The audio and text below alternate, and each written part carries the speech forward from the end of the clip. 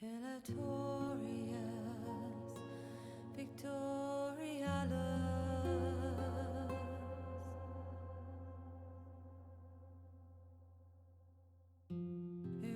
Erastus, necessitas.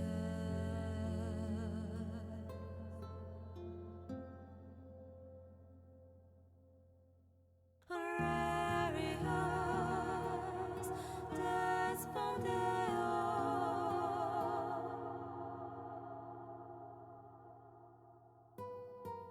Spiritus Abdomio.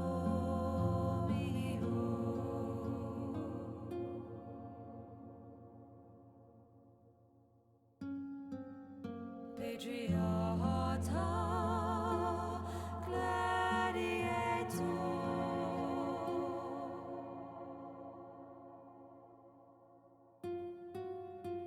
Afflictio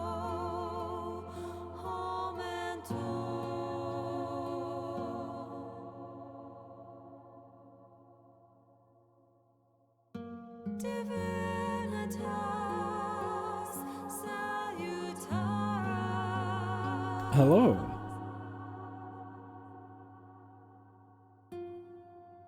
Vertivas libertas.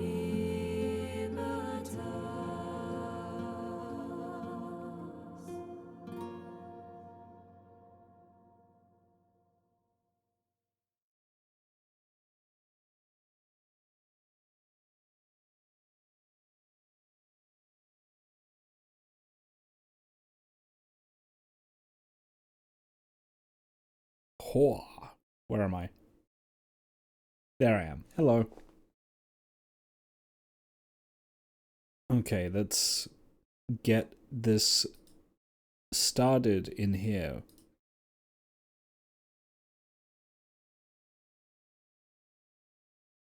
Let's get this bad boy going.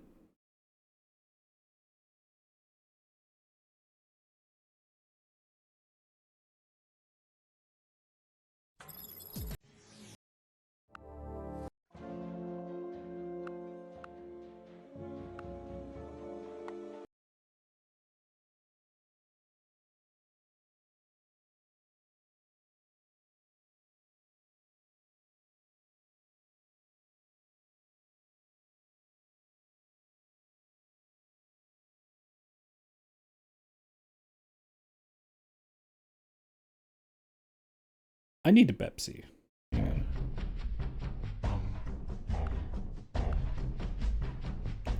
Love it. I need to remember where I was. You have grave news. Oh no, what's happened?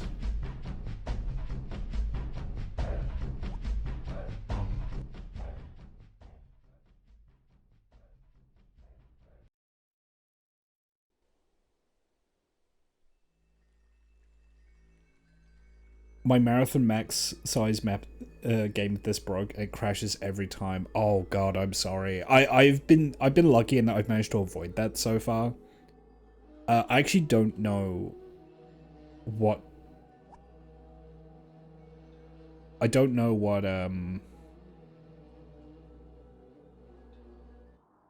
world size settings I'm on. I don't think I set it to max size. God, that sucks though. I hope nothing like that happens here.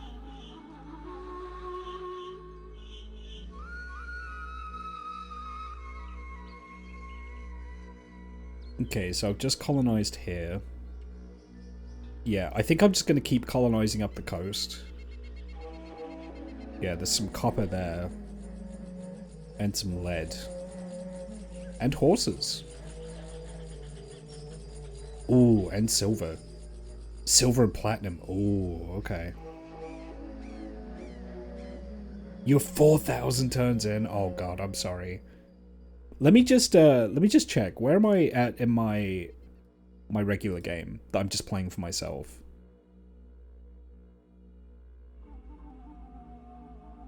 The what? Yeah, no, I think I will disable the watch streak thing. It's good for retention, but I don't like the habits it causes.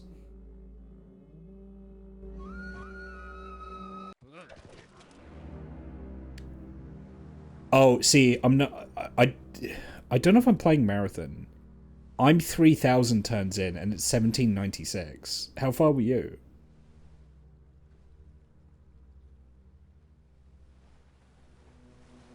Were you slower, or are you ahead of me?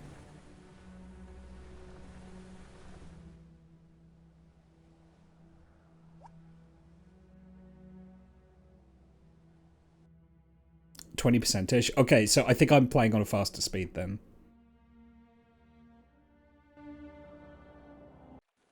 But it's not that, because I thought I was on marathon. You hadn't hit year 0 yet, and you're 4,000 turns in. Yeah, must be slower then. Okay. Because I'm 1,300 in, and it's 3,000 BC. Versus like 200,000 BC being the start date.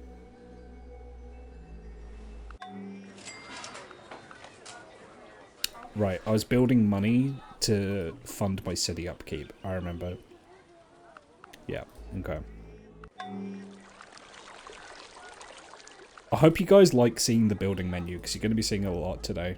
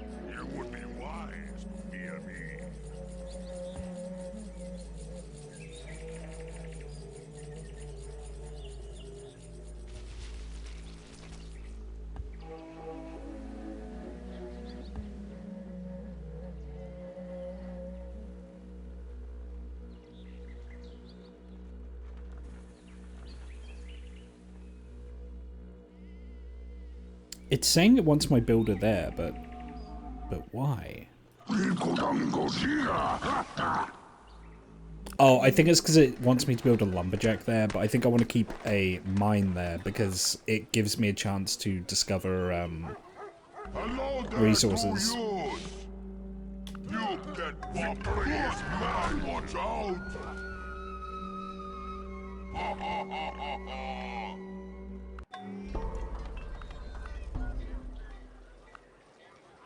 Right, these guys are still in a predicament. Just surrounded by enemies.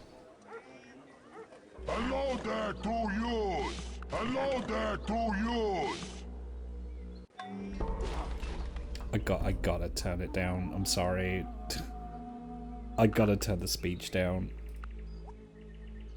Alright.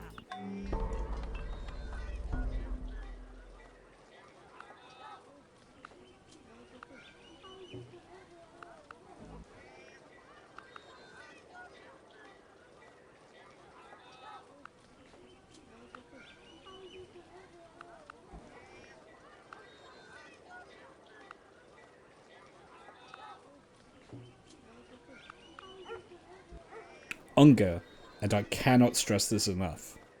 And bunga. Indeed.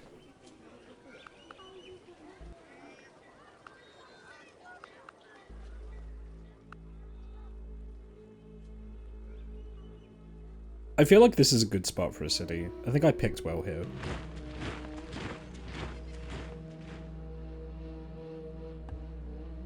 There goes the Endless Copper Age Torment. I'm beelining towards ironworking, and then hopefully things will get much better for me.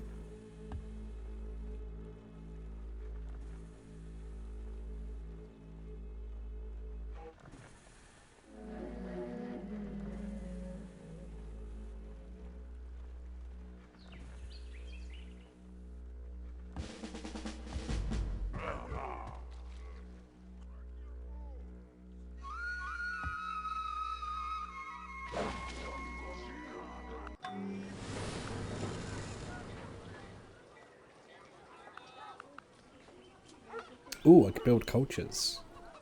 Catalonian, Longobardian, and Sicilian. What do these do for me? Sicilian gives me Gastrophites and Archimedes. Ooh. I kind of like the idea of Neanderthal Archimedes. This gets me Dugundids. And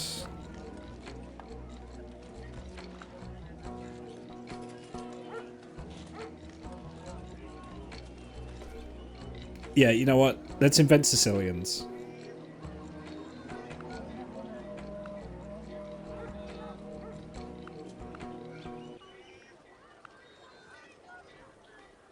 Because then we can have cavemen sopranos.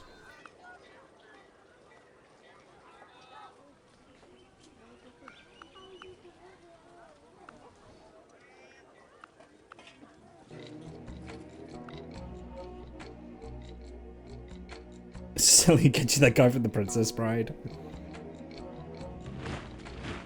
Ho ho ho! You have committed one of classic Neanderthal blunders.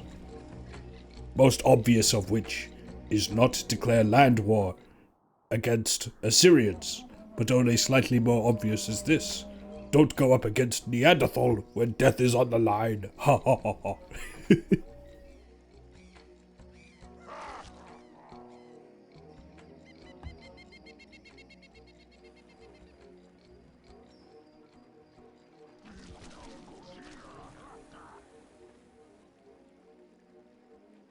We put rock in water. Rock push water size of rock.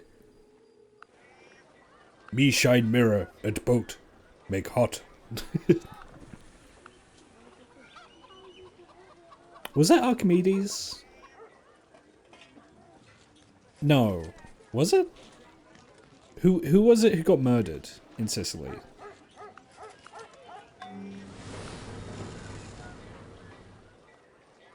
Rob make the pizza.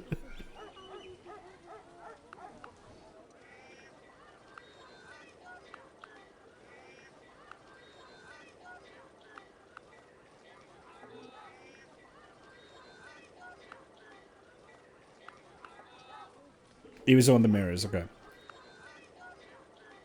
Archimedes was the one who was killed for being too annoying.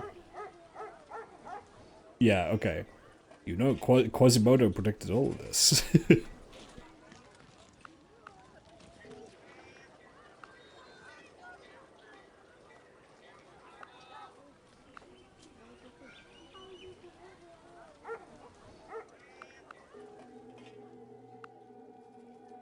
Rub-a-dub-dub. Get in a tub, because they're going sailing. I have a Neanderthal navy now.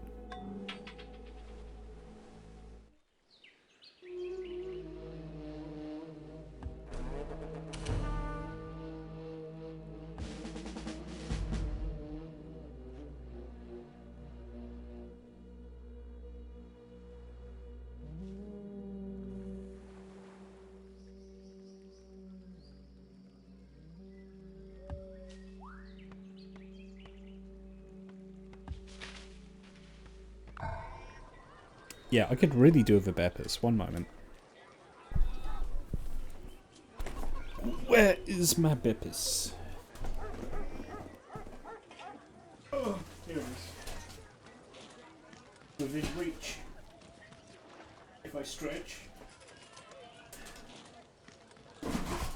Within reach of my gamer chair. I need my Beppis if I wish to game. Like a malnourished Victorian child opening a Pepsi Max for the first time. Oh, that was shaken up. Uh-oh. No, we're okay. That opened a little more violently than I was expecting, but it's okay. It's not fizzed up everywhere.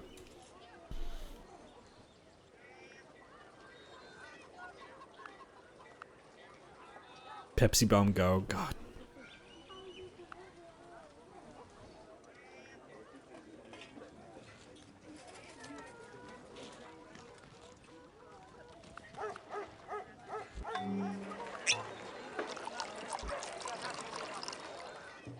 I think I want to focus food.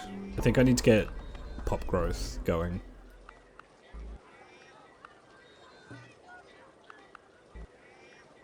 Like before, I was doing, I was actually prioritizing research first. But this time around, I think I want to prioritize pop growth. Just because I think that will then naturally lead towards more research over time. Yeah, so Socrates was the one who was made to drink hemlock, I believe. And he was kind of a dick about it.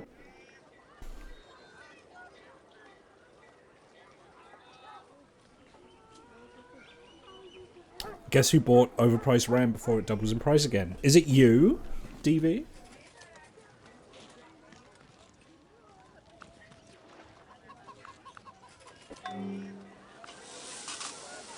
You're gonna buy subpar copper? No, we're not.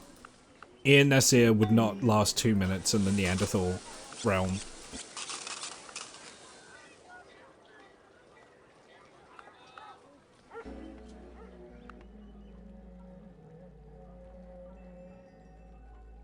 DDR4? Ooh, I don't know what that is.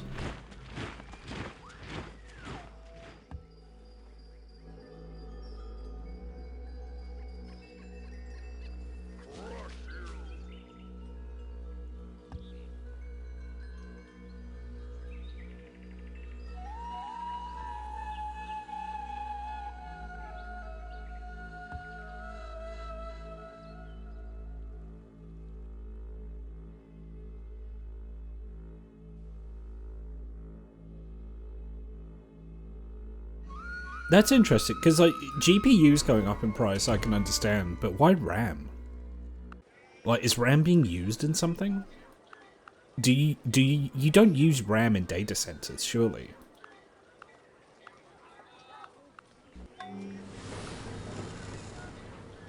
Gets used in AI. Oh, okay. Shit. Alright. That explains it. Alright. Hey, I mean, that means that when the bubble pops, then hopefully RAM will get a lot cheaper, but...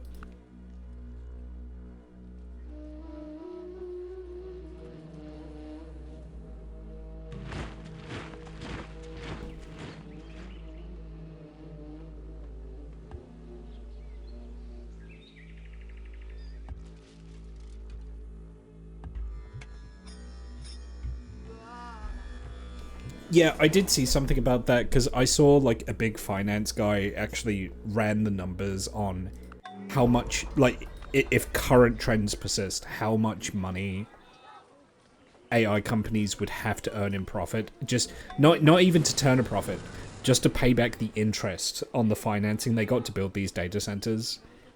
And the numbers just simply do not add up. Like, I'm not going to say it's impossible. I'm going to say it's highly unlikely that they pay back the loans they take to build these data centers. And that's going to lead to a fun economic situation.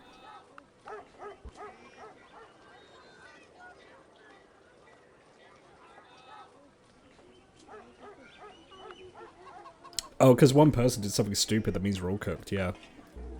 Yeah, that's how that works.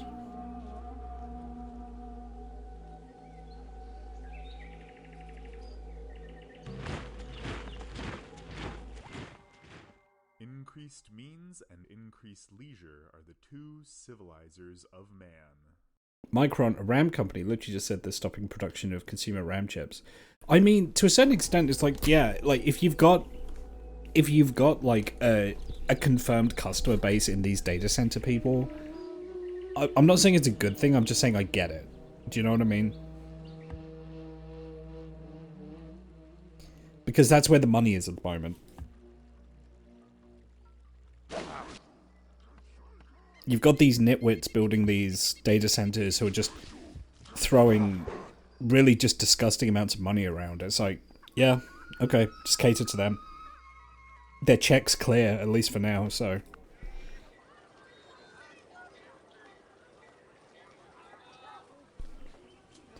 A lot of the financing is using the hardware as collateral. Yeah, no, that's what I mean, though. It's like, there's so much financial chicanery going on, and it's just, there's no way in hell, in my opinion, that they pay all this back. Like, unless there's some kind of bailout, which may happen, there's gonna be a lot of defaulted loans, is all I'm saying.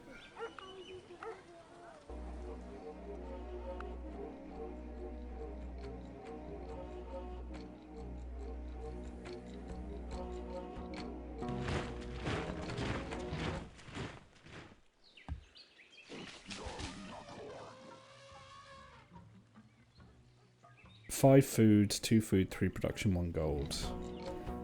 I think I'd rather with the food.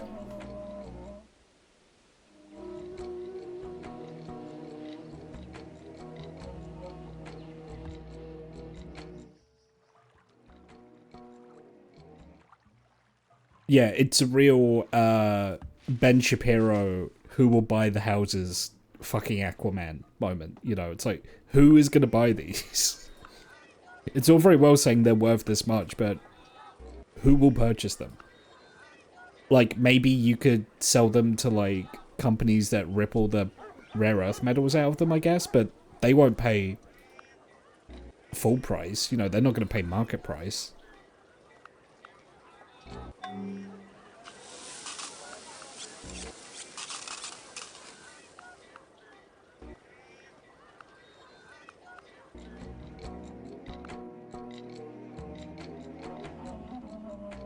It would be the bank trying to sell AI hardware in an AI crash. Yeah.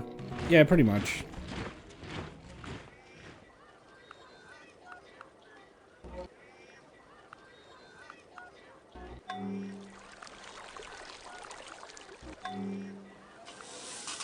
I had a weird dream today.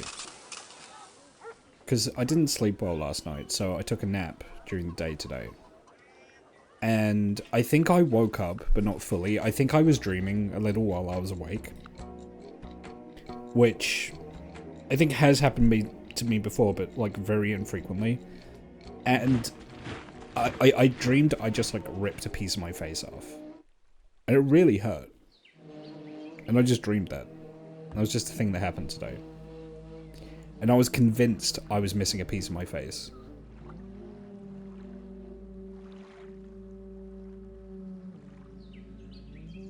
So that was fun.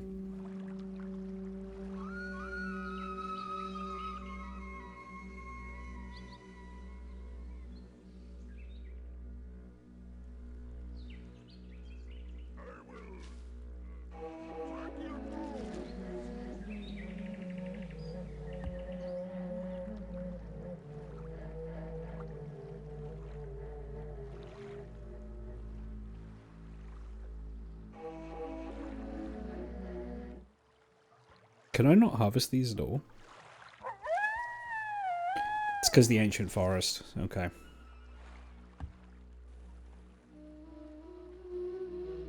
Yeah, I can't chop the forest down without bronze.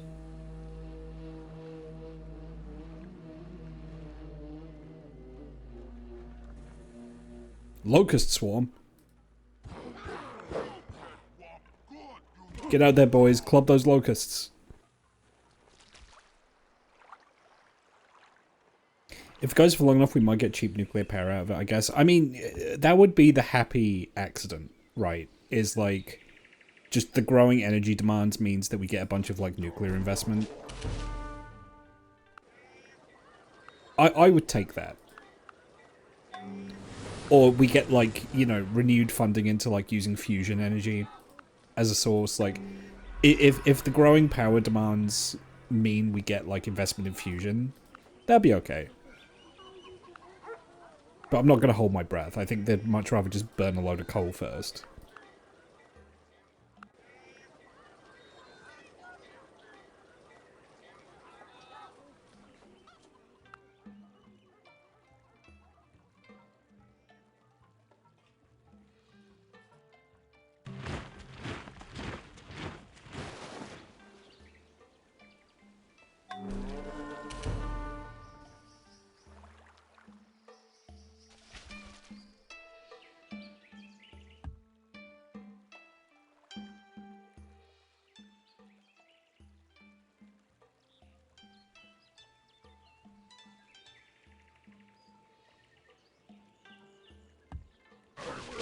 Does that have a road? I can't tell.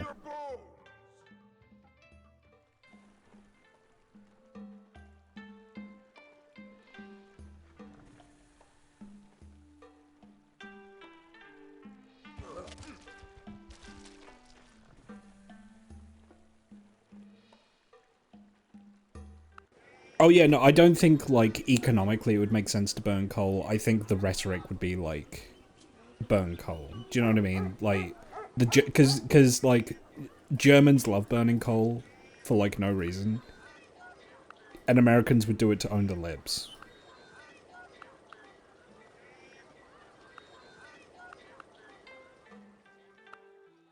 They would cite, like, geopolitical things because China is positioning itself as the renewable supplier of the world. So they would make a point of not using renewables to stick it to China.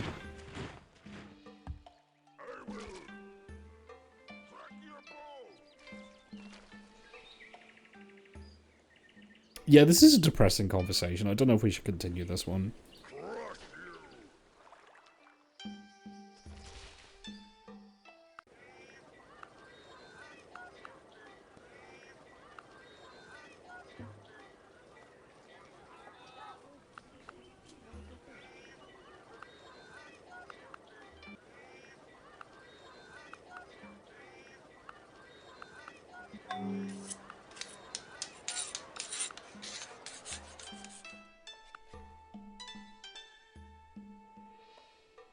I'm very amused you can do melee combat with locusts. It's good. It's goofy, but it's good.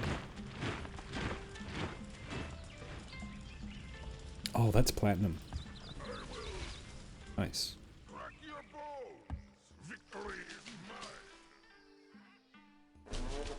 Nice. Good job. That was a 59%, so I could have lost them.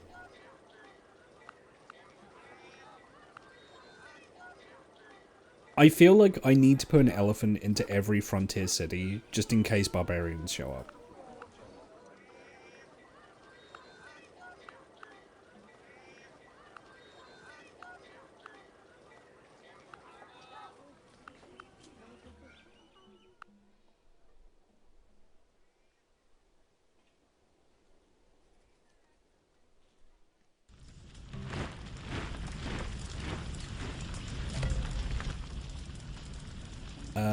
Casares has found a source of resin. Ooh.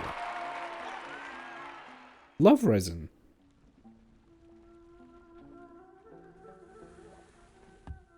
It's a natural adhesive.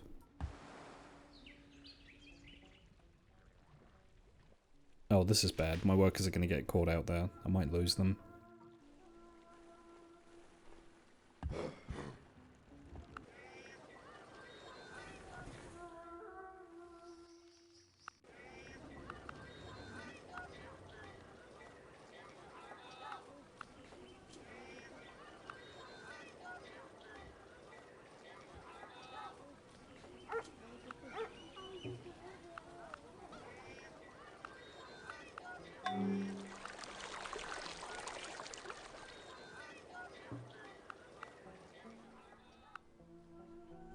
Wolves are attacking, my liege.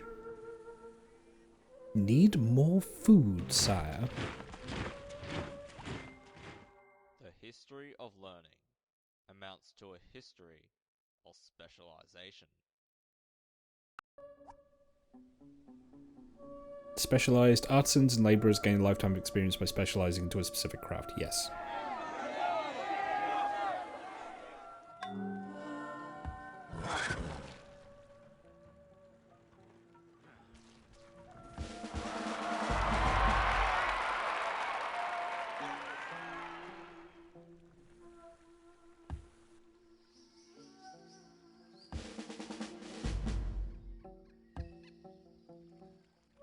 Oh wow, they didn't get my workers.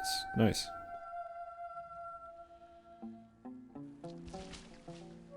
The people worship you, my sire. Worship you, sire.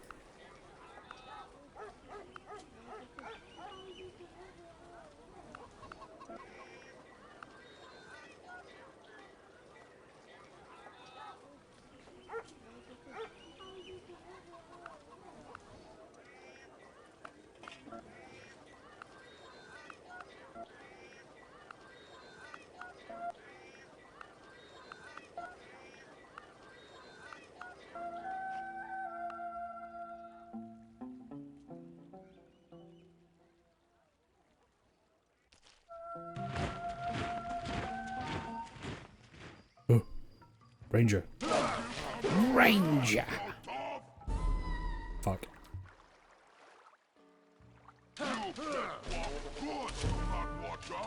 Oi, Ranger!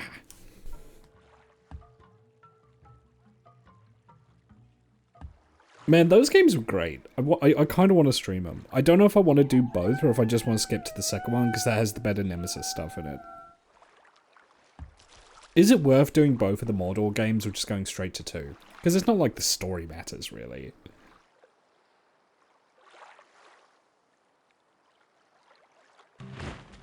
Like, the story was always more of an annoyance for me. I just wanted to engage in, like, the Nemesis and Stronghold stuff, really.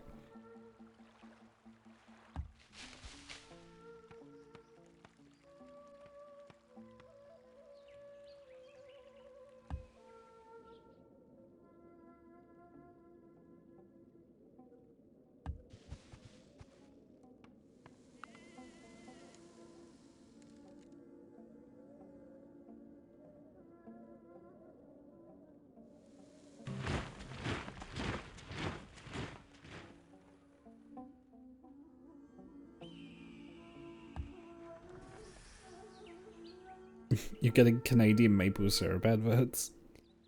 Yeah, I was just talking about like the Shadow of Mordor games, like Shadow of Mordor, Shadow of War.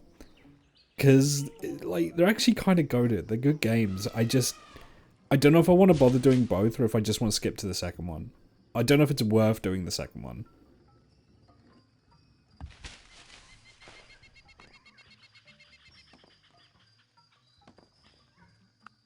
Because I remember the second one being more fun. At least in terms of the Nemesis stuff.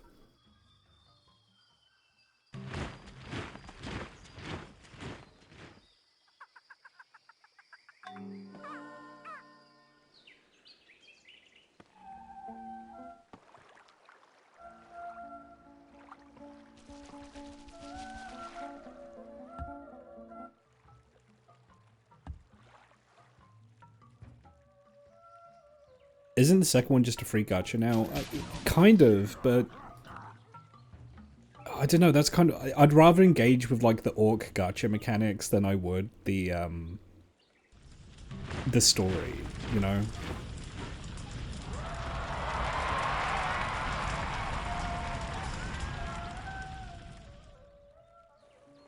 Yeah, that's the thing. Two's plot is actual ass. Like, I could not have given less of a fuck than two's plot. It just doesn't matter.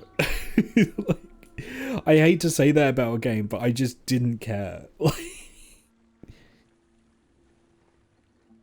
I just couldn't have given less of a fuck about Shadow of War's story. It was just like complete filler. I just didn't care. Yeah, no, it was. I mean, Shelob being a sexy lady is strange. It's a strange decision, but I can kind of like look past it. It's just, I just don't care.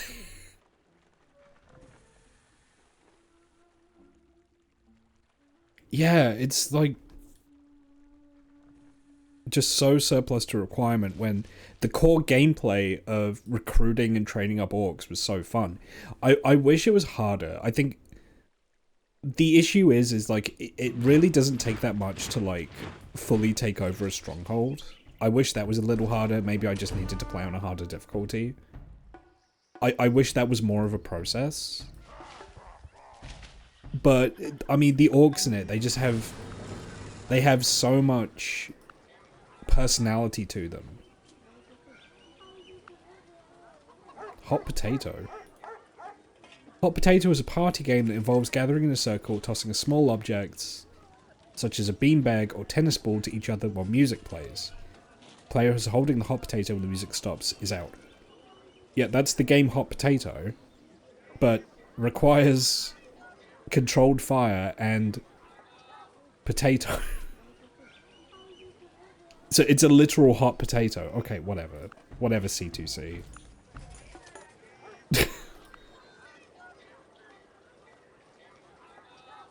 Yeah, that's the thing. Sometimes you get orcs that show up that are like a genuine problem, and they're like some of the funnest to play against.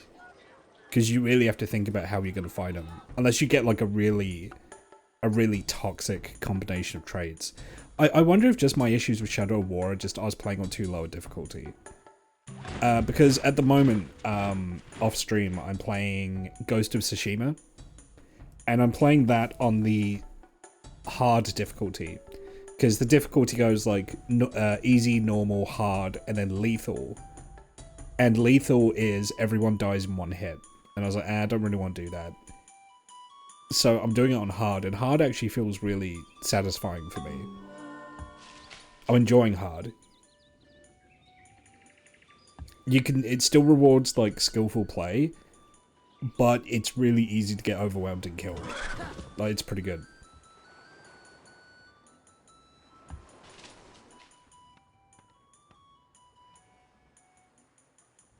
So I wonder if just the secret is to just play like Shadow of War and just bump the difficulty up. And just ignore the story.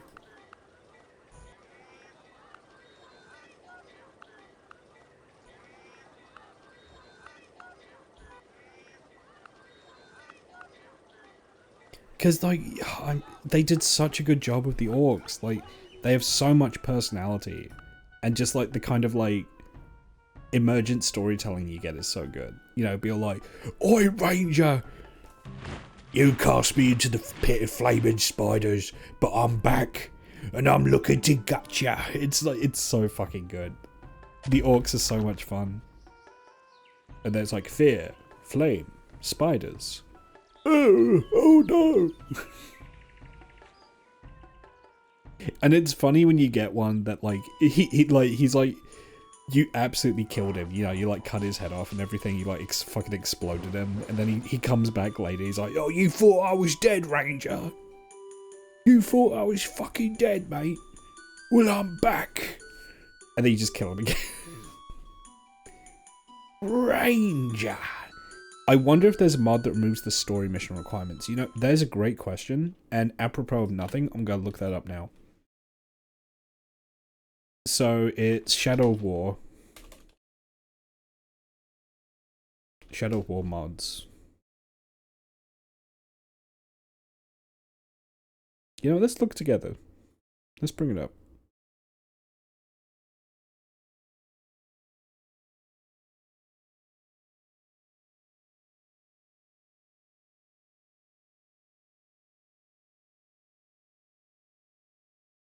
Reshade, Blood Effect, Trainer, Model Replacement.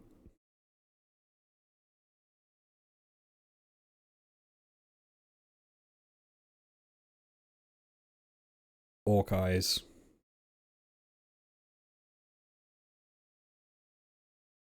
Reshade. Texture Replacement. Texture Replacement. Save game. Is there anything that replaces the story?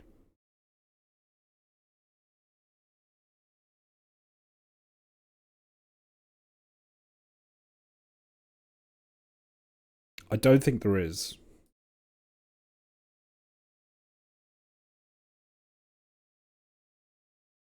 Free cam?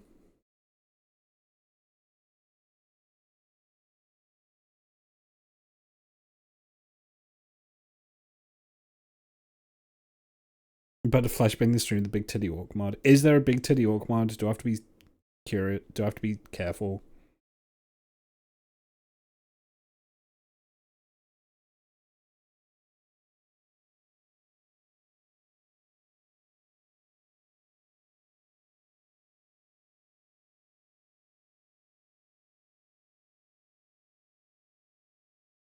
Batman Arkham City font. Okay. I mean, sure. That's interesting. Disable spawns. This mod disables all entity spawns in the game, perfect for people who want to explore the world without having to worry about getting attacked. That's interesting. I wonder if that's just for like grandpas that like Lord of the Rings. Or people who want to make YouTube videos. I'm not seeing anything that removes the story. Which is a shame, because the story is absolute wank.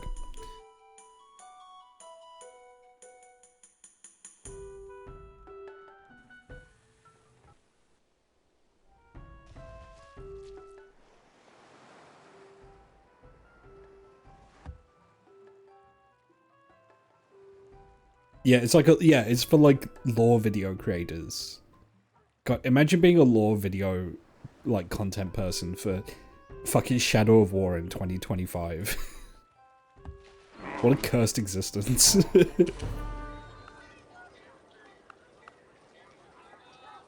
Guess the save editor might let you do it. Yeah, I mean I think at that point there's a certain element of like, why bother, just play the story missions. But I would love just a sandboxy Shadow of War game. That would be so good. Like, don't bother me with fucking, you know, the Celebrimbor shit. Like, I don't care. Their story was finished by the end of the first game. Like, this is all just filler. I don't care. Oh, Shelob has a ring of power. Like, who gives a shit? Right. Noah Gervais 6-hour Lord of the Rings video. I'd watch it. I love Noah Caldwell Gervais. He got me to play Ghost Recon Wildlands. I 1,000,000% played Tom Clancy's Ghost Recon Wildlands and Breakpoint because of Noah Caldwell Gervais. And you know what? I'm glad I did. I thought they were okay.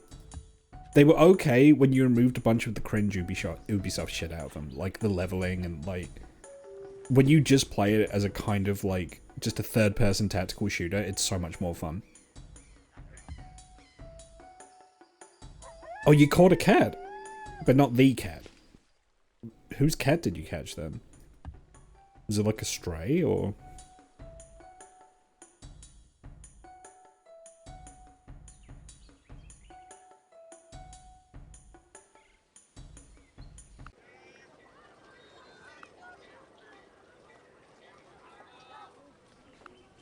That's what's really fascinating to me about the like Breakpoint story is really interesting because Tom Clancy Breakpoint story is basically the only thing that can stop a bad guy with a Spec Ops tactical team is a good guy with a Spec Ops tactical team, and also you're like best friends with Elon Musk. It's such a strange story. It's like, yeah, there's a guy in this who's clearly meant to be like Elon Musk if he was good. So what? Next you're gonna get like the, you know, like a companion character who's from like fucking Lockheed Martin. What are we doing?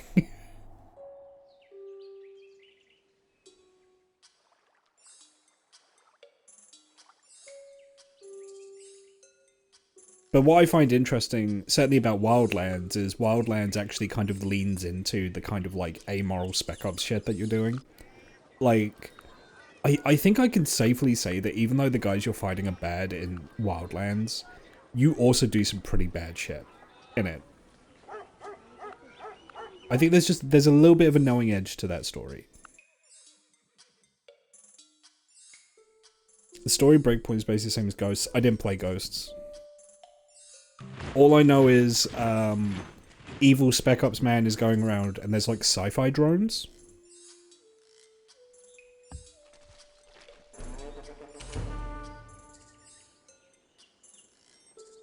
There's like sci-fi drones. There's like actual like sci-fi robots in Breakpoint, which I wasn't a fan of.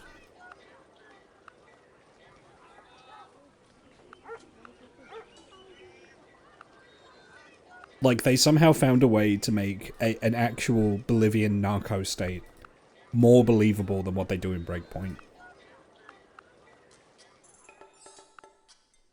Yeah, there's just magic robots. There's like magic military industrial robots now. It's like, okay, cool. Awesome.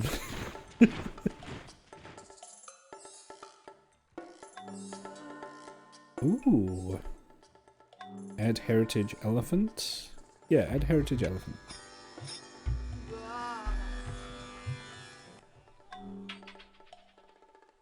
Yeah, it's like in Wildlands you're there just to do aggressive regime change for the US government. And it's like that your guys know that's why you're there.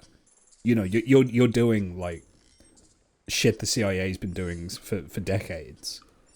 But then in Breakpoint they're like, "Oh yeah, but like, You know, that's the thing, brother. We do bad stuff, but the guy we're up against is even worse. You know, he's like Mega Hitler with robots." it's like, okay, no. What do you think, Elon Musk? It's just,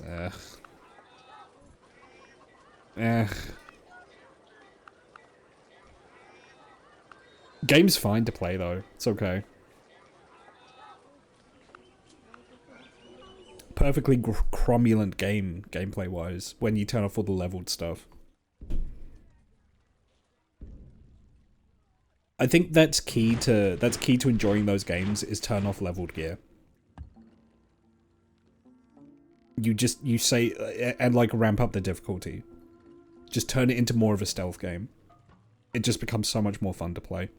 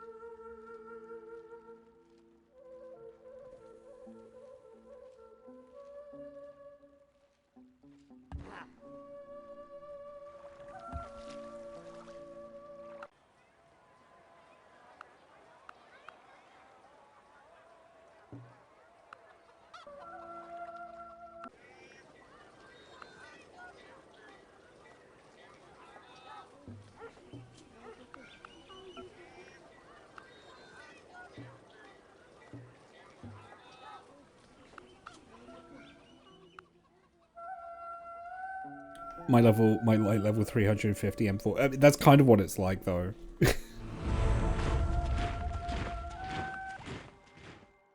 art of cuisine, when fully mastered, is the one Cheese, sausages. only good things can be said.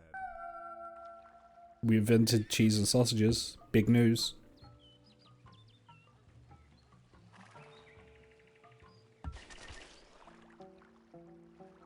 Oh, that's a good spot.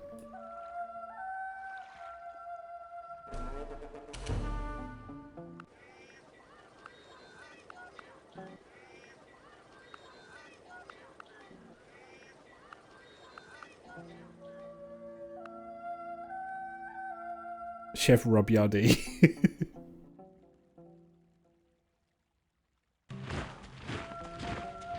That's good. I like that.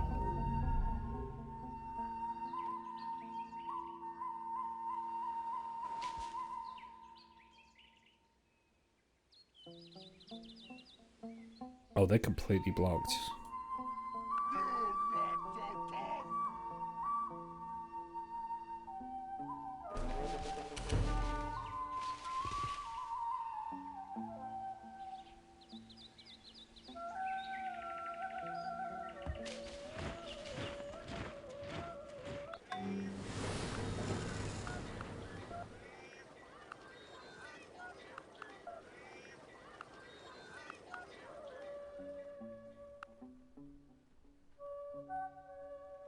It's nice to just not be in constant war with giant barbarian armies, aside from what's happening up near Moscow, but that's a bit of a stalemate.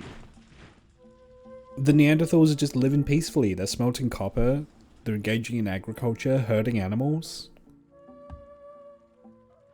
It's chill. I like it.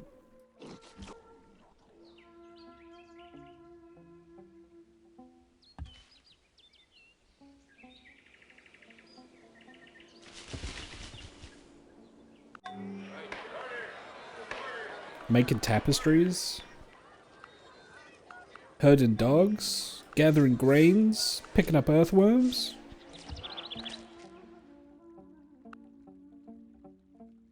Cheese and sausages is halfway towards pizza, and we're working on Sicilian culture. That's going to be...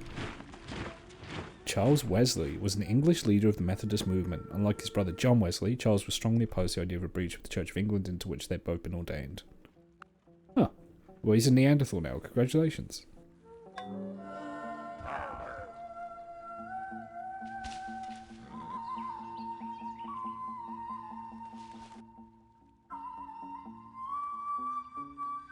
I think I should probably abandon cannibalism.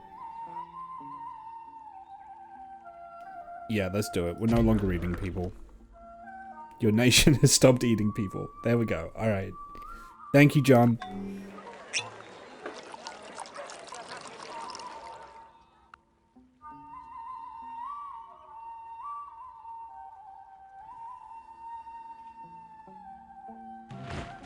I'm sorry. They had to stop eventually. We have better sources of protein now.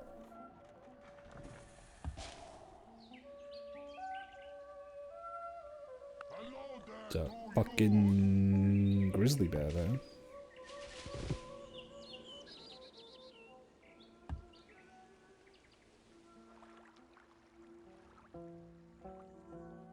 Not having a source of tin is a little annoying. Because I think I need that for bronze.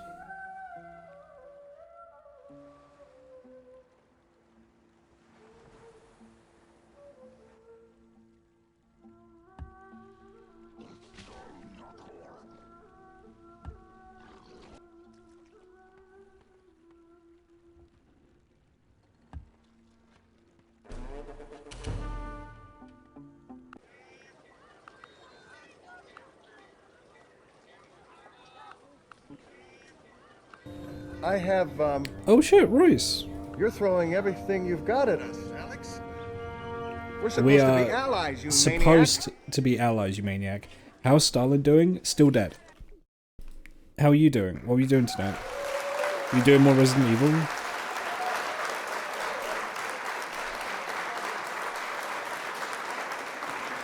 Yeah, Stalin is still super dead. He's been dead for about 150,000 years. Give or take. Revelations 2. Awesome. How far did you get? Have you played as Barry yet? You just discovered who the big bad is. I remember it being kind of stupid, but I'm a little iffy on details. I remember the ending being a big, stupid Resident Evil ending.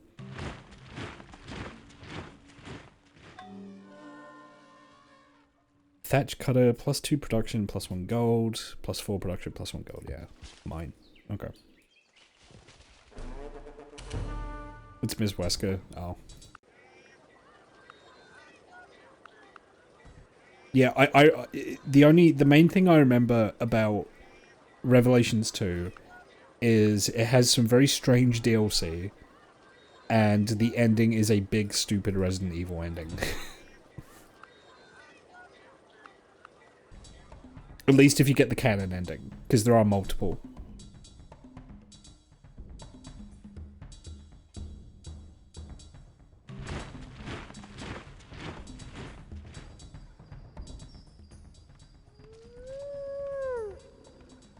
A woo. My favorite stupid RE villain is the Leech guy in Zero. He's good. Oh god, who's my favorite RE villain? Would it be cliche to say Vampire Lady? She's pretty good. It's not that she's a particularly complex character, because she's not. I just like the fact that she's having fun. Like, she's just this, like, big undead monster lady, and she's just loving it. I find that very empowering for her. Heisenberg, he's okay. I think most of his appeal comes from the fact he kind of sounds a little bit like Nicolas Cage.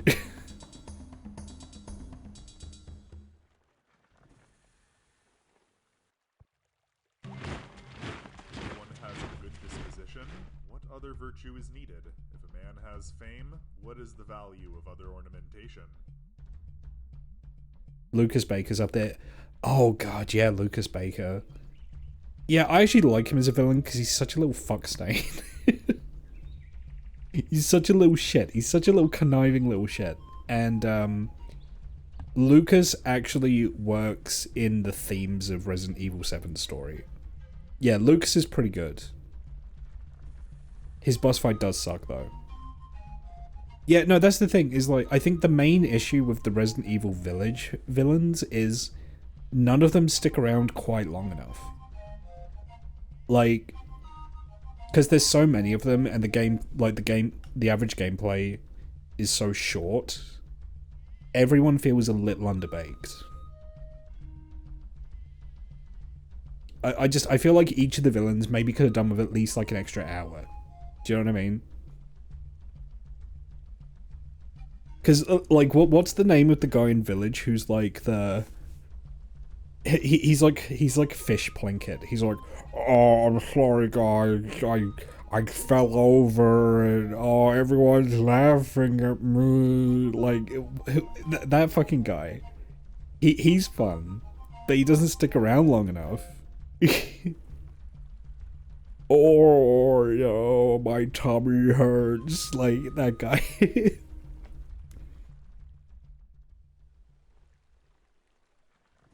Moreau, oh yeah. He's fun, but you don't get enough of him. You certainly don't get enough of the Vampire Lady, especially for how much of a fan favorite she was.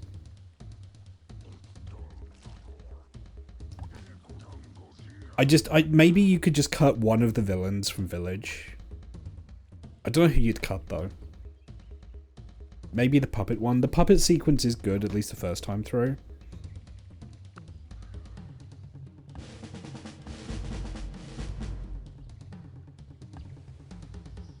But as a character, there's not a whole lot to her.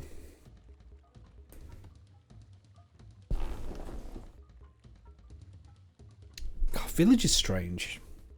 I had fun playing it, but what a strange game. Yeah, that's the thing, is like, I don't think there's a single, like, bad Dimitrescu scene. She's such a character.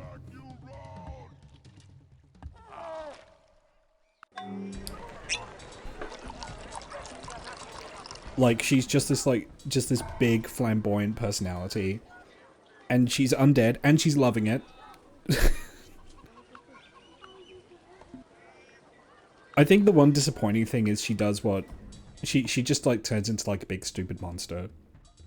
It's like, okay.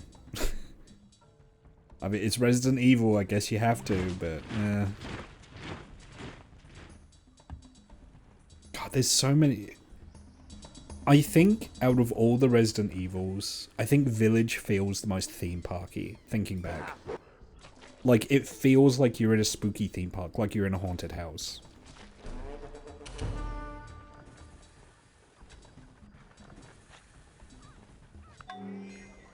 You know, it's like, oh, Ethan's in the castle. Now Ethan's in the Resident Evil flooded village. Now there's werewolves. Ooh. Now you're in the fetus labyrinth.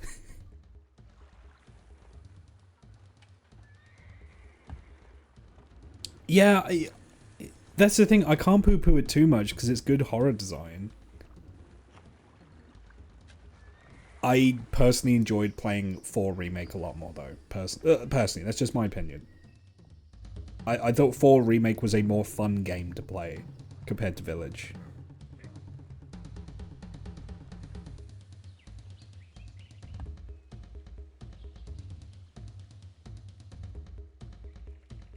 Yeah, and that's the thing, like, Resident Evil 7 literally takes place in a haunted house, pretty much. I like Lucas, though, just because, like... Because such a big part of Resident Evil 7's story is about, like, the rot within. And it's, like... I like Lucas because, like... The Baker family was rotten even before the girl got to them, you know?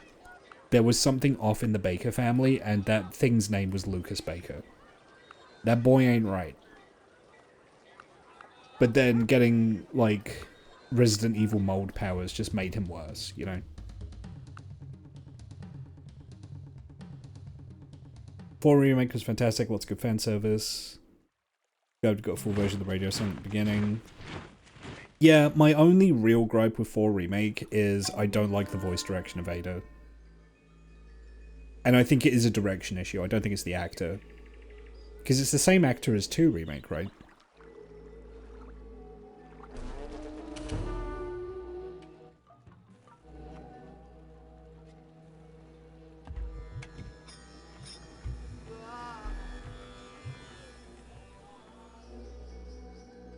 I mean, saying none of the Bakers were good, the thing is, I think they were flawed. I think they were flawed in the way that human beings just are. But then the mold kind of brought out the worst parts of them, you know? But the thing about Lucas is Lucas was just always evil. He was just always a wrong'un, you know?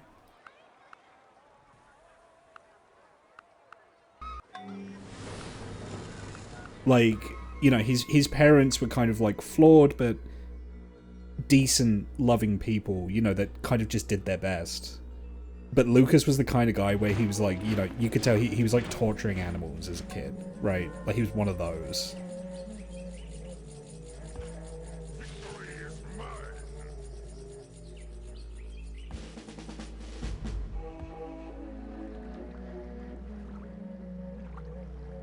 Ada was... Yeah, that's the thing. I don't want to blame her voice actor. A lot of people did blame her voice actor. I've heard her voice in other things. I think it was direction. I just don't think she really knew what she was responding to.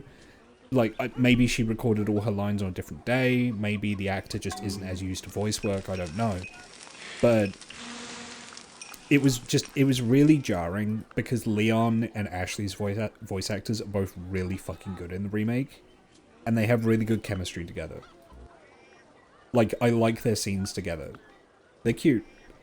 And then you get like a Leon and Ada scene where it's meant to be this kind of like sexual tension spy thing, and I just don't buy it. I just don't buy it at all. She phones in like every single line she has, but I don't think that's her fault. I think she was just given bad direction.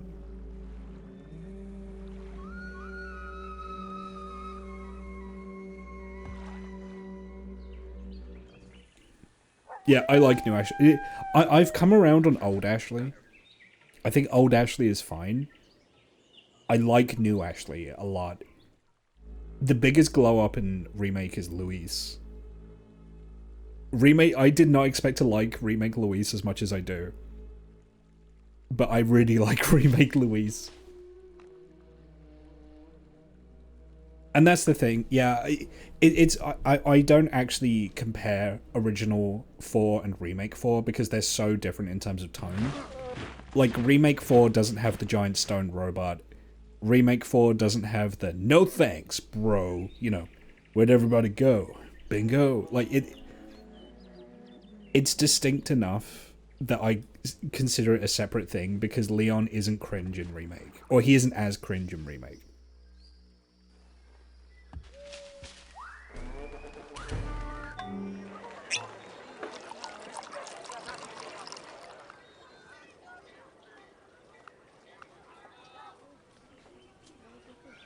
I kind of prefer original Luis's deliveries, but remake Luis is an all-around better character. Yeah, I think that's fair. I find remake Luis really entertaining. I kind of like how he's a little bit of a goober. Because he's a little bit of a goober. But in a fun way. Like, it's like, you know that meme of like the lady where she's like, oh, you're sweet. And then like, hello, human resources. Original Luis is hello, human resources. Remake Luis is, oh, you're sweet for me.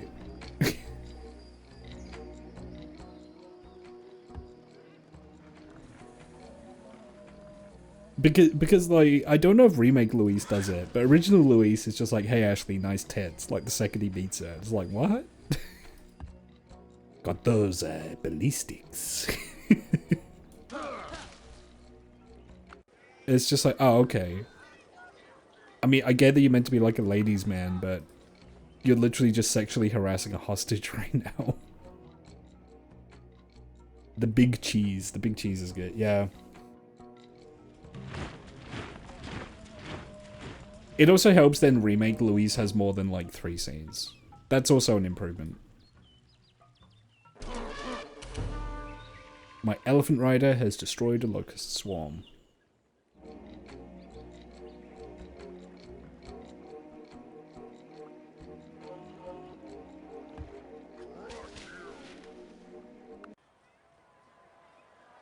They did that to Carlos in 3. Oh yeah, no, in remake 3 remake, Carlos got a real glow up, right?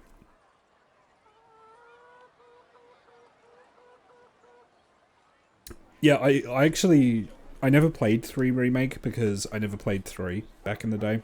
I never played Nemesis. But people I know that did play it, I think universal praise was that Carlos was a much better character. Like, he actually has, like, a little bit of an arc to him. He actually has a little bit of depth.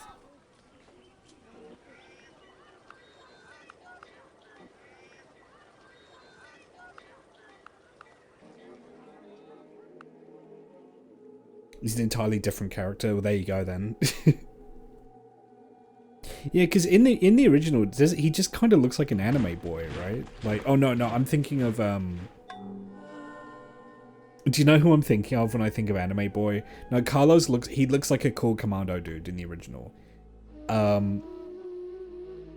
If I talk about the anime boy in Resident Evil, who do you think I'm talking about?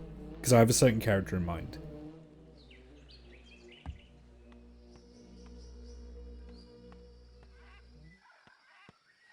I'm curious if people can guess the character I'm thinking of. Steve. Yeah, fucking Steve. Zed got it. Fucking Steve, man. You know what? Like, I would be astounded if Code Veronica got the remake treatment. I don't think it will, because I don't think it's beloved enough. The fact that they skipped straight to doing 4 rather than anything that came after 3, like, yeah, I don't think Code Veronica is well known enough to get the remake treatment. But God, can you imagine what they'd do if remake Steve?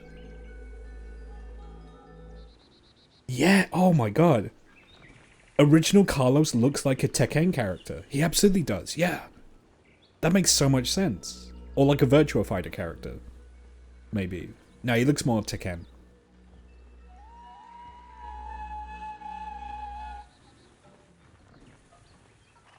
Four makes sense. I mean, you know, 4 was a formative game for horror gaming.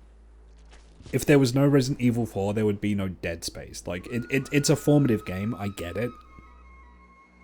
But, you know, I don't think I would hate a Code Veronica remake. The thing is like, how do you do Code Veronica without just completely changing it? Because there's so much sus shit in Code Veronica. Like, isn't Code Veronica, like... Code Veronica's, like, super transphobic at one point, I think. It's such a strange game.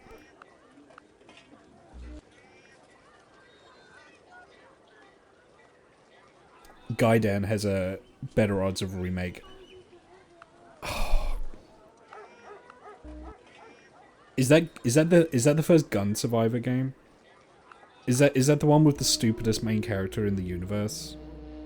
Where he has amnesia and he hears a random name and he decides that must be his name. Is that guy down? Oh no, it's the Game Boy one. I'm thinking of Gun Survivor. Greater Okay. power in compound. We have greater power when we join together.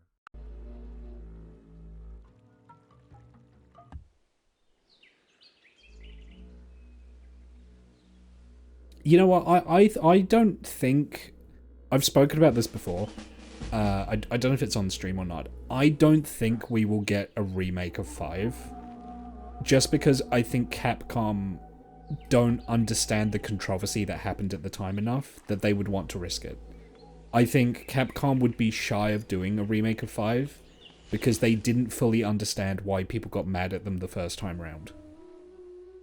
And the only reason I say that is because I remember what Capcom did to try and address the backlash at the time and how it didn't work because they missed the point. So I don't think Capcom would want to run the risk of doing a remake of 5.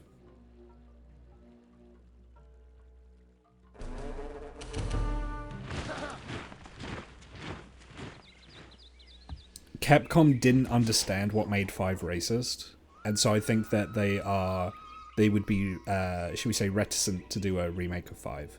Because I think it would just, like, bearing in mind, that was like a racism controversy in, like, the 2000s, 2010s, right? I don't remember exactly when 5 came out. I think it was, like, 09?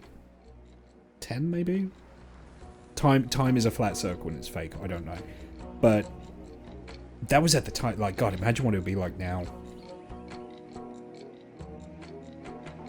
Because not only would you have, like, potential criticism that the game's racist, you would then get the culture war chuds, like, latching onto it as well. And then you would have, like, you know, the Nazi game of 420 saying it's a great game and shit, and it's like, I just don't think they want to risk it. It doesn't make sense. 5 sold, but I think they would be reluctant to. I think they'd much rather do a remaster. Excuse me. I think they'd much rather do a remaster than a remake. Just slap some shaders on it and call it a day.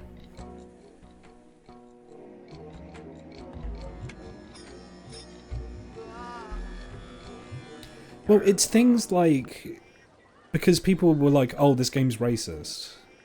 And Capcom were like, oh, okay. We added a couple of white guys to the opening level. And it's like, cool. Did you leave the limboing zombies with grass skirts that throw spears at you in the game? Well, of course we did, yeah, like... Okay. Okay, Capcom. You didn't understand it, did you? You didn't understand the... You didn't understand the assignment. That being said, I think Sheva is an okay character, and I would not be opposed to her coming back in a future game. Sheva's okay.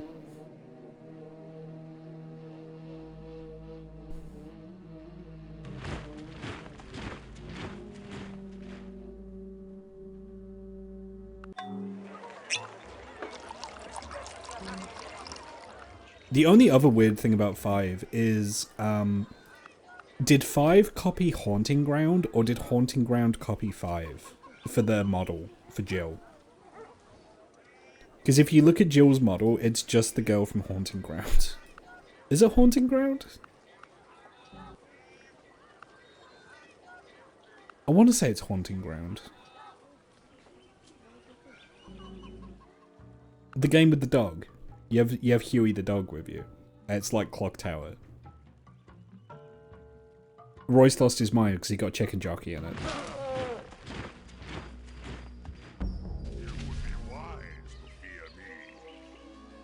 That one.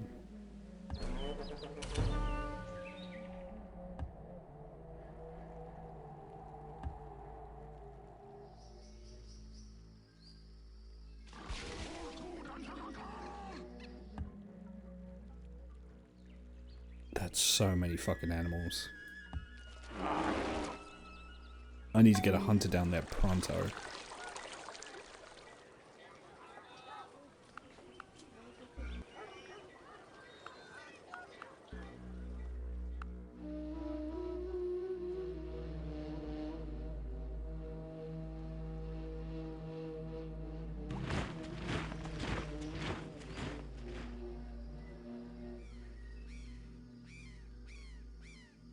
something I would be interested in seeing, and again, I don't know if it will happen, is if we got like the Resident Evil remake treatment for, well, first of all, for Dino Crisis. I don't think we will for Dino Crisis. Just because the Jurassic Park films were big enough that I feel that if we were gonna get a Dino Crisis remake, we would have had it by now. Or Parasite Eve.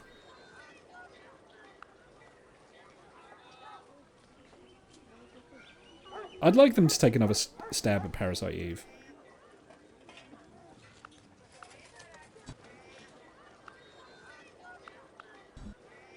Just like really lean into the weird stuff in it, you know?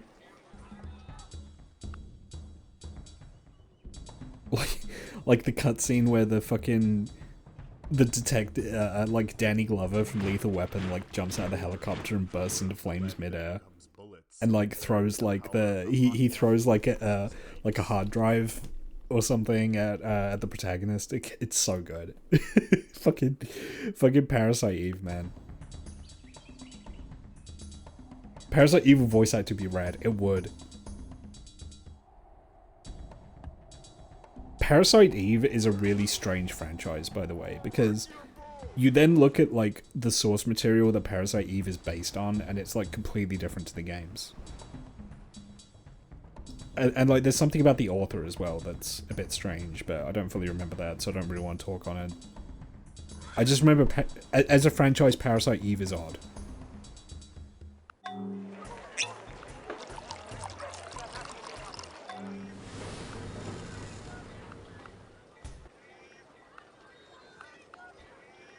What was the game? People who know survival horror games. What was the game that takes place in... it takes place in like a Japanese village. And all the voice actors are British. And they have like photo faces. They have like photographed faces. Is that Siren?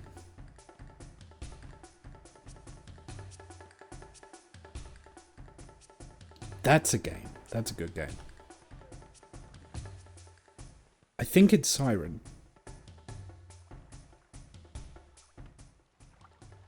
I always, for whatever reason, I always used to get Siren mixed up with Fatal Frame, and I couldn't tell you why.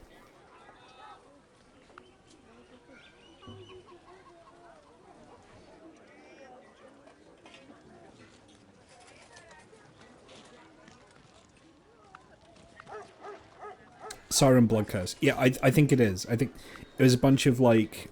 I think it was a bunch of Silent Hill devs formed Team Siren. And they made Siren Blood Curse. I remember that being a good game. With a very strange story. And then it got some sequels.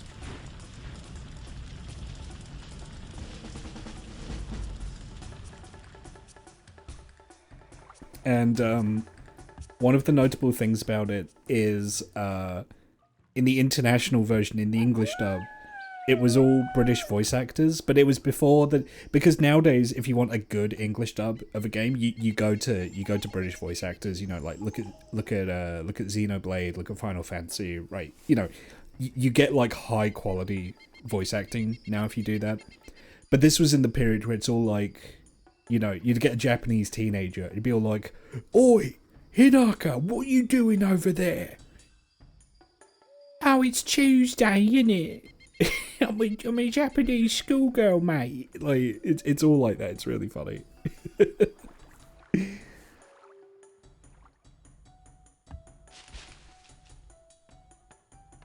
Yeah, I guess it's because they both take place in, like, dark Japanese villages. I just remember Siren has, like, this impeccable, it has this, like, impeccable, like, oppressive atmosphere to it, you know? Like, it's such a, like, doomer story, and it's, like, and it keeps changing POVs of characters, and, like, characters you play as will then die later, and it's, like... And then it becomes, like, super anime at the end. in like a really funny way. And yeah, that's the thing though, is like the kind of graphical style they used with the the photo scanned faces actually legit looks really good, I think. And I think then when they turned to 3D models later, and it's in my opinion it's a visual downgrade. And then they did a remake of Blood Curse, and they tried to make it like appeal to Western audiences, and it completely lacks the source in my opinion. Sourceless. And you know what? Maybe to wrap up the conversation about remakes, I'm okay with remakes changing things, so long as you have the source. The source is what's important. If you don't have the source, why bother? Resident Evil 4 Remake had the source. Resident Evil 2 Remake had the source.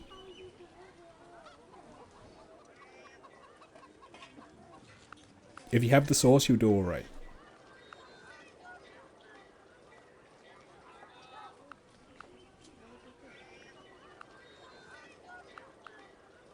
Did I research Sicilians? Did I get that?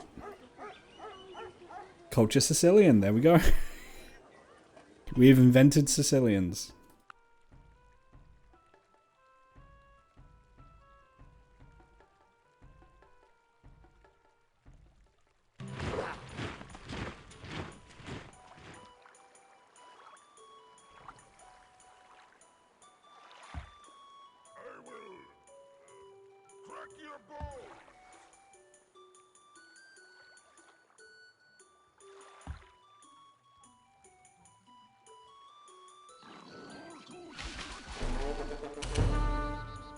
Yeah, I don't know. I don't like remakes kind of as a general modern gaming trend, but if you're gonna do them like Resident Evil. Like, if you have to do them. You don't have to do them, but if you're gonna do a remake, make it as high effort as Resident Evil remake. Otherwise, why bother?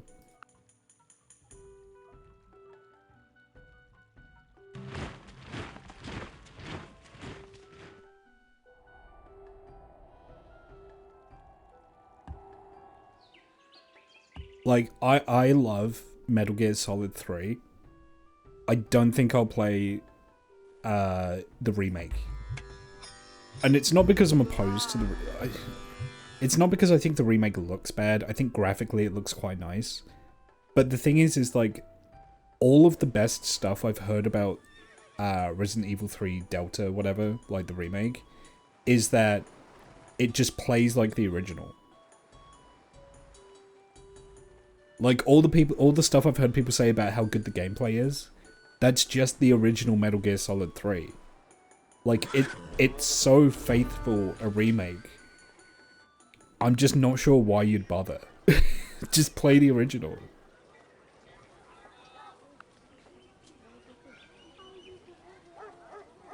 Or go the Age of Empires 2 route and basically restart the game's development from where it was left off. Yeah, that, true. I'm not enough of a Halo head to talk about Halo, but from what I have heard a little bit about the Halo remake, and it sounds not great. Well, I don't think it is disappointing, because, like, really it just says to me, like, when they made Metal Gear Solid 3, they just got it right the first time. Right? It's like, you know, it would be silly to call it perfect, but they achieved their mission statement in terms of what kind of game they wanted to make. So it's like, why change it? Like, what could you change in a positive way from the original?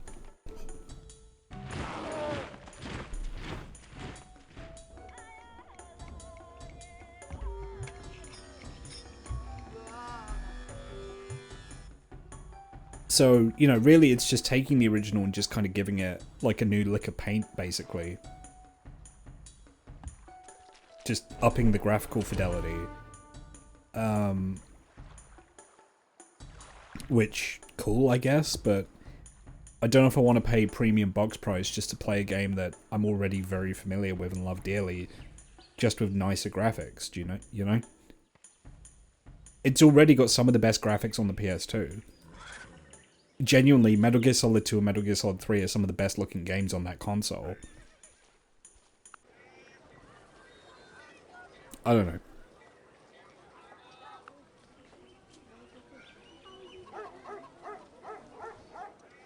Metal Gear Solid 2, Metal Gear Solid 3, Ico, Shadow of the Colossus. Some of the best looking games on the PS2. Just in terms of sheer fidelity. Maybe Silent Hill 3.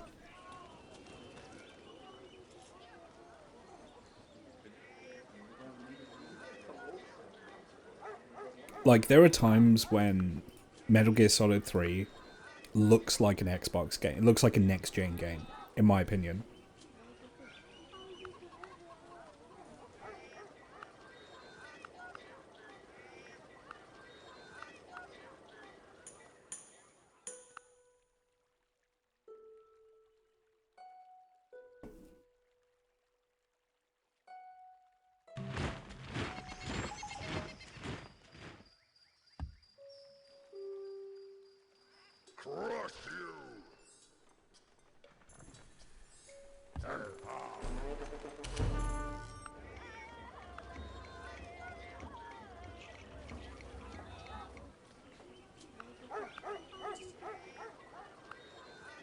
Invocation Hut. Hang on, what am I building? I've never used shamanism in this before, so... Fuck, where was I building that? There we go.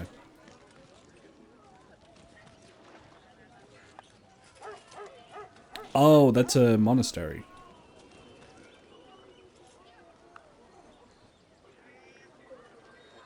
Oh, it's a monastery that gets bonuses depending on what herds are nearby.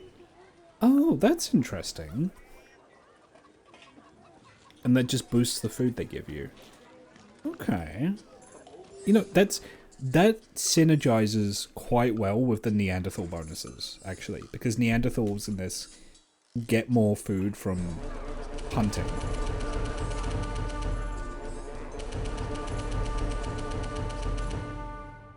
The more they overthink the plumbing, the easier it is to stop up the drain. Wow, that army just marched itself to death there. You know what? I'm not going to complain.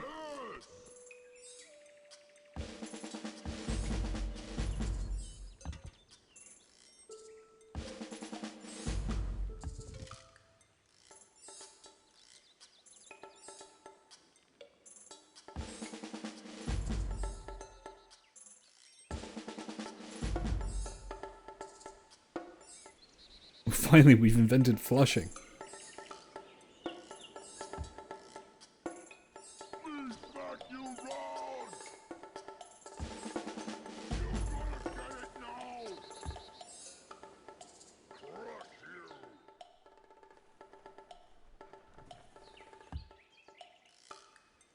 But yeah, I mean, that's the thing is, like, I know that this year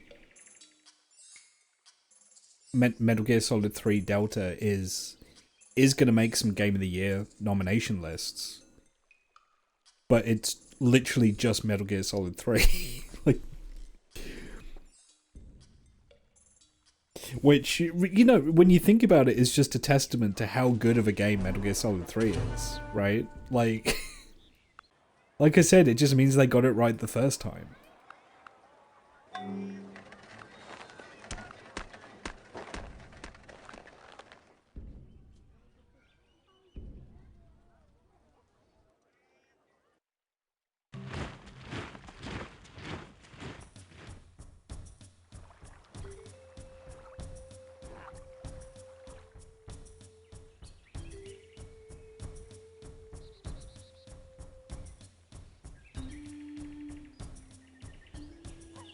It's good when games are available on modern platforms proper. It is. I certainly used to think that with the remake treatment. I'm less on board with that now just because GOG exists. And barring games that are like literally impossible to run on modern hardware or even to emulate, a lot of the kind of not so much remakes but remaster stuff is it's developers basically just double dipping and getting you, or I should say publishers, getting you to pay again for a game you already own, but they don't want you to pay heavily discounted retro game prices for it. You know, It's like, oh well, you know, you a couple years ago you could buy this game for like $10 on GOG, but the remasters come out and it costs 30. You know, it's like, oh, okay. And then what happens is when they release the remasters, they delist the old versions of the game. Looking at you, Blizzard. But it's not just Blizzard. A bunch of people do it. Remasters seem very scammy to me, because GOG as a platform showed us that you can get retro games that run on modern hardware, for the most part. There are a few exceptions. And you don't have to pay a lot of money for them. It's a very economical way to game.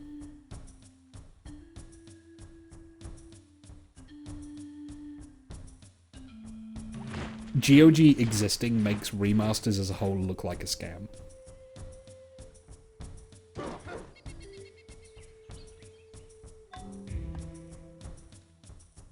Rockstar too. Yeah, I mean, they all do it, you know. It's... If you'll forgive the use of the term, it is what it is.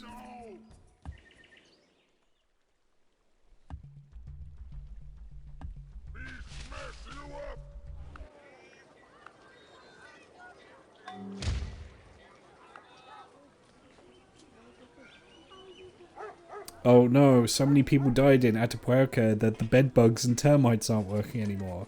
Or the slugs. Oh no.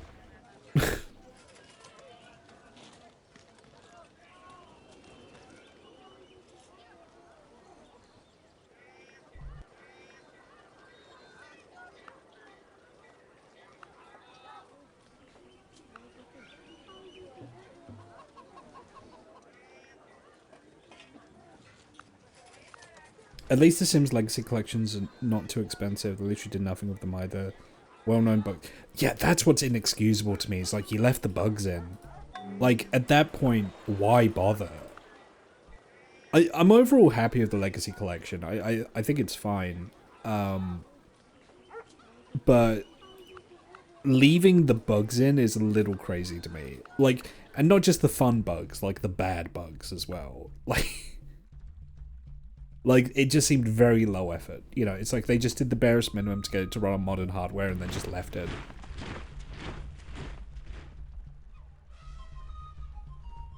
Have you guys seen any clips from the new 4K remaster of Mad Men that's on HBO? This is bad. You may not have seen it if you've not been on the nightmare of social media that I'm on.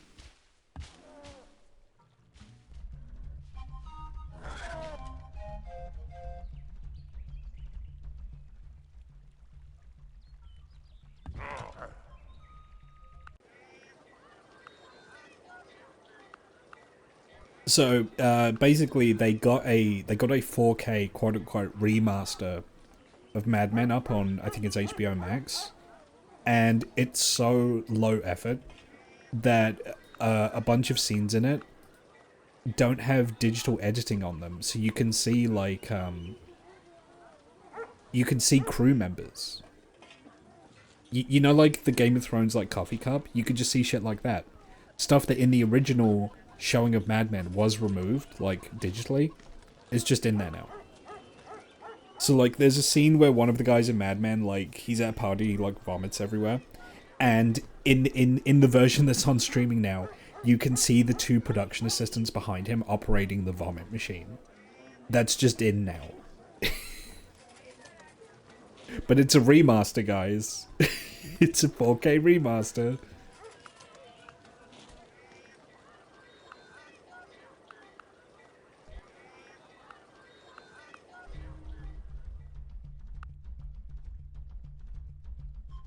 Yeah, it's actually like behind the scenes footage.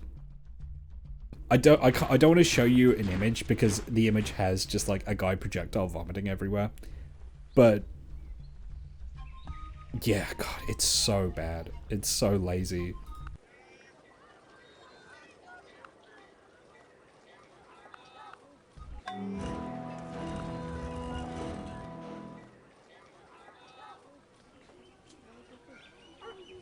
Ooh, -15 fire risk. Thank you. Should build that everywhere.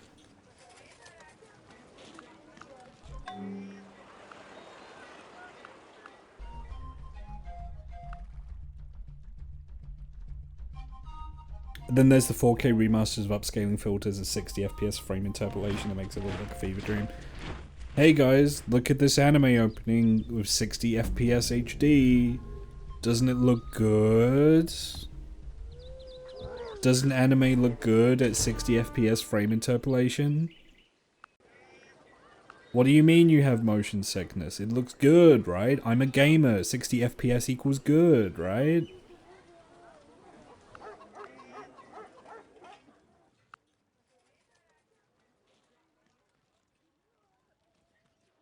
Now we're getting into like Amazon. I just lost a stone mason. Where? What? Oh, there. Yeah, rip.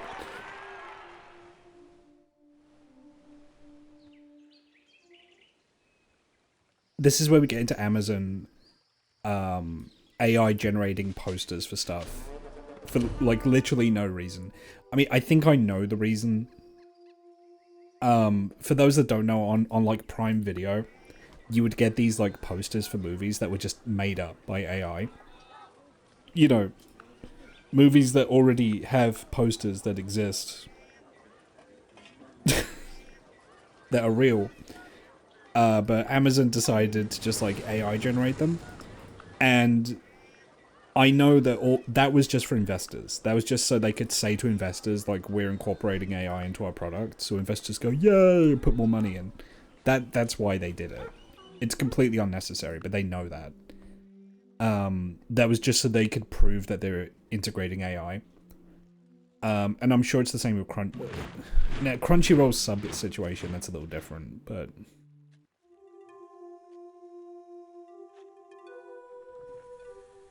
The Crunchyroll sub situation is nuts. No, it's not even subs. I mean, no, Amazon's using AI subs. Crunchyroll is using AI dubs. You know, just in case watching Banana Fish was miserable enough already, you get to hear an AI English dub. Yeah, that's the thing. No one wants it. No one needs it, but... You know... investors read in Forbes as the next big thing, so they're like, how are we integrating it? You know, that's really long and the short of it. It's just for shareholders. Yeah, I cancelled my Crunchyroll sub, like, I think years ago at this point. And I've never regretted it. I have not regretted cancelling Crunchyroll for a fucking second.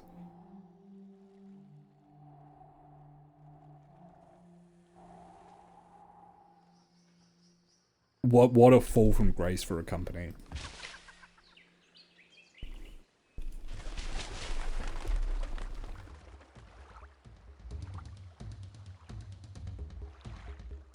Actually, yeah, that is a thing. I think if you're in non-English speaking markets, you've actually had AI dubs for much longer. It's just we're just starting to get them in English. That's why we're noticing.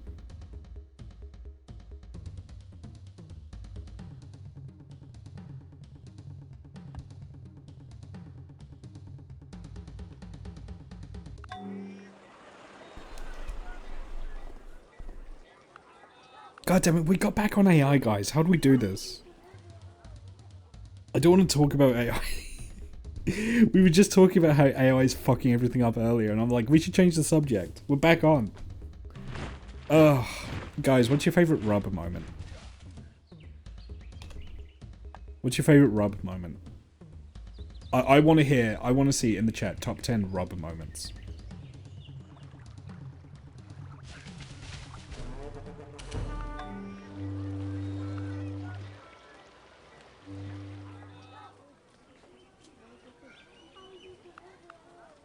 I think my favorite is when he went into the room and he shouted, "I'm rubbing it," and then he rubbed everywhere. I think that's my favorite rub moment. Rub beating Stalin's forces single-handedly, that's pretty... Yeah, when Rub smashed Stalin's head open with a rock, that was a pretty good moment. Don't build a glass house if you're worried about saving... The time you took 9 on happiness, war, exhaustion instead of 10. Crazy. Certified Rub moment. The 20 millennia Assyrian ancient forest war, pretty good. God, it did last about that long, huh?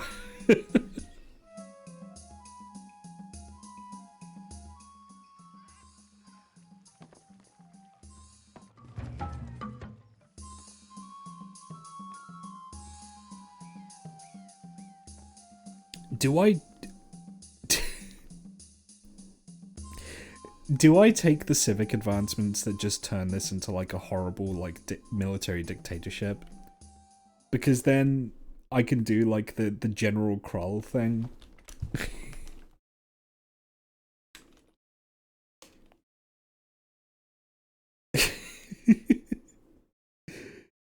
You guys know who I mean by General Krull, right? Hang on.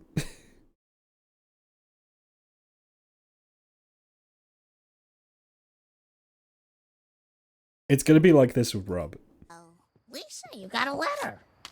It's from my pen pal, Anya. Dear Lisa, as I write this, I am very sad. Our president has been overthrown and replaced by the benevolent General Krull. All hail Krull and his glorious new regime. Sincerely, little girl. All hail. Our president has been disposed and replaced with the Benevolent General Rob. All hail Rob and his glorious regime. I kind of want to do it. Just turn this into like the North Korea of the setting, but successful. All hail Rob. To be fair, alright, like, even if we were role-playing here for a second, I have militarized way more in this game than any others. This is a much more martial society than I normally play, just by necessity because of all of the fighting we've had to do to fight back the barbarians, the other civilizations. Like, it's been a real club or be clubbed game so far, you know?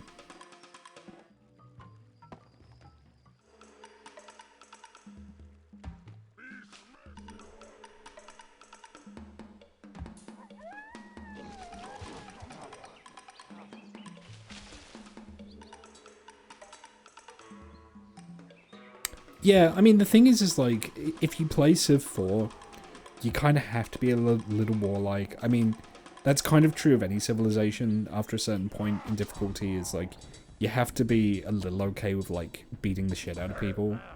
But 4 especially, because 4 doesn't really have playing tall. You can do, but Civ 4, compared to other Civ games, is a real expand or die game. So it's like, if you want to play 4 optimally, you are either going to have to take a swing at someone, or someone's going to take a swing at you if you do too well.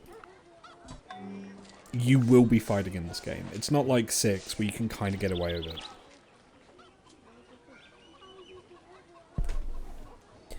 You have to wipe out the threat to Neanderthal kind. You have to wipe out Homo sapiens. Oh, man. I don't know if I can. That'll take a while.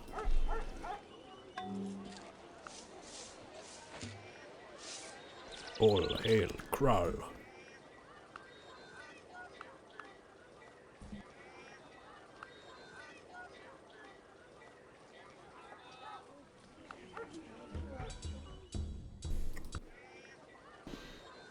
The optimal number of cities in Civ 4 is 26, really? Can you not go higher than that? I mean, I'm just going to go higher than that settling, so...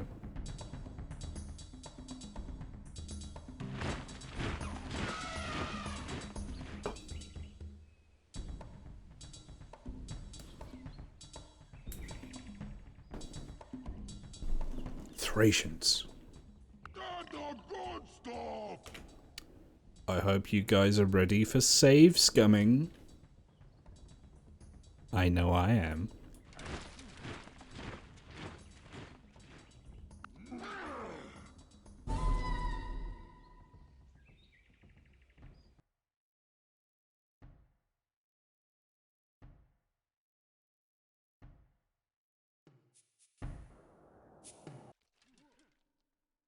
Don't neglect your Air Force. It is 2250 BC. I'm okay.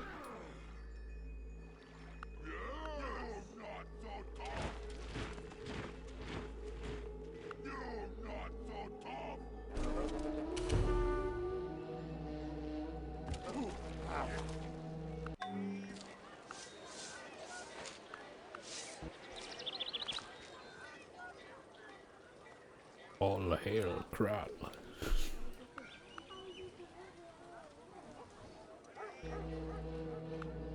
If you don't have eagle riders, you're even trying. We're riding elephants. That's pretty good.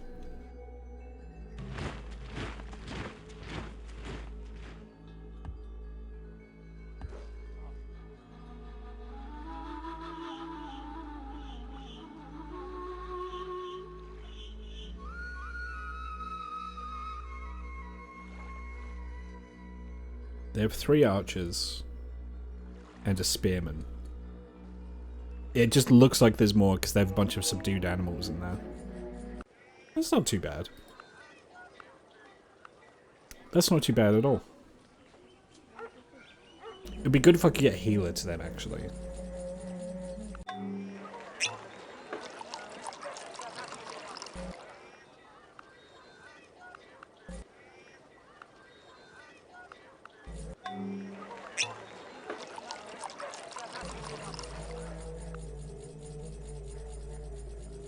Yeah, I don't have a source of mammoths yet, is the issue.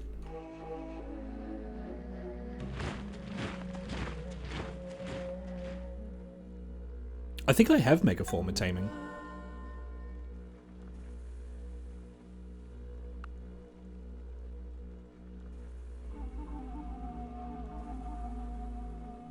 Yeah, I have Megafauna domestication. I just don't have a source of mammoths. Which is really disappointing, because I really want one.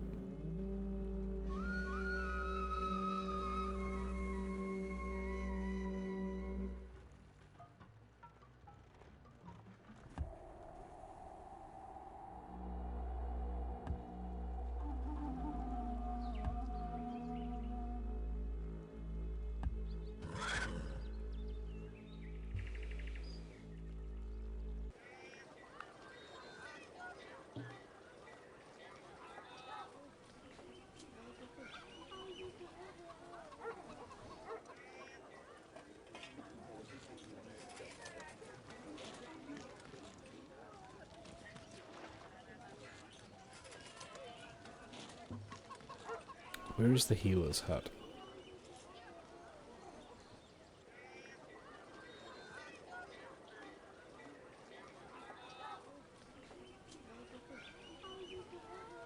Requires storage pit.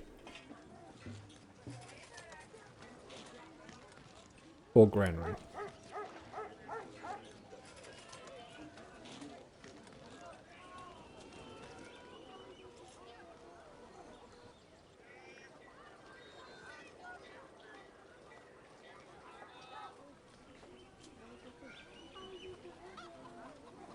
Am I blind?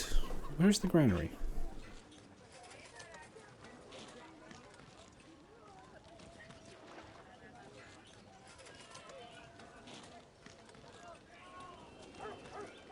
That's not even showing up yet. I'll build ancient customs, because that's worth having. It'll take like 27 turns though.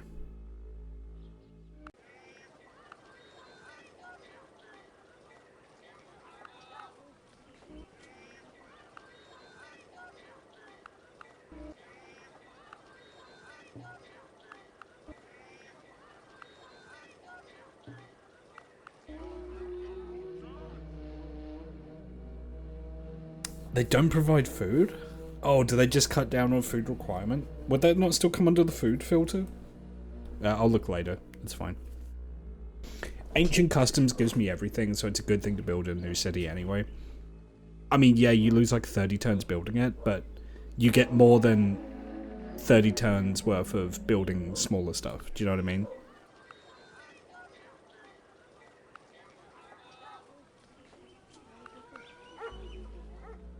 Speaking of which, I should build it here too. If I haven't already. Yeah, there it is. The filters suck. Oh, okay. Well, that's good, because they're pretty much necessary for this mod sometimes.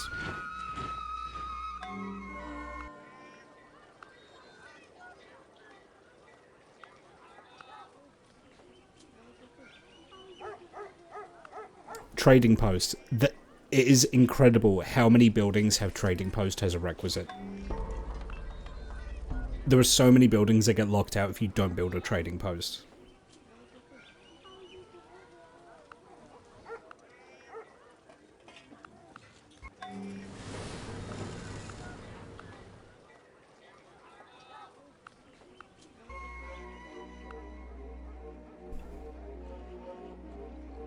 It's way better if you have slavery or coinage so you can rush it. Yes, I don't have those yet. Hopefully I'll be getting coinage soon.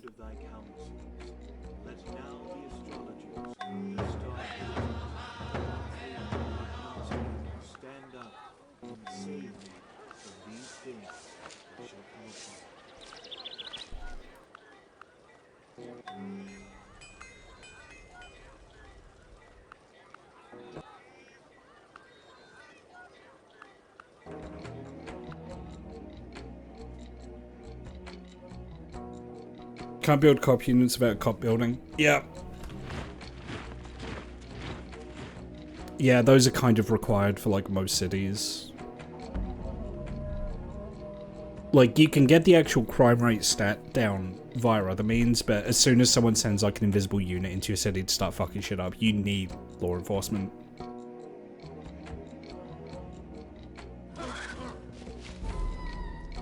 My hunter died trying to attack a hunter. Don't know why you do that. Make another one.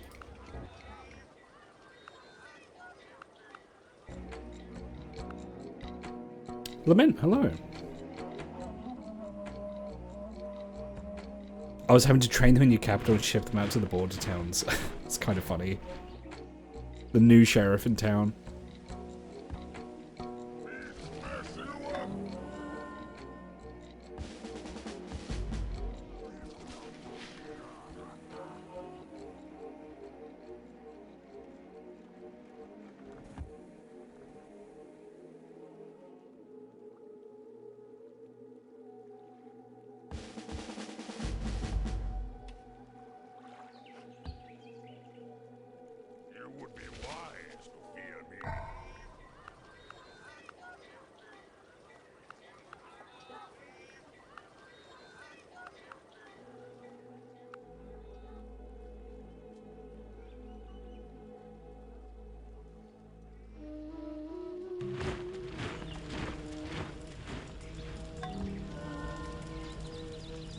That's fine.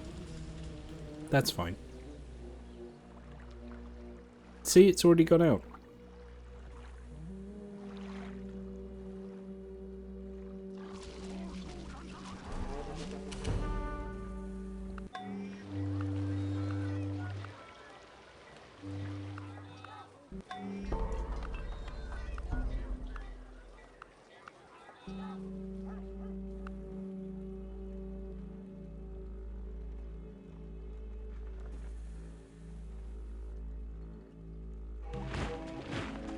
Farmers outside of Atapuerca are complaining of bandits robbing them. 800 gold, minus 50.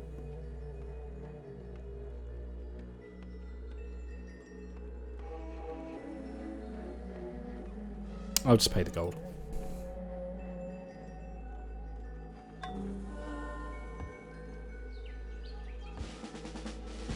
I've like 12,000 left. It's fine. It's fine. I can pay that. Rub is now rich, I'm pleased to say.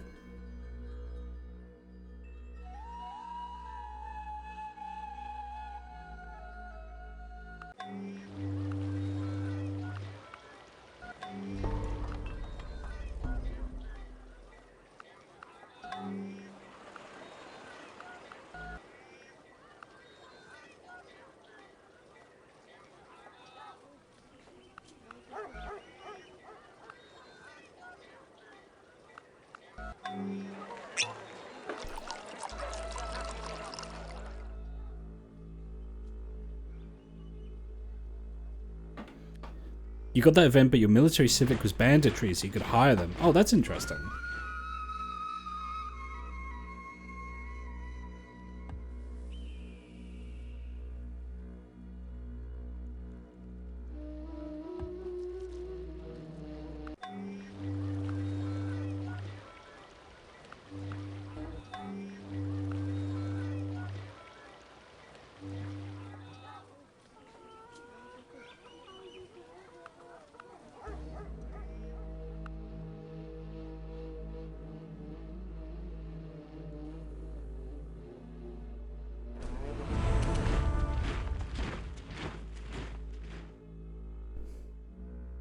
Rub the Glorious.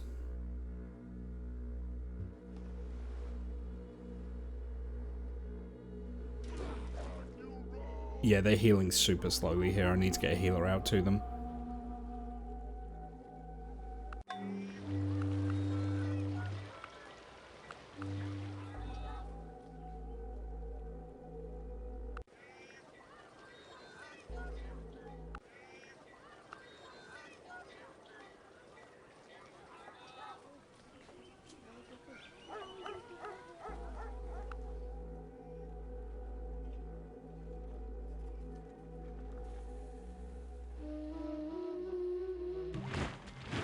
I go away and come again each day, but thou shalt go away and never return.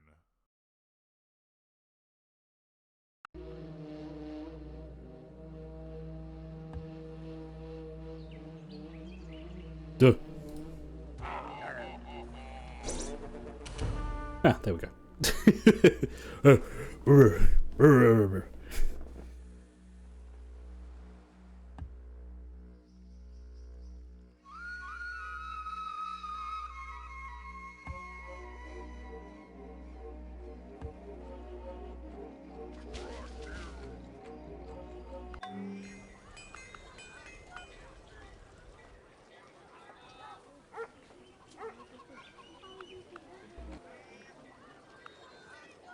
It's interesting that an obsidian quarry causes unhealthiness. Is it because of like rock dust? Like glass dust getting on people?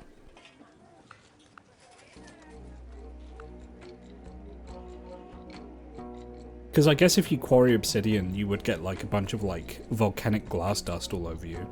That can't be good for you.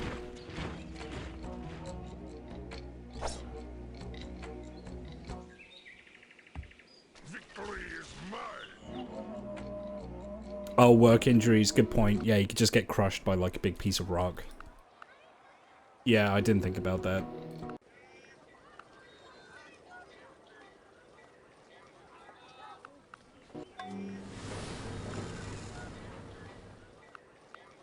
Water pipes. Water pipes.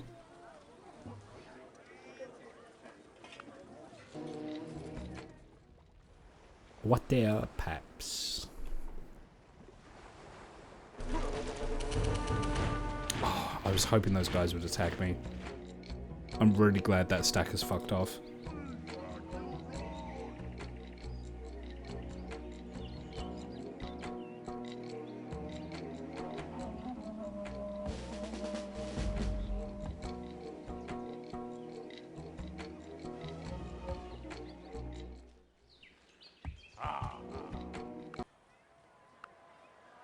Water pipes.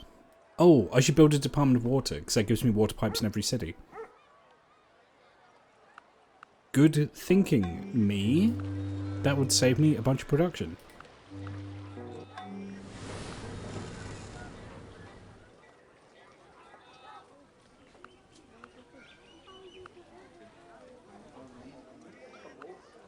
Good brain thinking, me.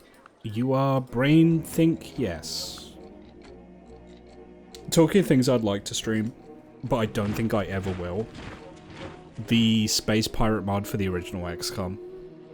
Because as a game, it's really cool, but I can't stream it. I just can't. I would get banned so fucking fast.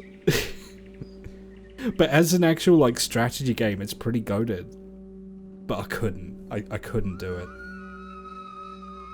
It would break TOS so fast it'd make your head fucking spin.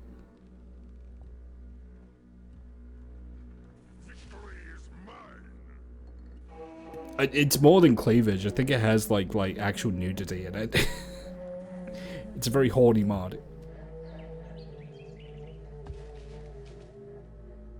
But as a strategy XCOM game where you play as like a guerrilla fighting force, it's really good.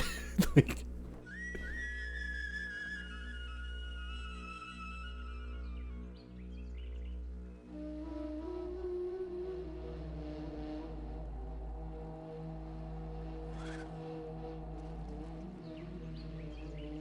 Yeah, it really drives home that you're like a ragtag fighting force that's like just surviving by the skin of your teeth, especially in the early game. Like, you very much live like paycheck to paycheck in that.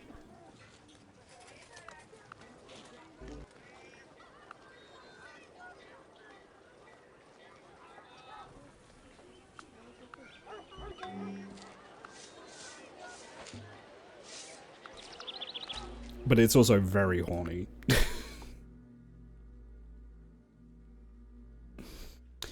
I remember years ago when I was getting into Mount & Blade modding, like Mount & Blade Warband. I remember there was a really goated, like, fancy total conversion where it had a bunch of, like, really cool lore and it had a bunch of, like, fancy races, like elves and shit. But but it also just had a bunch of fetish content just thrown in as well. And you're like, oh, okay. Yeah, it's more like Jagged Alliance. Yeah. But yeah, it's just, I don't even remember the name of this Warband mod, but it's just like, you would see all this cool, like, Lord of the Rings shit, and then there would just be like, oh, here's the naked torture dungeon. And you're like, oh. Okay, cool, I guess. Awesome. But the mod itself was great. It was good fun.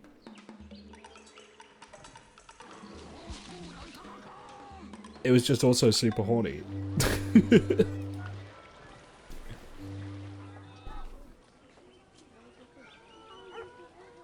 Ooh, Riverport. That's a lot of science.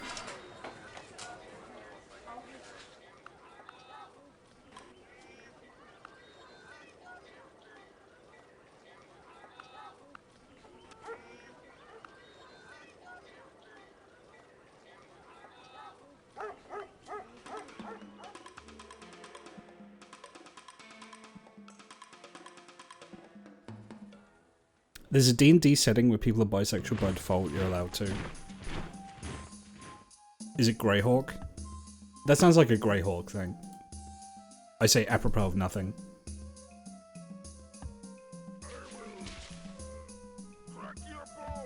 That just seems like the kind of thing that Greyhawk would do. I say, based on completely nothing. Forgotten Realms, that's too easy a joke, surely.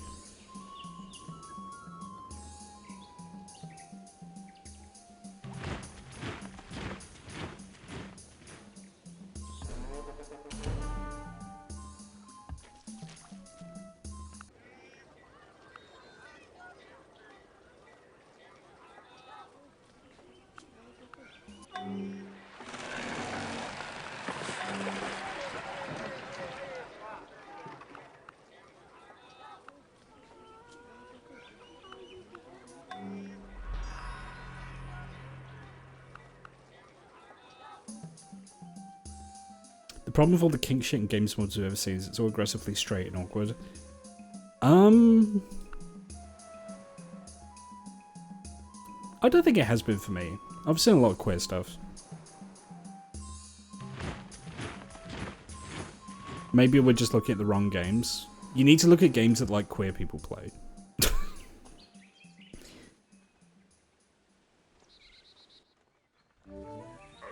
Get gayer with your game taste. Stop modding Halo. I'm being facetious. It's... Oh, I look at the mods for Halo and it's all dude bro shit. What the fuck? I'm being mean, I'm sorry.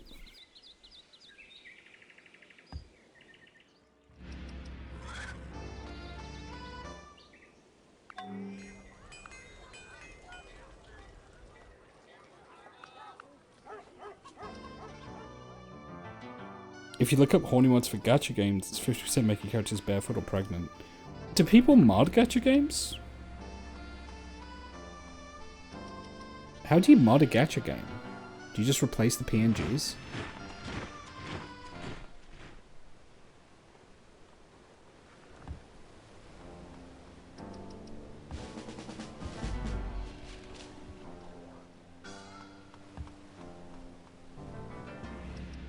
Same way you do Final Fantasy 14.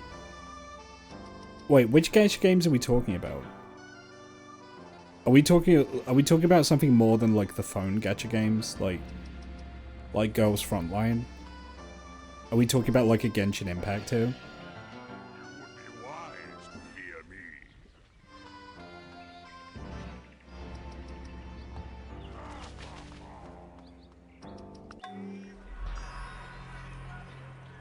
Genshin. Oh, okay, that makes sense. That makes sense. I understand now. I have comprehension in my brain.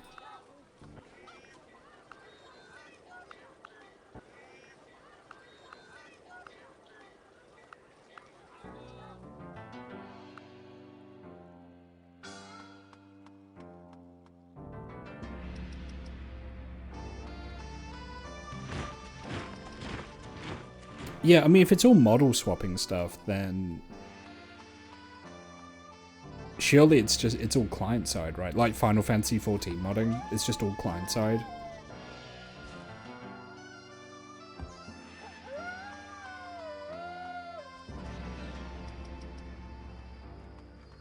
Ooh. Yeah, build a quarry there. There's also mods to unfurry every furry character in Zenda's Zone. Cowards. Cowards. You look at that wolf guy in that eye patch and you tell me that's not a prime piece of ass. Fuck you, you're a coward. Cowards.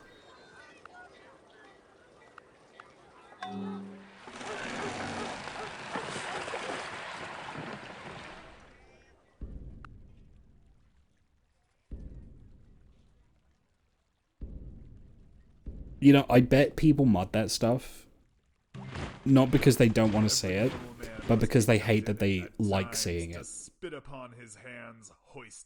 Like they don't want to reckon with the fact that they're like into it. You know, it's a stupid sexy Flanders kind of situation here. Feels like I'm wearing nothing at all. Nothing at all. Nothing at all.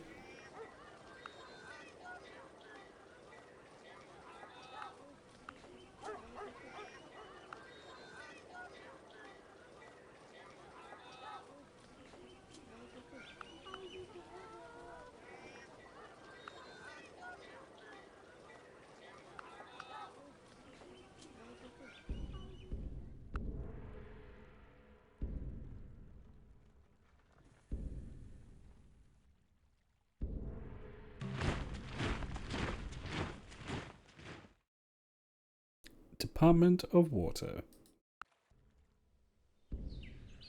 I have been considering, and this isn't a 100% confirmation, it's been enough time, I have been considering bringing back Vintage Story, because I think people like those streams. I liked those streams until I crashed out. But I seem to remember people liking those.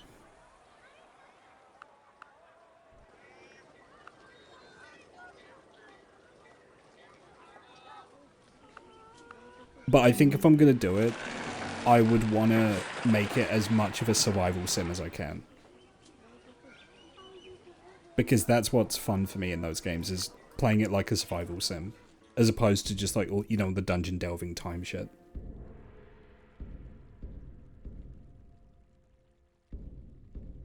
Yeah, I will turn up the ore spawn. I've learned my lesson. I understand the game better now.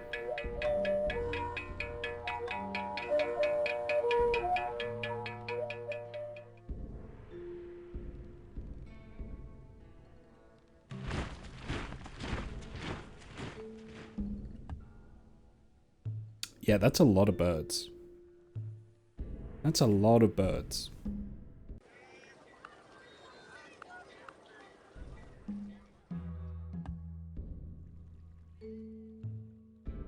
That's a lot of nuts.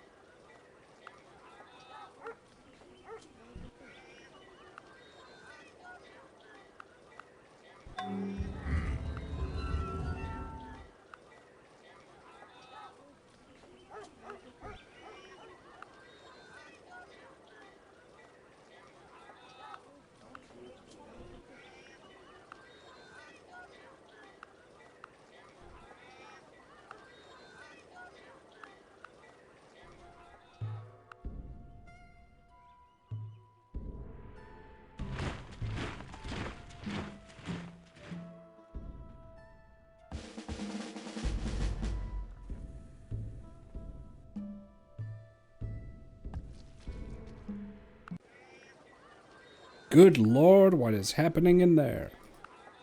Aurora Borealis? Aurora Borealis. Flocking in this part of the country, in this time zone, on this continent, localized entirely within that hill range. Yes. May I hunt it? No.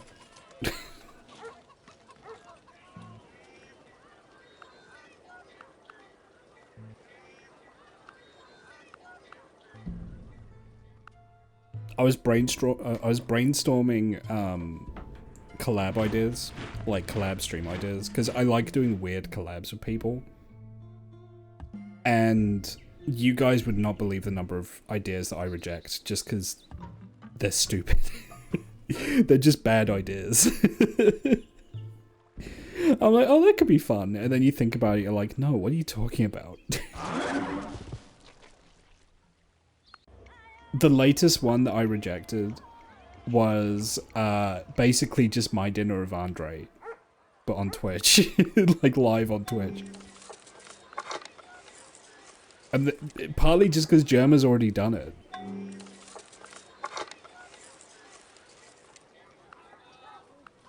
Tell me more.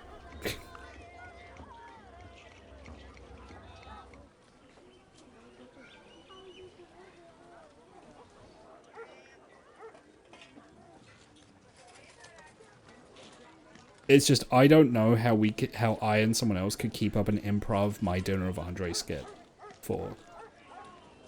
You know, like, that would be so hard to do just off the cuff. And yeah, that's the thing, it's hard to one-up Germa. Like, no one does it quite like him. Germa and Wayne Radio, you know? Those guys are the GOAT for, like, fun, unorthodox stream ideas. Also, Charborg. I really like Charborg. Just because he just has these crazy, like, unorthodox stream ideas, and I'm so jealous because they look like so much fun, but there's just so much technical setup for what Charborg does. And yeah, that's the thing as well, you benefit from having, like, a production crew, but even before then, you know? Who is texting me? Is it anyone I know? Is it anything important? Has something exploded? Has someone died?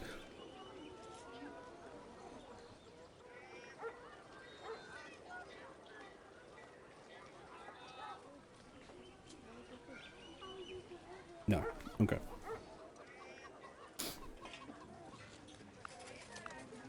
My brother's playing Dungeon Keeper and just told me, he's like, hey, if you get Dungeon Keeper, you should get Keeper FX. It's like, I already know about Keeper FX, so... I already know about Keeper FX. You know, who do you think you're talking to right now?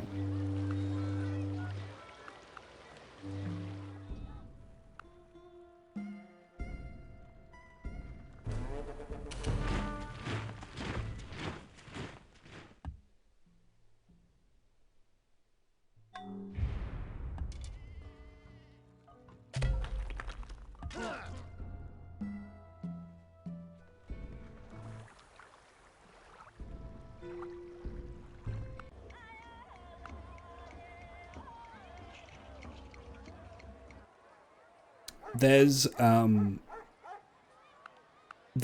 certain streams out there where you just look at them and you're like, fuck, why didn't I think of that, right? Like, they're just so fun and creative. And it's like, you can't even hope to imitate them because then you just rip them off. Wayne Radio's Chex Quest stream is incredible. And it's like one of his least popular streams. Like, no one watched it. People watch the Half-Life VR stuff. People watch the Breaking Bad stuff. Wayne Radio's Chex Quest stream is legit one of my favorites just because of the format. So, if you've not seen it, like, he's playing Chex Quest, but they have this storyline about how they're fighting the evil General Mills, and his chat, I think, is playing Battleship. and then his friends are like characters within this like hypothetical battle that are happening, and he'll just check in with them throughout the stream, and it's so much fun. So I think he has to try and beat Check's quest before they destroy all the battleships, I think is the format.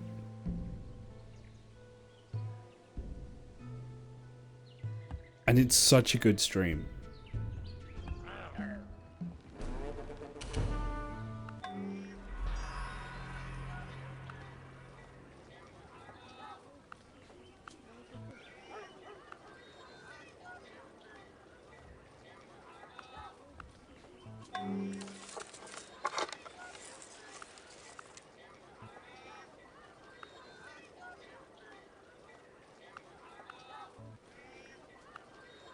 I would like to do tabletop stuff as well, but that's such a thing. That's such a process.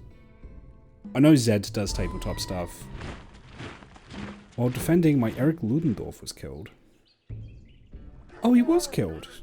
Oh, I don't want that to happen. I'll pull that army back. They're not doing anything there.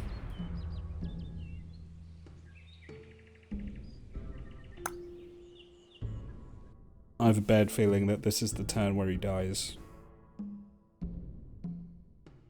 I get the feeling this is the turn where he dies. Yes, it is. Okay. Oh no, that's like 5 minutes. You know, fuck it. I don't want to lose him. I don't want to lose a great general.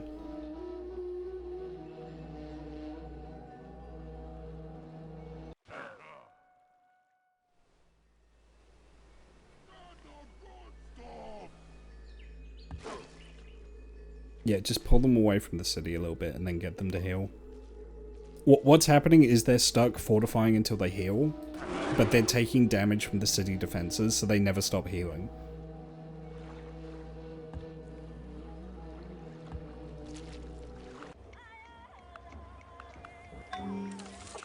I don't even know what I've done over the past 5 minutes. I've just been on autopilot playing this and just talking. Like, I'm not really making, like, very conscious decisions right now. I'm not going through the motions. I'm just very intuitively, like, picking what I want to build next, you know?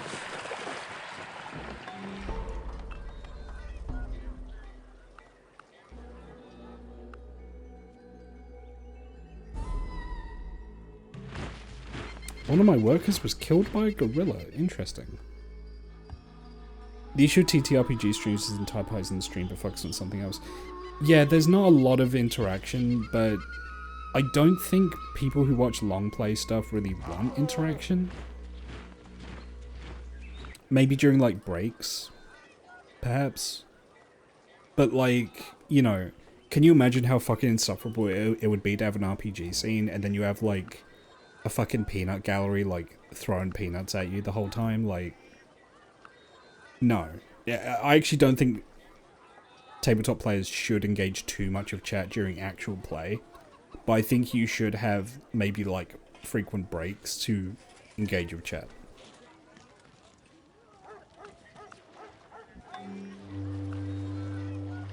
I don't know, I don't watch a lot of long play stuff. I've never watched the Critical Role. I don't watch, like, Legends of Avantis or anything like that. I've been meaning to tune into Zed stuff if Zed is still there. I've been meaning to watch Zed's RPG stuff. But it's such a time investment, you know, to be like, hey, do you want to, you know, hey fellow streamer, do you want to do a D&D campaign for like 6 months? It's like, it's such an investment, you know?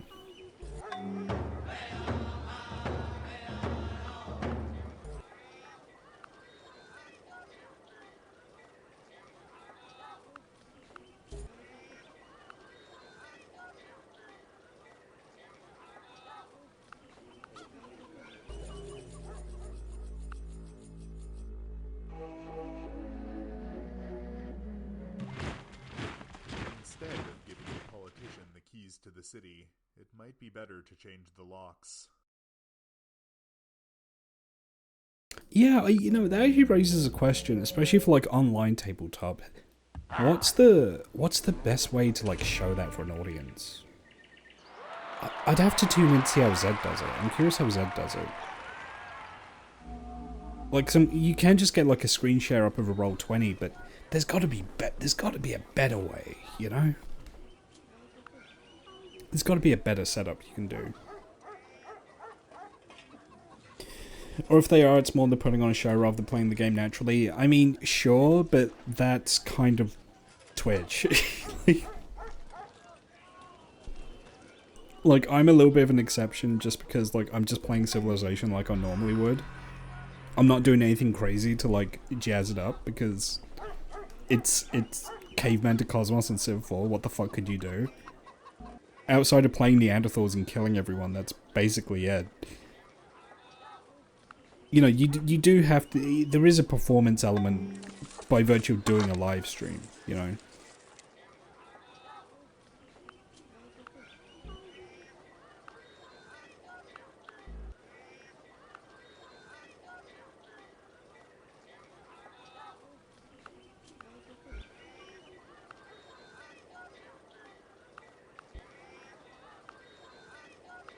Ho ho, you got your ancient customs done.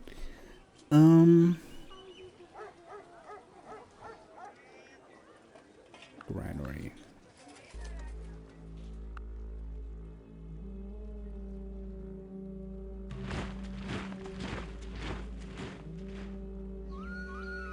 Something I do want to, maybe want to do.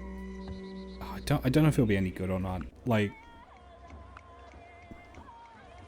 I have considered like Baldur's Gate 3 co-op, but I'm like being an insufferable role player during it, but I don't know how much that would work. It's just, you know, I think about things like that and I'm just like, okay, how feasible would it actually be to do that, you know, across like an actual live stream? And then like, the formats that do hold up are the ones that you guys see, right? So like, the Zillow streams, the movie streams, right? Those actually have legs to them.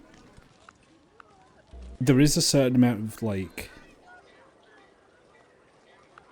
experimentation to see what works and what doesn't. Despite how slapdash a lot of my streams are, I do think a lot about like different formats that could like work or not work.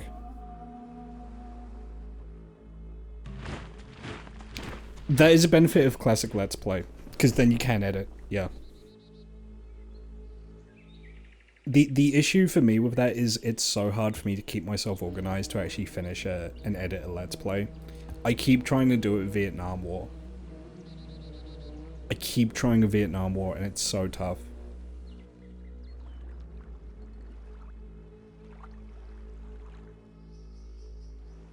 I'm naturally a very disorganized person. And it's so hard for me to keep myself on track.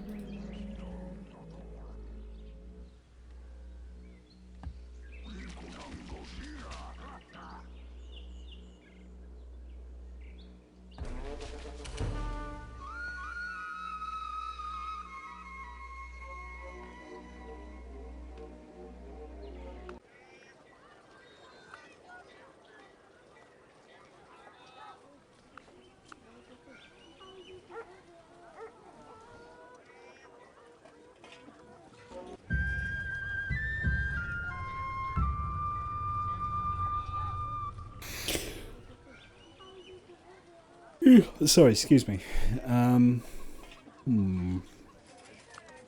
I think I need to turn my heater off in here. It's very warm and it's making me yawn. It's been cold, but let me turn this.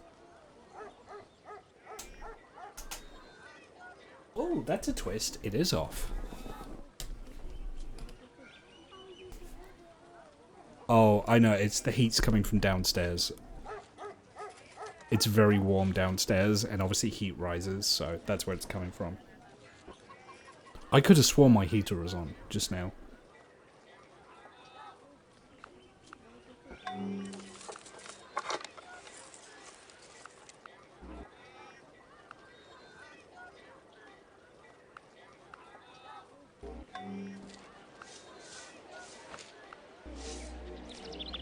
At the very least, I'd like to get to Classical Age tonight. I think minimum I'd like to get to classical age.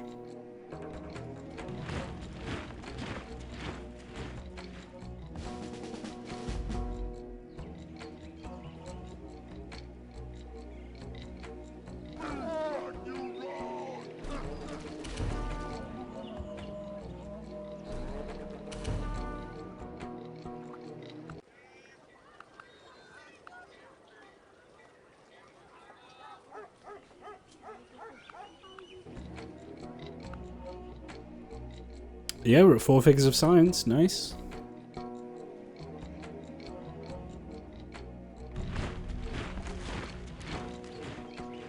She blinded me with science.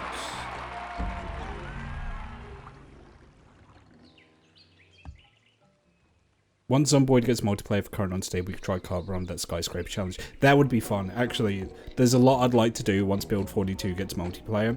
I'm hoping it does within the next 10 years, but we'll see. We'll see, I guess. Because, yeah, there's so much you could do. Like, I want to do, like, I want to do, like, Zomboid roleplay. Like, that would be fun. You know, like, we have The Walking Dead at home. But that would be fun. I'd like that.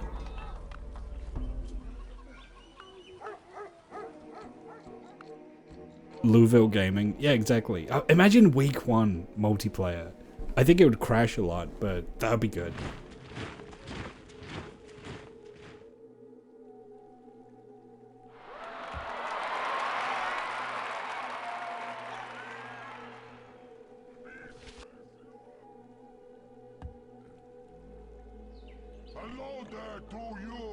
I would like to bring The Sims back as well. I had a lot of fun on The Sims stream, and people like The Sims. I just don't think I'd want to bring it back as Bilbert Break. I think Bilbert Break's had his time in the sun. I think I'd like to do something else. It's just thinking of what, you know?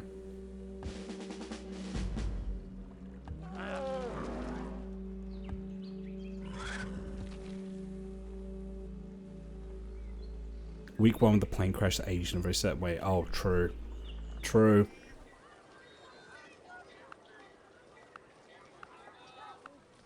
I didn't even think about that.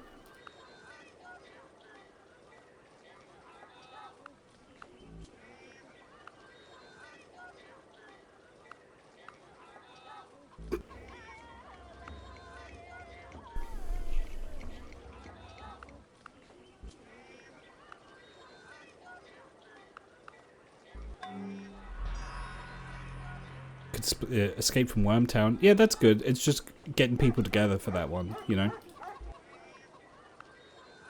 That's for games like that, the hard part is getting people together. Like, I will say, the one benefit of Peak is you only need one other person for that, really. Or you're like me and you're a weirdo and you solo climb. But Wormtown, you need a bunch of people.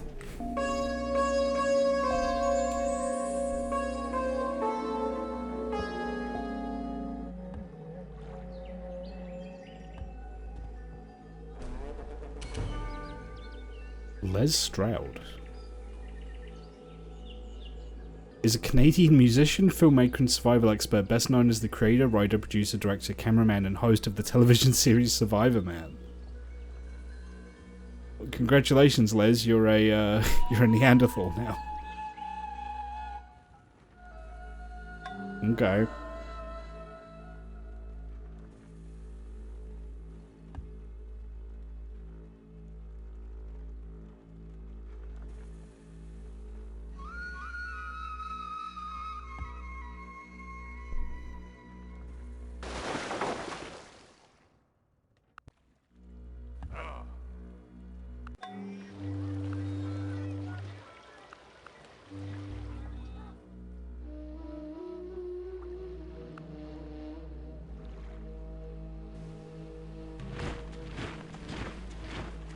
Like, speaking generally, I think when I look at the streams that I do, the ones that do best are kind of the chill, laid-back ones where I just have, like, something kind of big that I can devote myself to, but that doesn't distract me.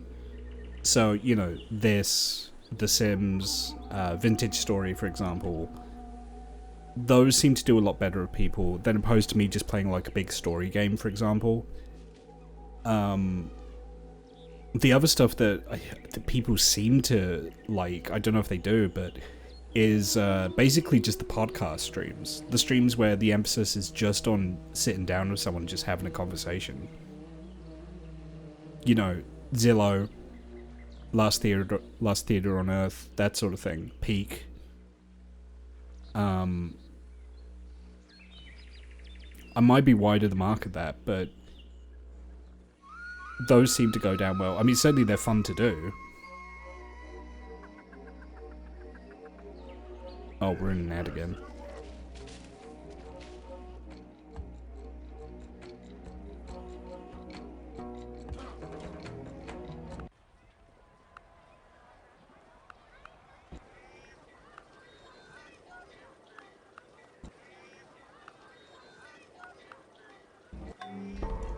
Sleep time. Oh, good night, DV. You're getting the brutal and nice road safety ads, like the one where the guy flips his car into a bunch of kids. But yeah, what I anecdotally what I will say is the streams that I do that get the most compliments from other streamers are the podcast type streams. So the streams where we just talk. Waste to see. Yeah, okay.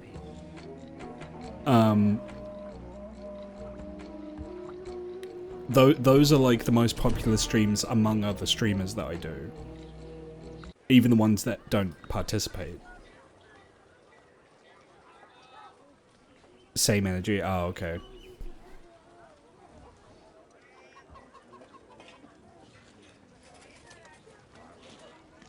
I can't even do like a Northern Irish accent, so it'd be like, is there a problem if you're fucking driving? Like, no, I can't do it. Like...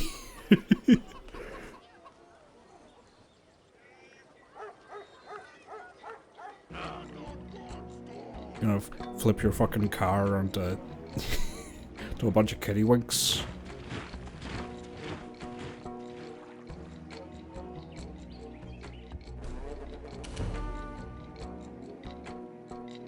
This one has a guy standing in front of a mirror snorting something and then it breaks. It's actually his door window and he's going sideways. It sounds cool. It sounds brutal, but it sounds cool.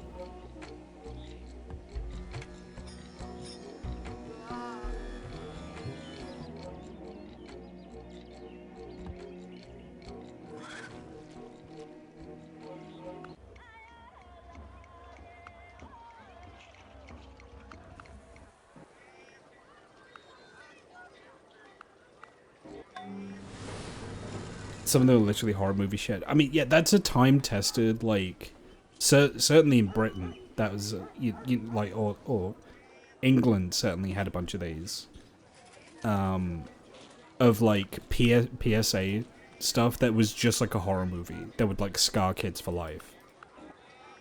Certainly people from my parents' generation, like, there are, like, public service ads that they remember to this day because they scared them so much.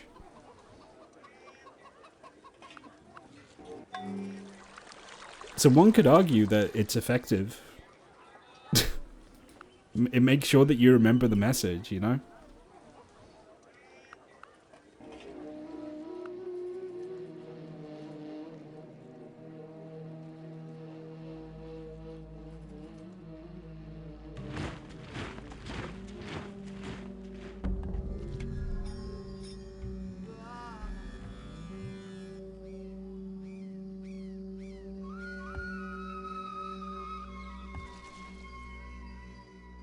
Ooh, nice and healed.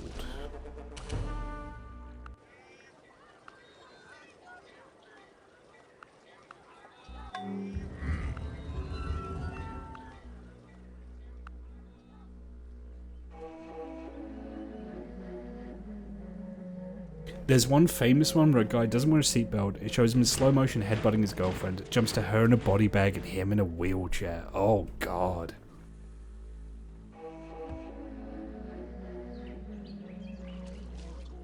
Sounds horrible.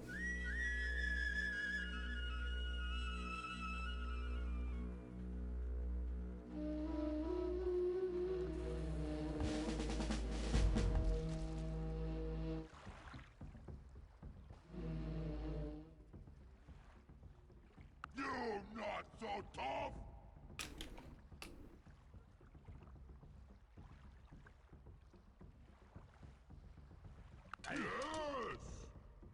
61%.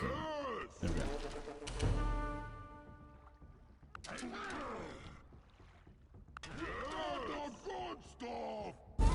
Ugh.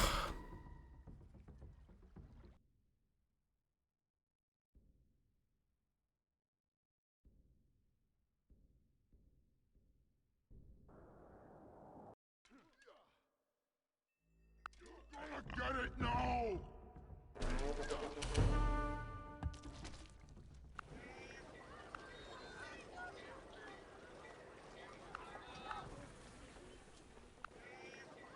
I'll post a compilation in the Discord. Okay, if you're gonna do that, just tag it. Is all I'll say. Just tag it. Of what to expect.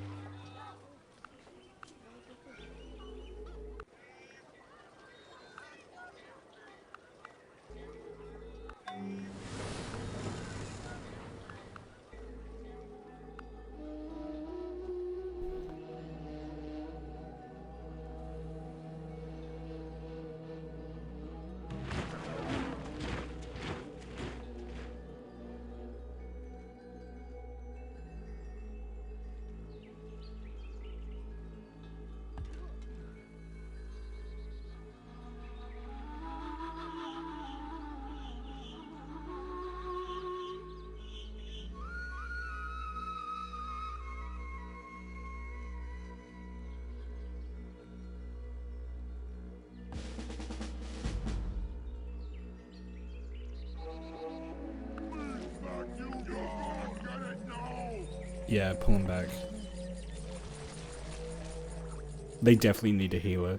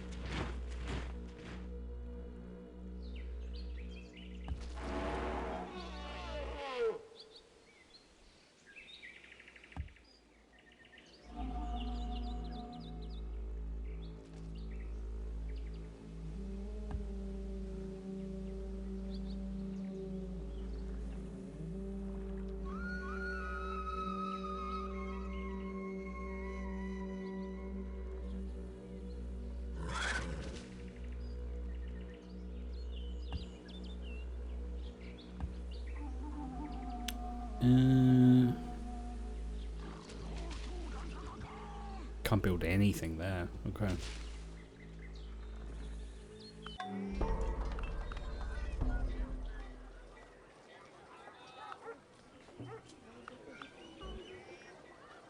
Neanderthals are getting really into poultry right now.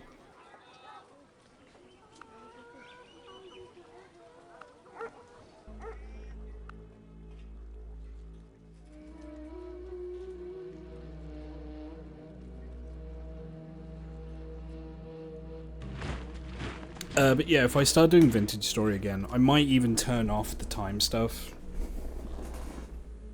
Just because... I just don't... Sorry about that. I just don't think it really interests me.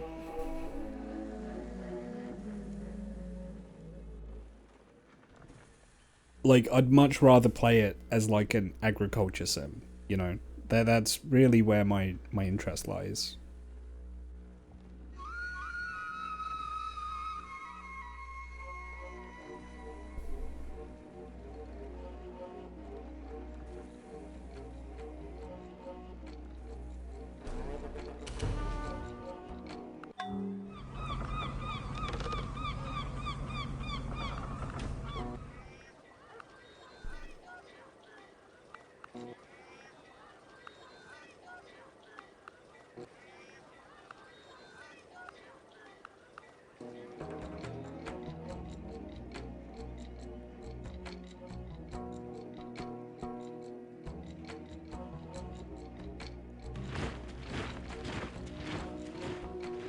Anacharsis was a Scythian philosopher who travelled from his homeland on the northern shores of the Black Sea to Athens in the early 6th century BC.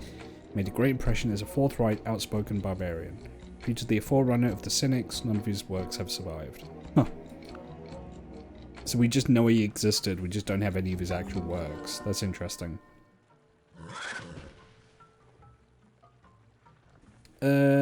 You know what? I will get a free tech, maybe.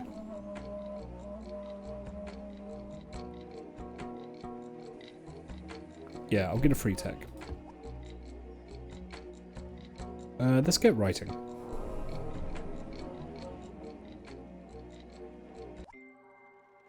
True glory consists in doing what deserves to be written, in writing what deserves to be read. Nice. Interpreters. Yes. I mean, I don't really have anyone to interpret with, but it'll be good to have for the future.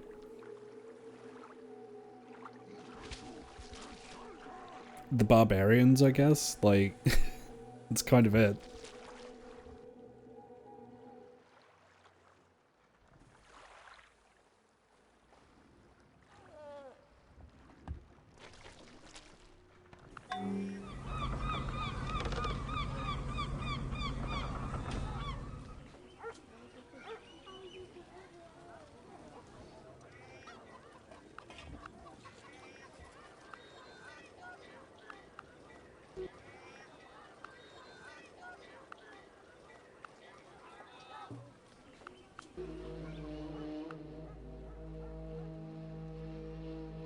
You miss making a friend village.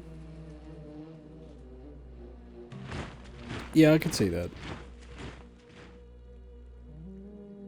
I think it reduces your science and gold production penalties, so it is worth. Yeah, it is worth it.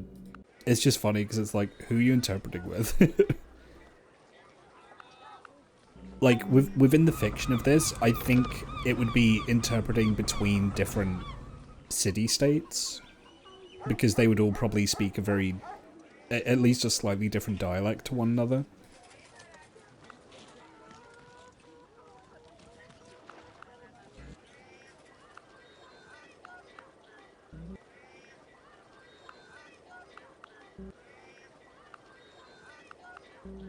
Because I think at the moment where, yeah, it's just a bunch of chiefdoms. It's all just... Each of these quote-unquote cities would, in reality, just be like a separate clan to one another. You need someone who could do a Northern Irish accent for me.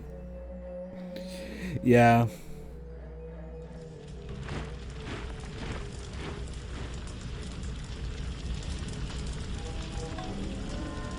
I could just do a bad Ted Hastings impression from Line of Duty. That's just as good, right?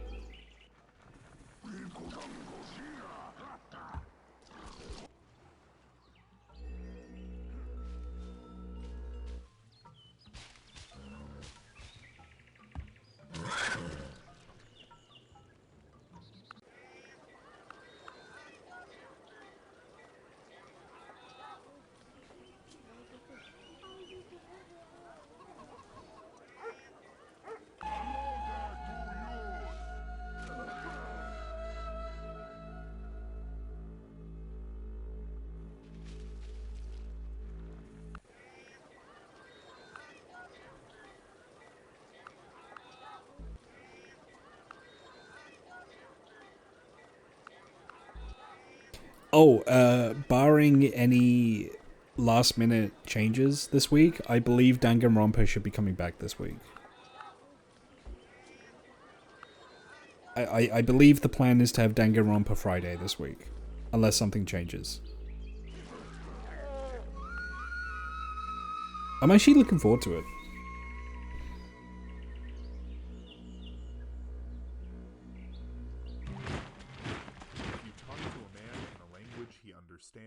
That goes to his head. If you talk to him in his language, that goes to his heart.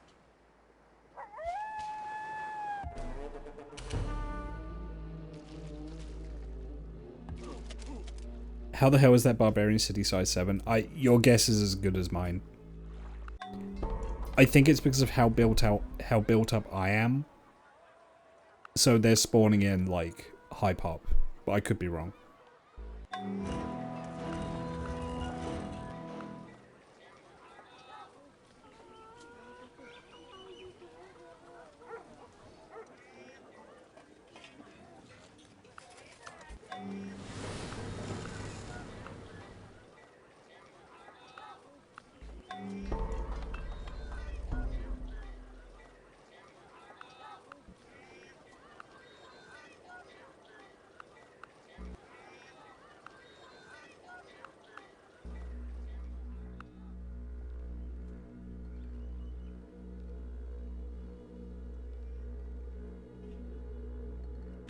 Make that caste system.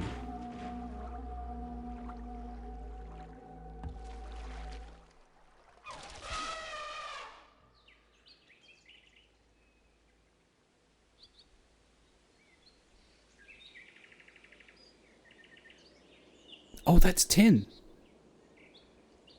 I don't have bronze working yet.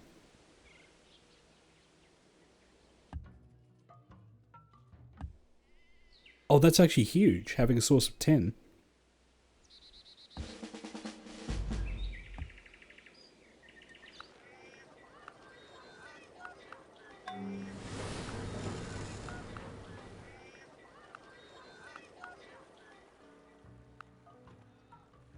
The start of my oppressive regime, exactly. I'm glad you get it.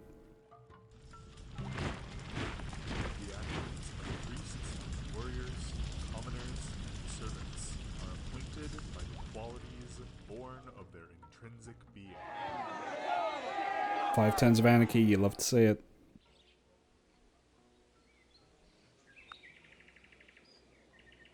So where is bronze working?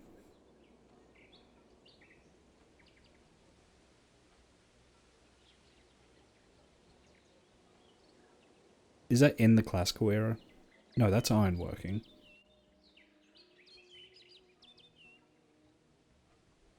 That's brass working. There we go, bronze working.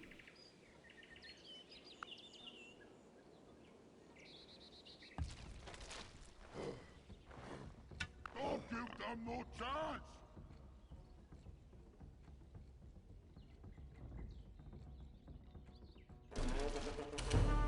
Don't give them no chance! Don't give them no chance! You're not so tough!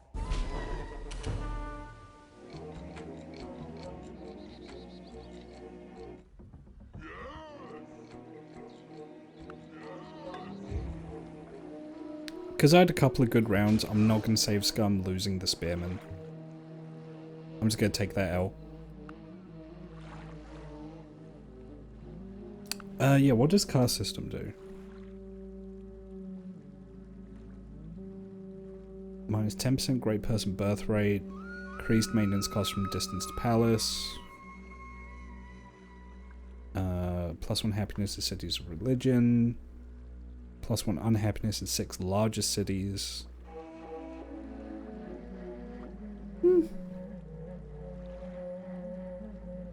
It's better than tribal.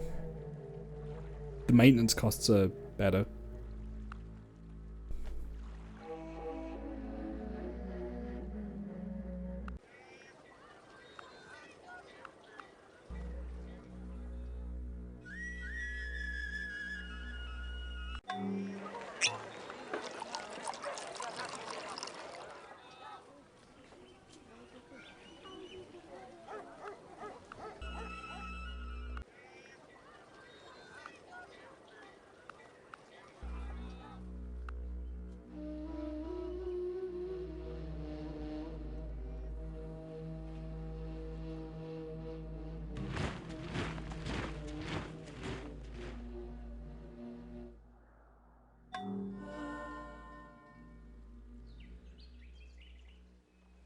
Yeah, the only really painful part of it is the anarchy.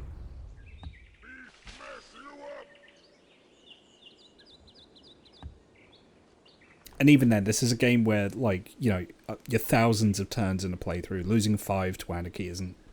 It's not that big a deal. Like, It's really not that bad.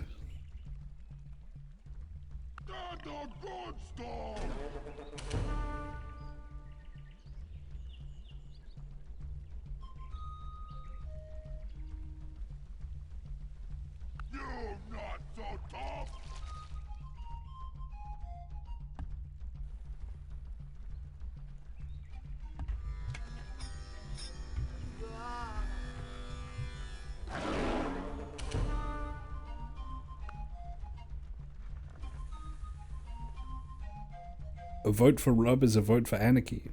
A vote for Rub is a vote for anarchy. Yeah. A blizzard has dumped several meters of snow in a region near Lezetsiki. Path is destroyed. 160 gold. That's fine.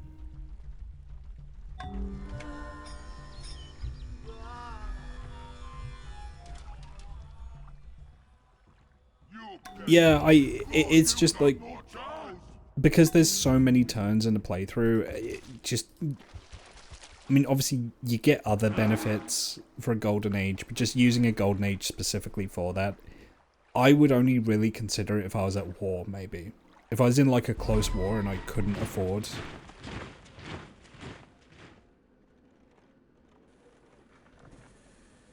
Oh, I think I lost one of my hunters. Yeah, if I like genuinely could not afford the loss of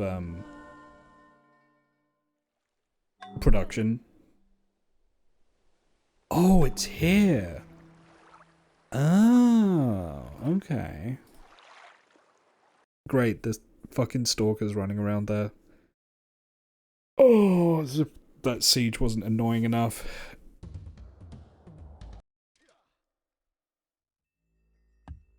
As if that siege was not annoying enough.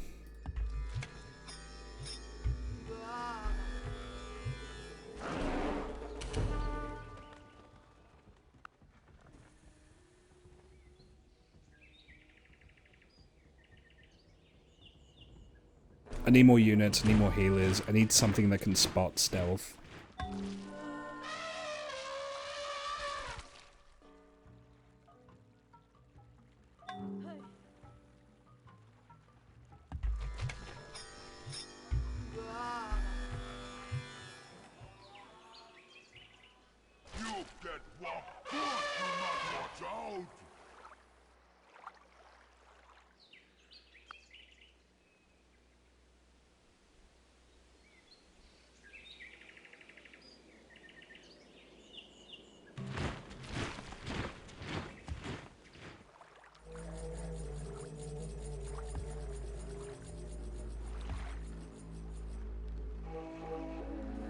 The thing is won't the stalkers kill the healers? Because they attack the weakest unit in stack, right? How do you defend against assassin type units? What unit type do you use to protect against assassins? Because I think that's what got me before in my offline game, is when I would take my healers to war, they would immediately get killed by assassins.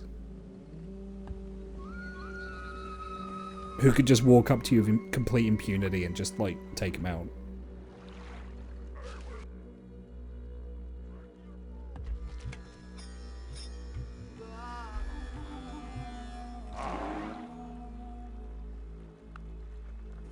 Cops of the Shield icon skill. Oh, okay. I see what you're putting down here. Alright. Ooh, turquoise.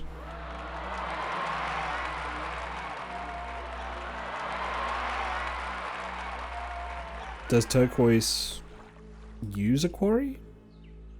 Or does it need a mine?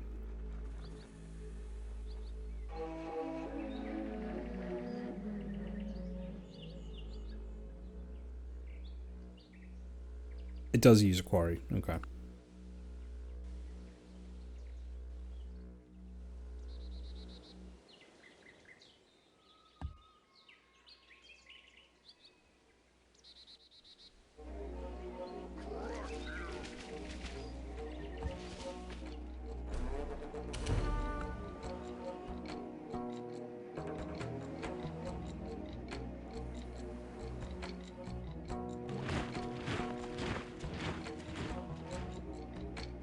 Oh, I just lost a turn of research. Okay. Fuck me, I guess.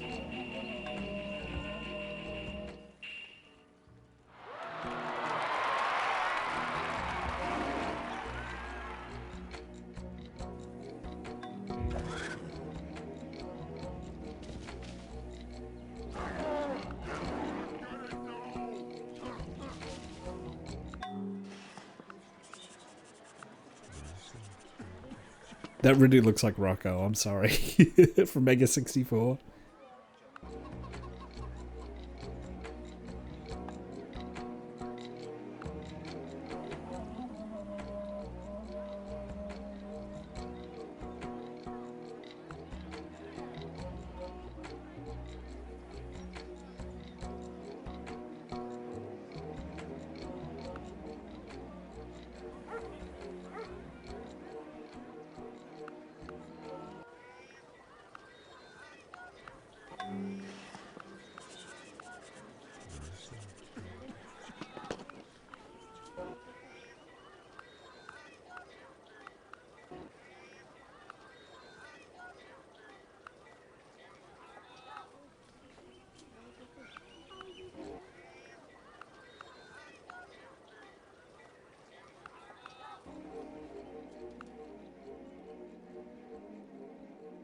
There's also the Taunt upgrade, which has a chance to force units to attack that unit instead of anything else in the stack, but that gets them killed really fast.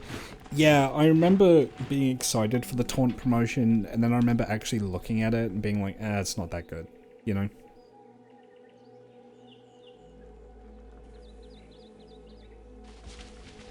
I remember being underwhelmed.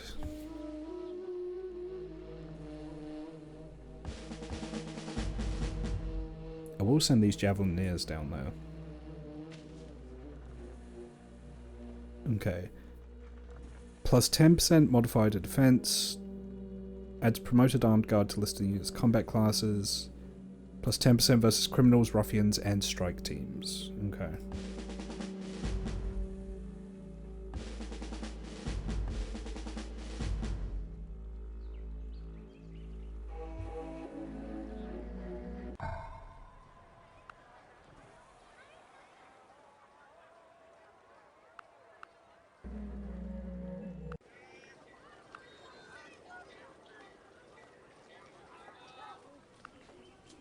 Stalkers are strike teams, okay.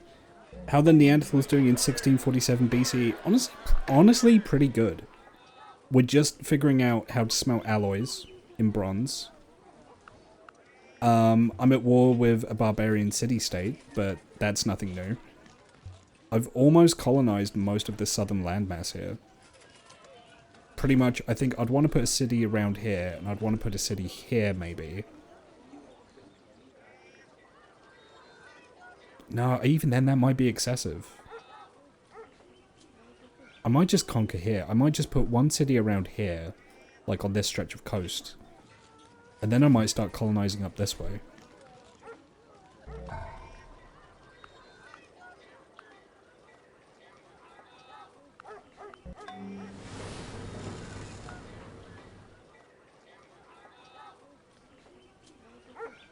Oh, we did abandon cannibalism. Cringe, I know. But we have adopted a caste system. Just to make life miserable for a bunch of people.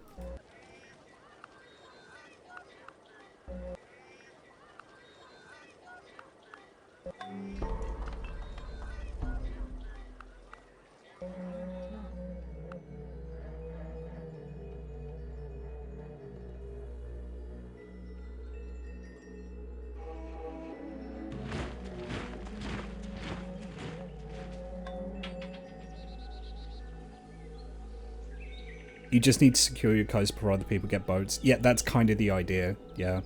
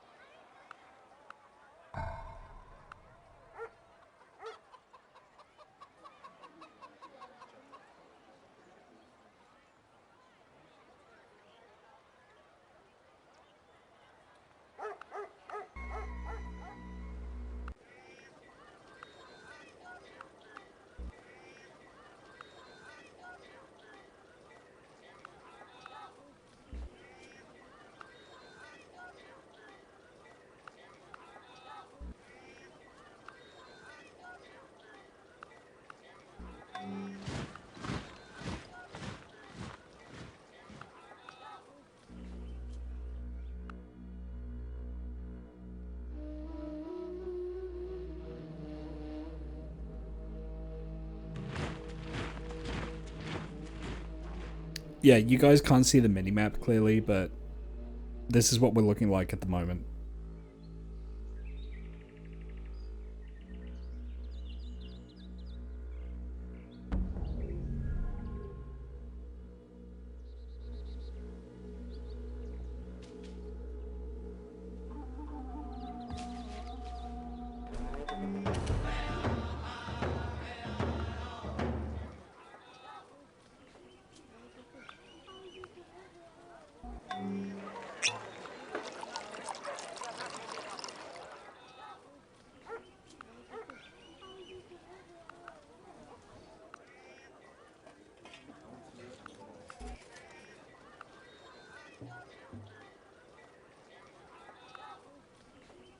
I'm okay for money. Science.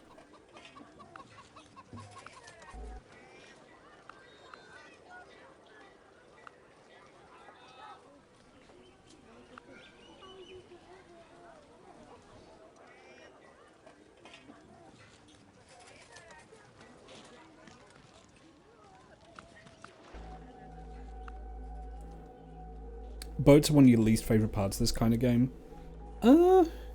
They can be.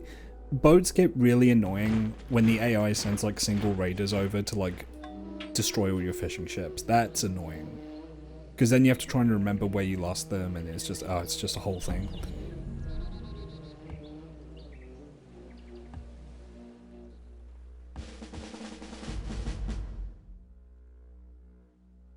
More elephants.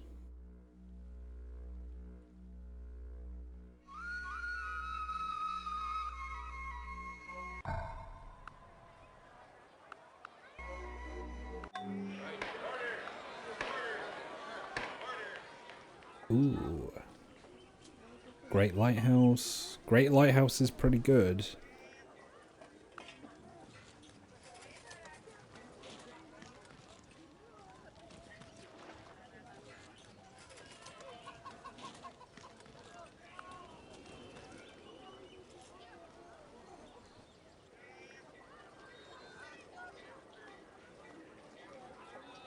Free granary in every city. Ooh.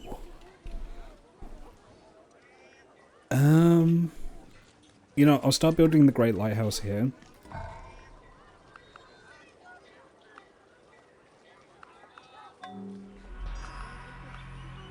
Somewhere that has a nearby grain. There's wheat there. Oh, they can't build that. Why not? Requires granary. Okay.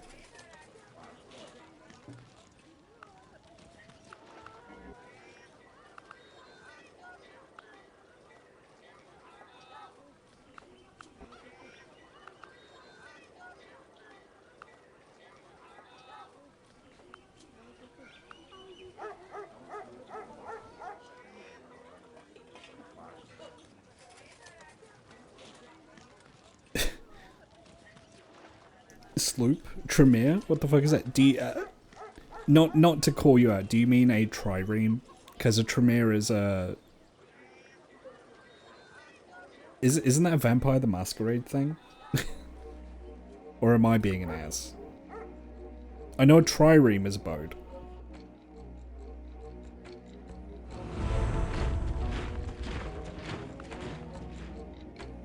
Maybe I'm being an ass.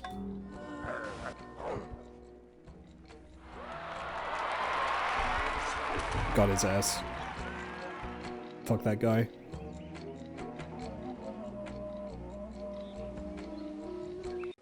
Iqbal Mulal. I think that was a named guy. I think that was a great person. Well, dead now. He got trampled by elephants.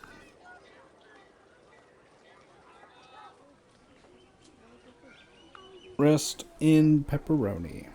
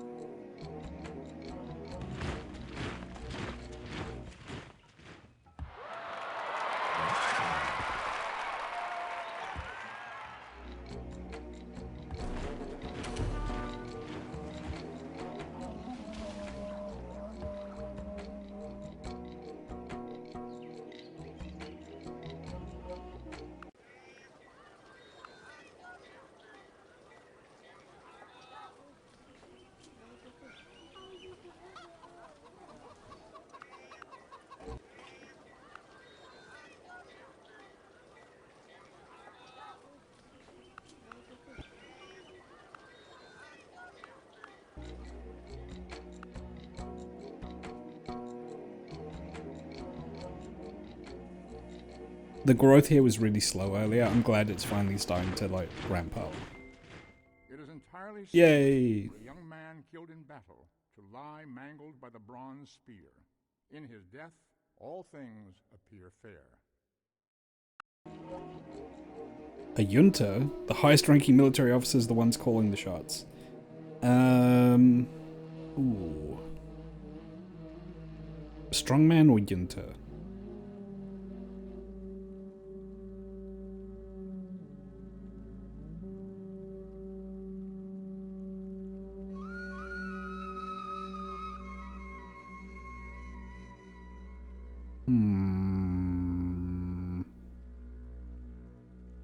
I think junta is probably better, but I'll also take despotism. All hail General Rub. It's gonna be 8 turns of... Oh, I unlocked trades too. Man, I'm really behind on my civics. And we have written tradition. Oh boy, I could do with a great person right about now.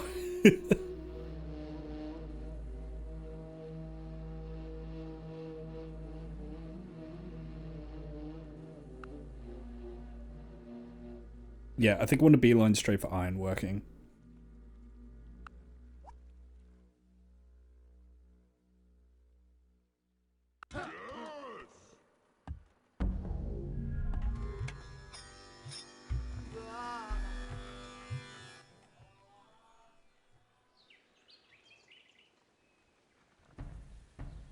Requires canals. It's in a peat bog.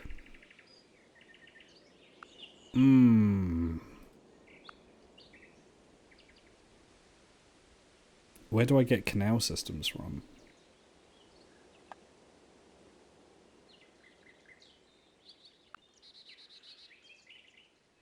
Oh no. Oh no. That's like a medieval tech.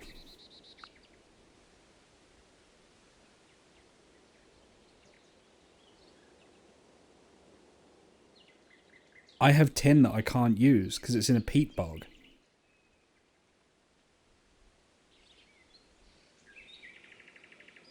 God damn it.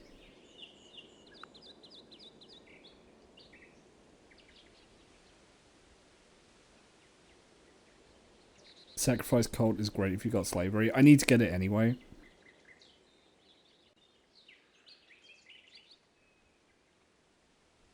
Do I not have slavery? We're not really taking slaves. We're just like killing everyone.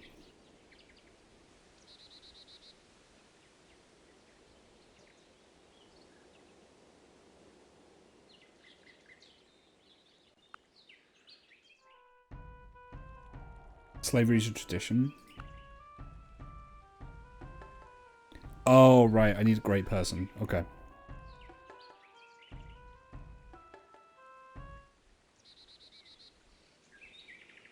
Oh, if I build a palisade, it provides tin ore. Okay, fine. We take those.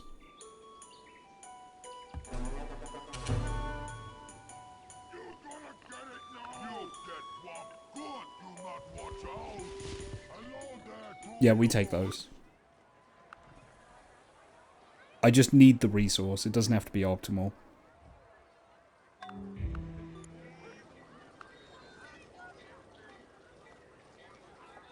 Monument of the Dictator. Monument of Rub. Is that a picture of Saddam? That's funny.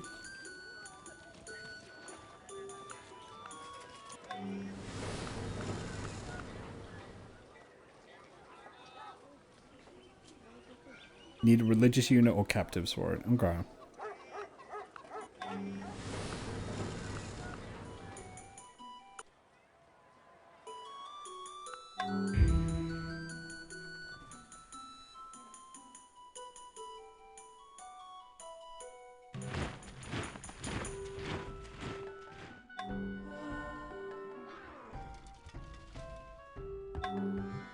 I'm loving this penis music playing in the background.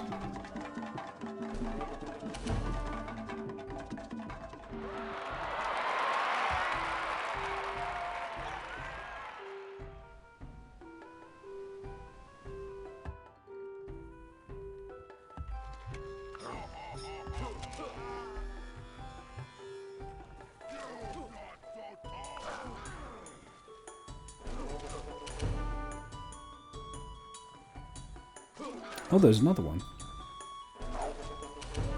There we go.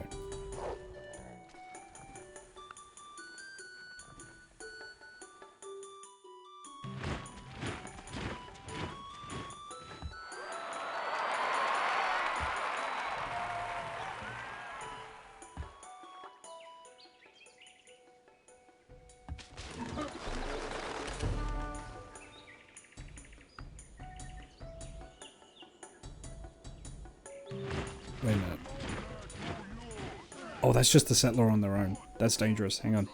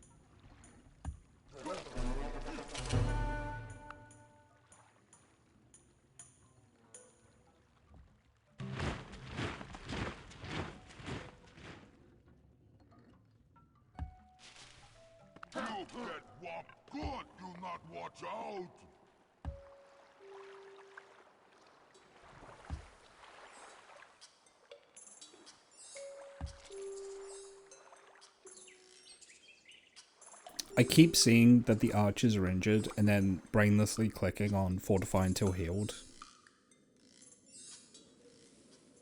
And it keeps almost leading me to disaster.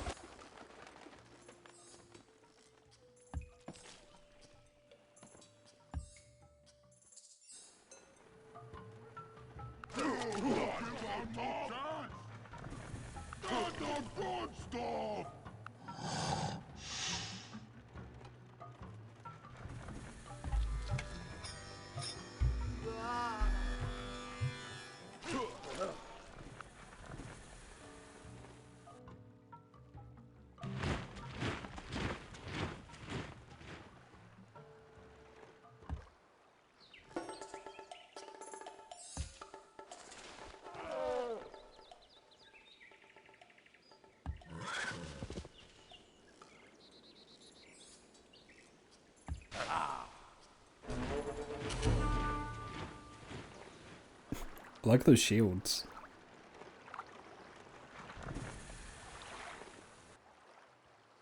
Those are fun. Oh, my javelin is.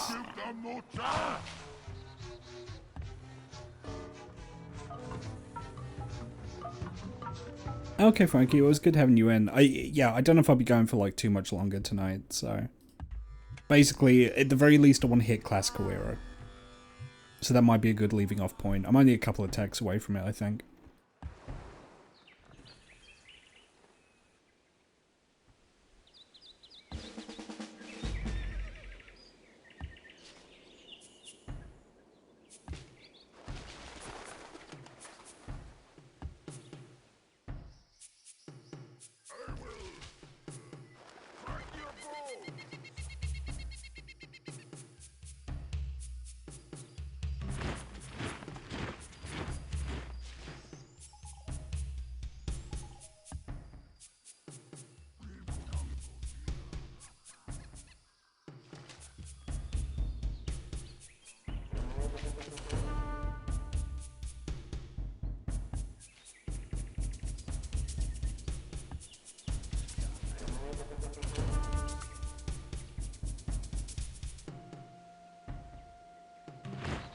Classical is when the bugs that don't die to dolphins happen. Exactly.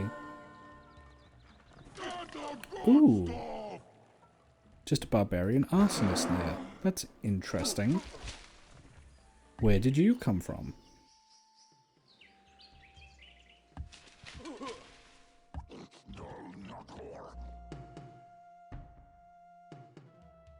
I think with the culture growth between these two, that'll be enough to plug that gap.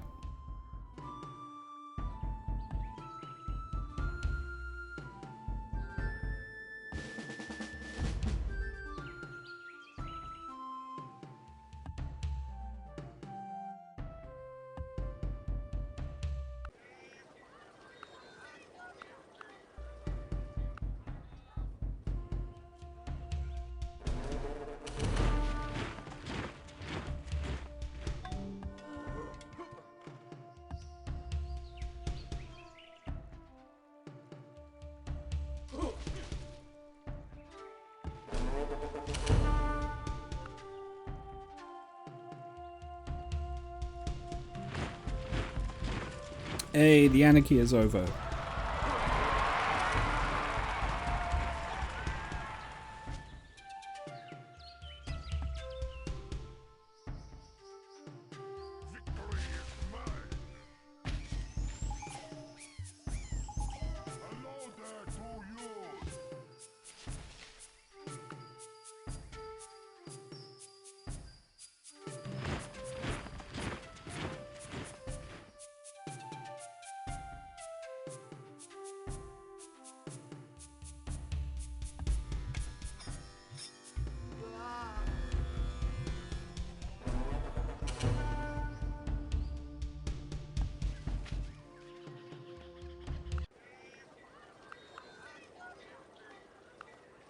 Cheese. Oh my god, I can actually get good units now. Now that I have bronze. Incredible.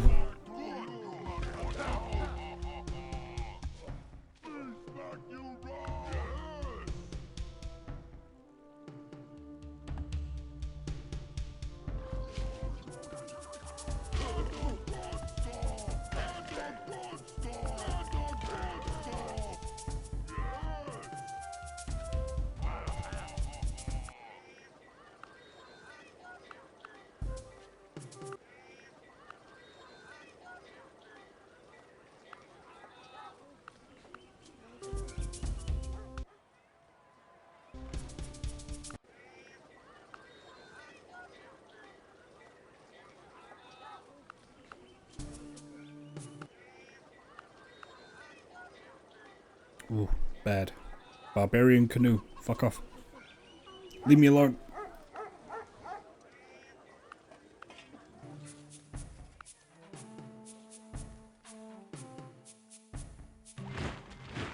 Strike open the wretched Indian's chest with flint knives and hastily tear out the palpitating heart which, with the blood, they present to the idols. You get what good, not watch out!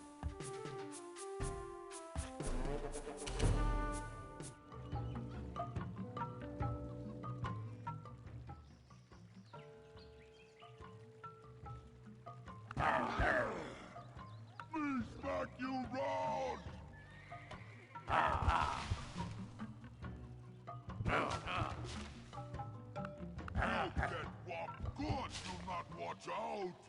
I'd rather those barbarians didn't embed in that jungle there. So I'm going to see if I can kind of zone them out, as it were.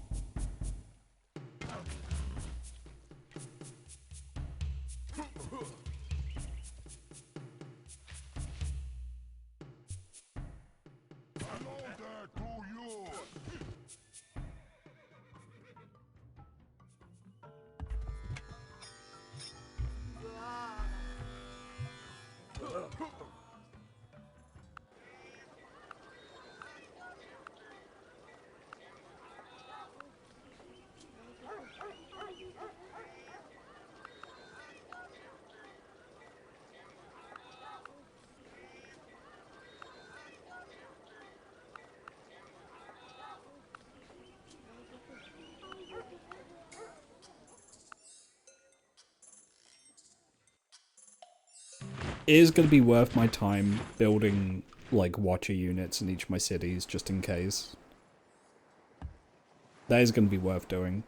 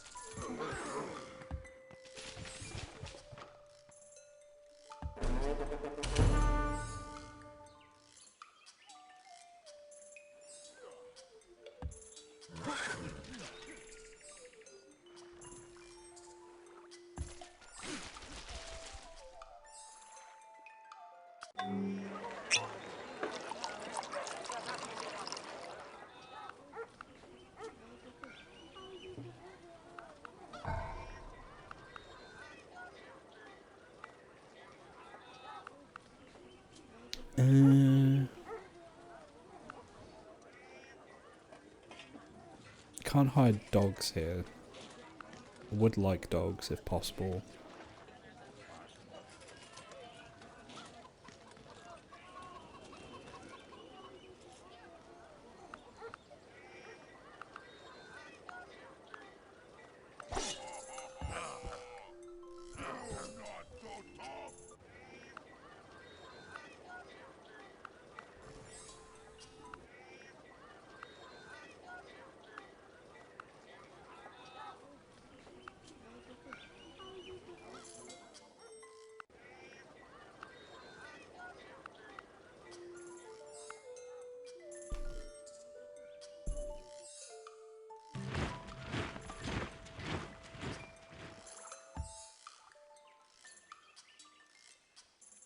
Not ideal, them being there.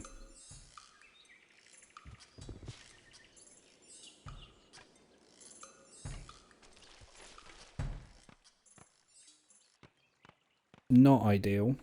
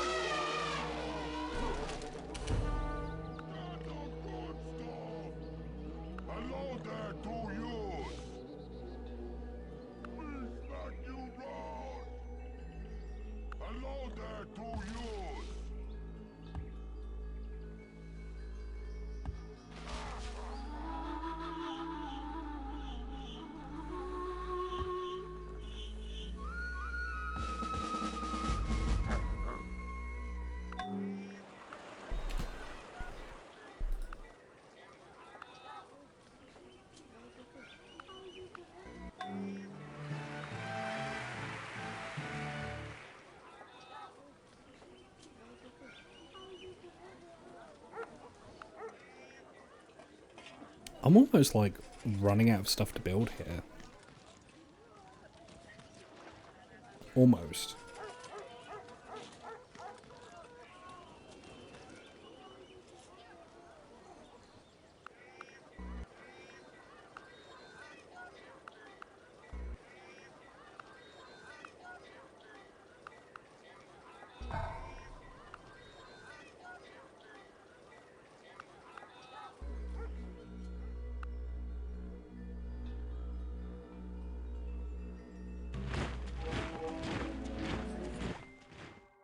A man can learn all of an opponent's weaknesses on that board.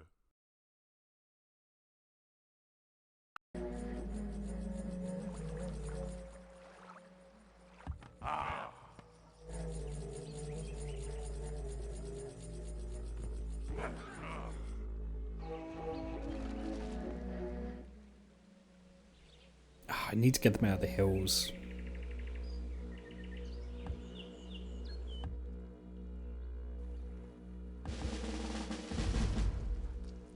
Oops. What did I do?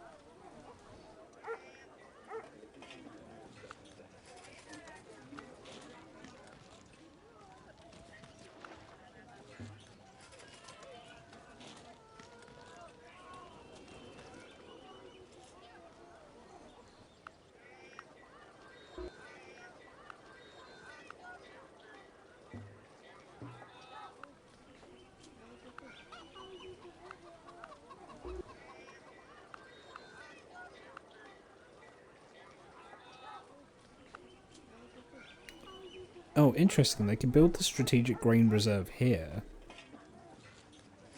It doesn't really benefit from building it there, though. I don't think.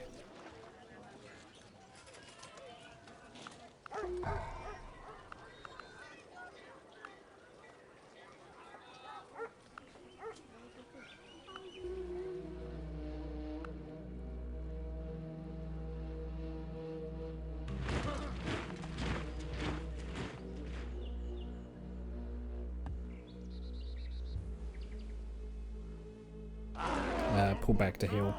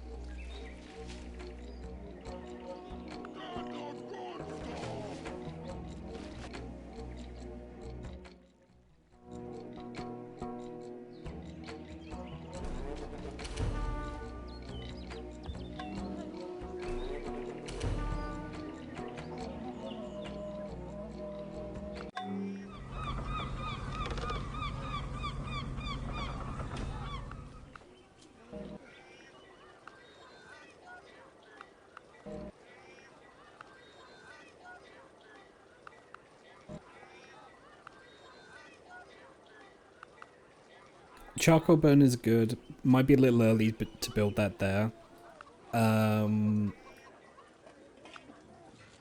Might be a little premature building that just there. Yeah, you know, I'll go lumber camp. I'll go lumber camp into shipwright so I can build a better workboat there. I don't know what having a ancient versus prehistoric workboat really do for me, but yeah, more production won't hurt.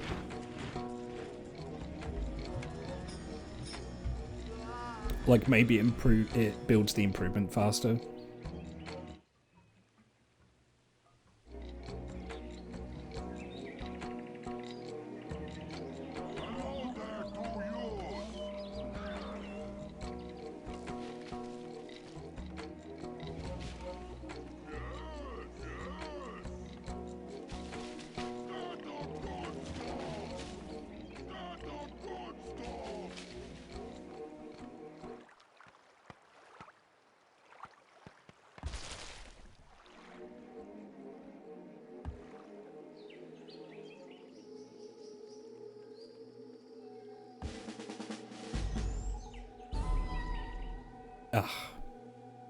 I thought, like, I mean, the chance of success was really low, but I thought maybe they could get this, yeah, the sneak up bonus that would, like, tip it. Guess not. Guess not.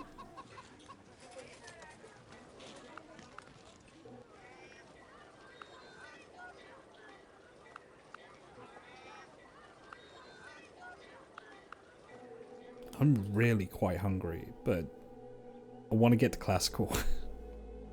I want to get to classical, and then I think I'm going to call it a night. Ceremony in their due times kept the world under the sky and the stars in their courses. It was astonishing what ritual and ceremony could do.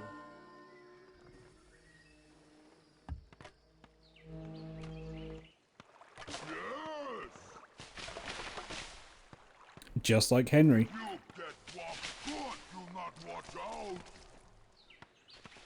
It's exactly like Henry. Don't give them no chance!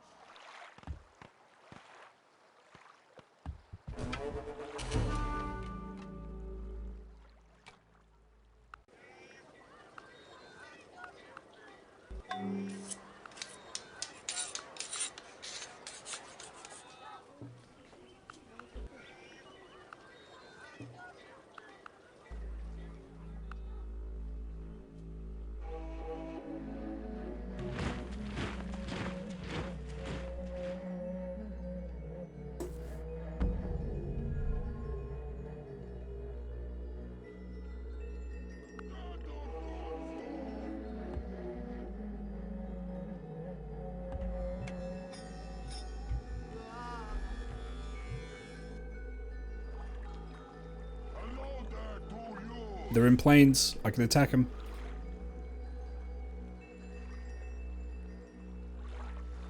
Hello there to you.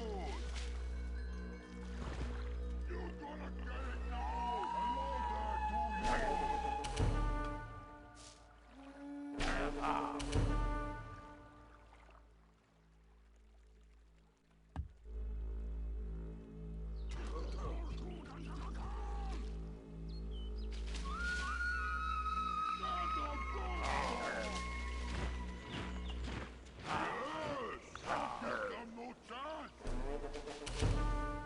I want to stop them from crossing back over the river if I can. I'd prefer they move this way.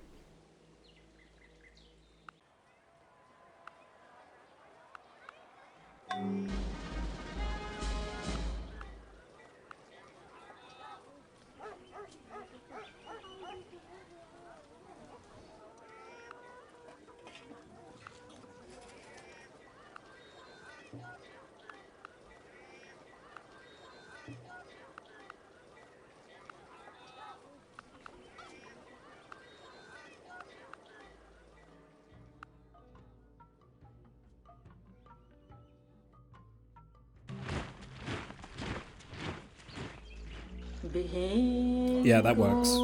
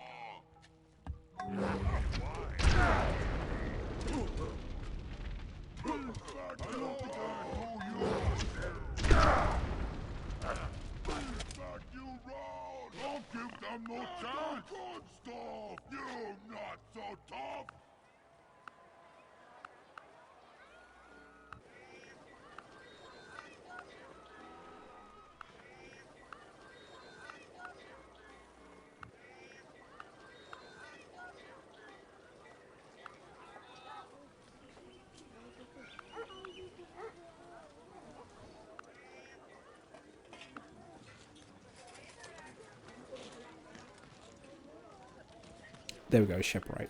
Nice.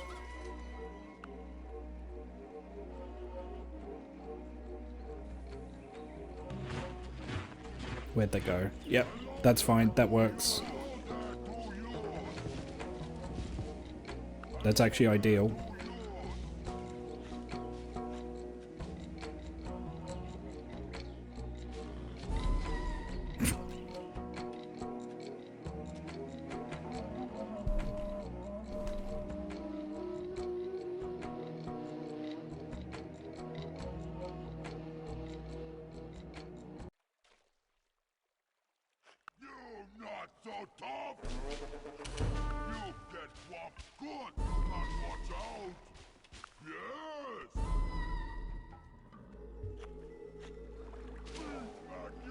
I hate that noise. Yeah, no.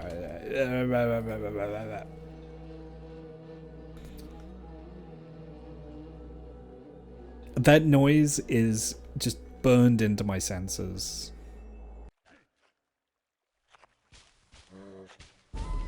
God damn it.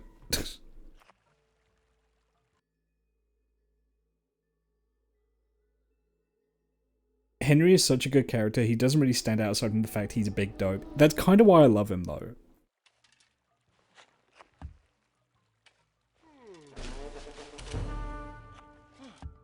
Like, I like how he's kind of a goober. I find it compelling.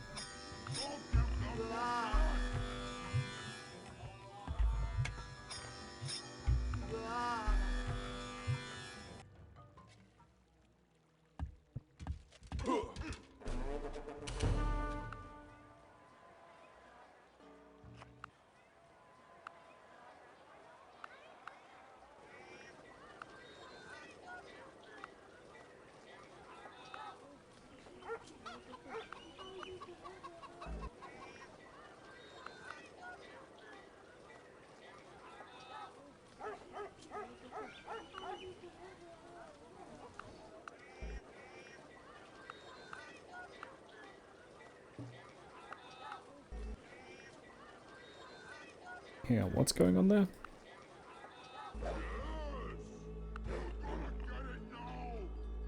Ooh, don't like you there.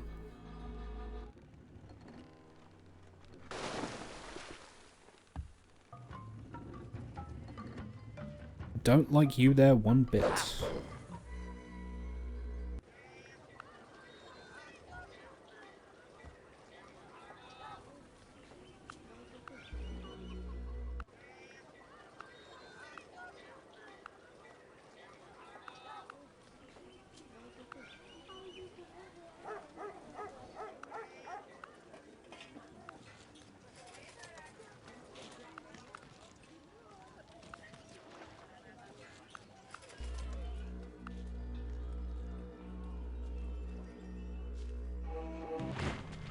The Lord bless you and keep you.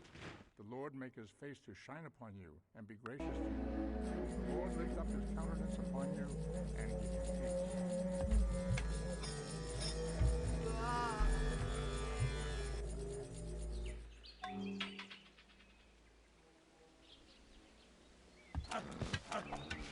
You're gonna get it now!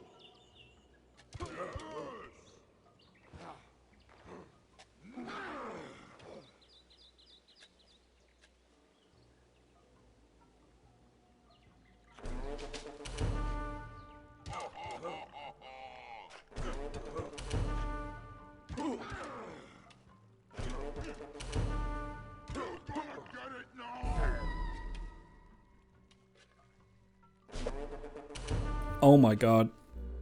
Oh no, they're not dead yet. Almost.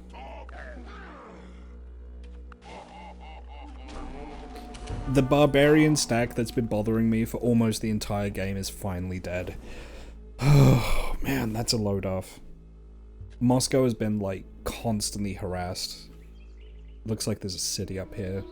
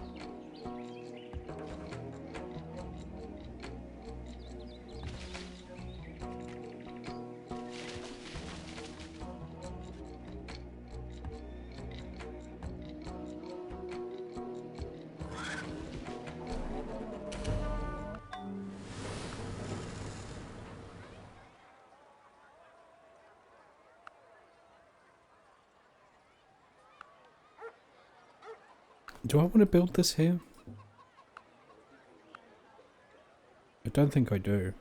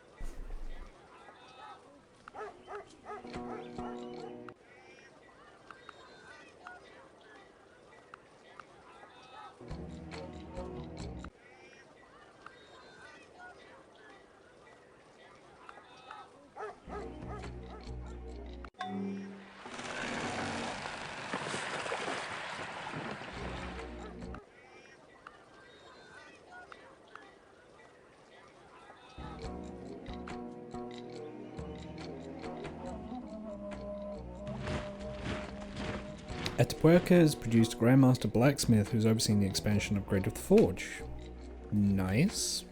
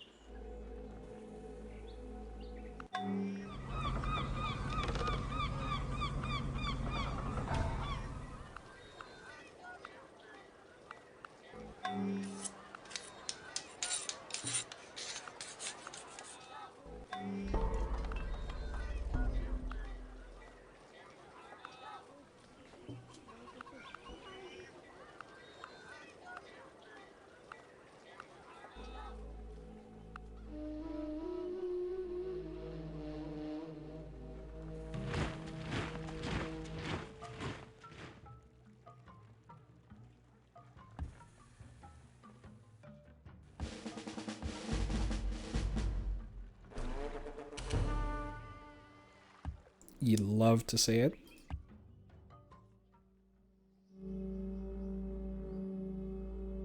Sheep herd, goat herd. Ooh, let's go goat herd. Just because I think I have sheep herd elsewhere.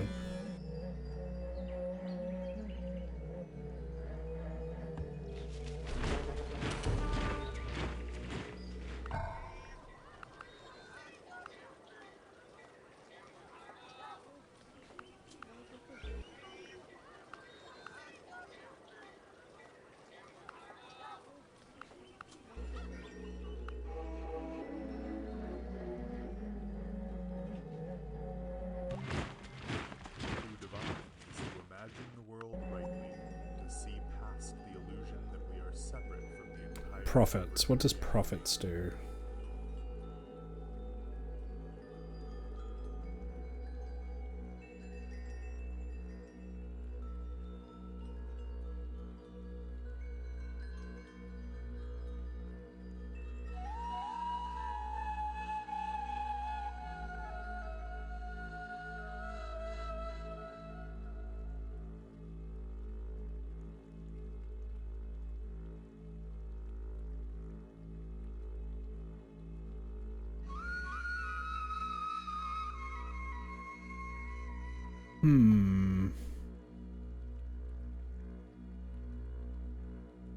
I think I want to keep Divine Cult.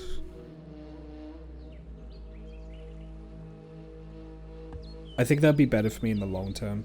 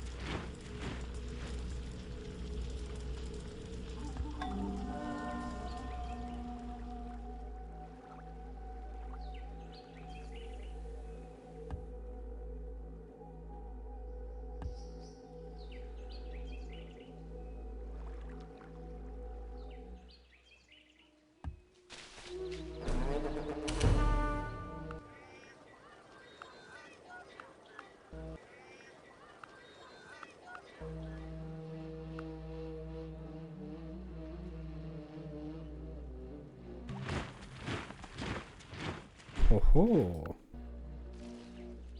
a free granary in every town is pretty nice, especially for like newly founded ones.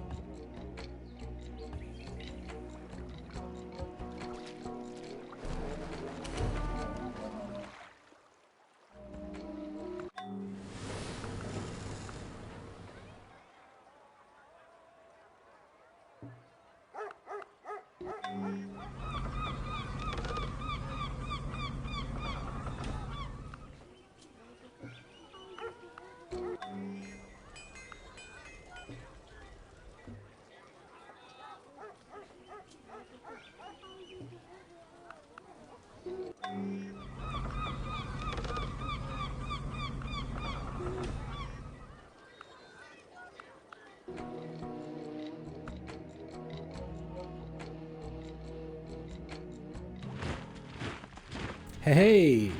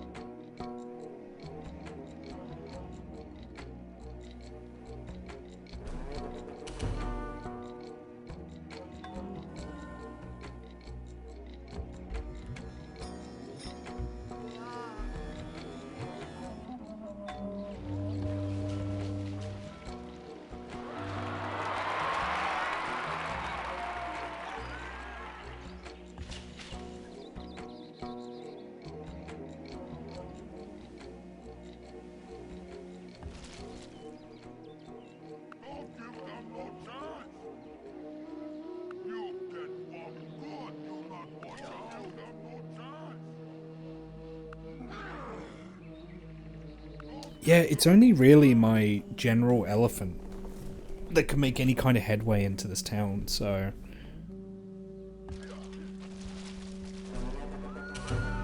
Just call him back, heal, go back in.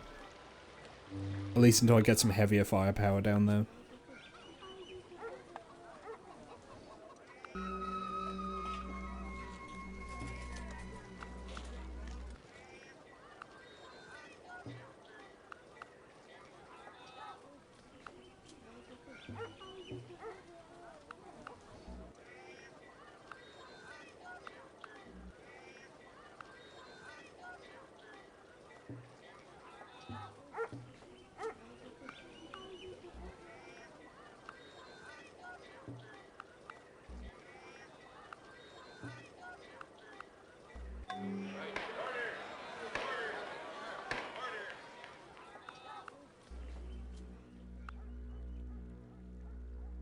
I don't like that canoe hanging around.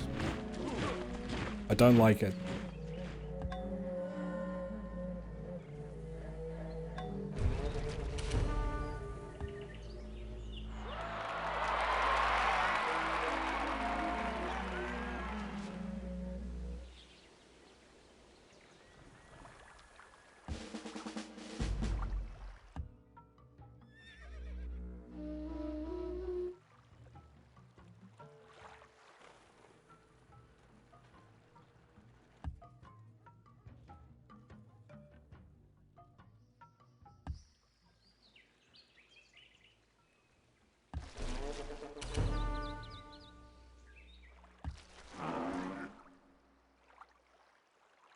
Oh, they got composite bowmen now.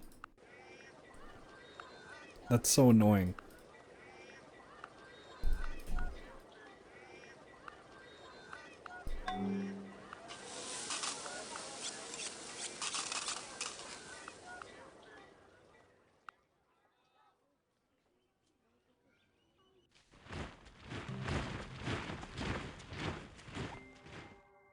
My mother was the most beautiful woman I ever saw.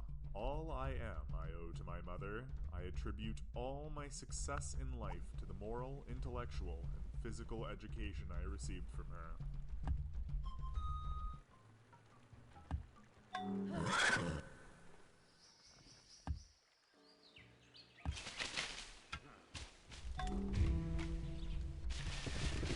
There they are.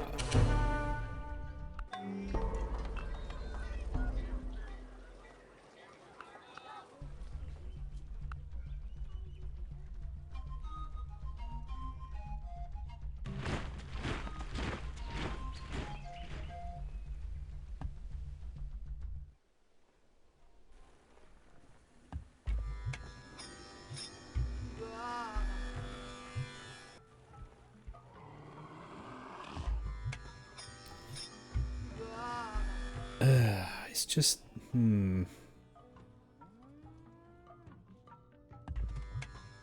They're really dug in here. They're really dug in. Do they have walls? I haven't... No, they don't. Okay, thank God. That'd make it even harder.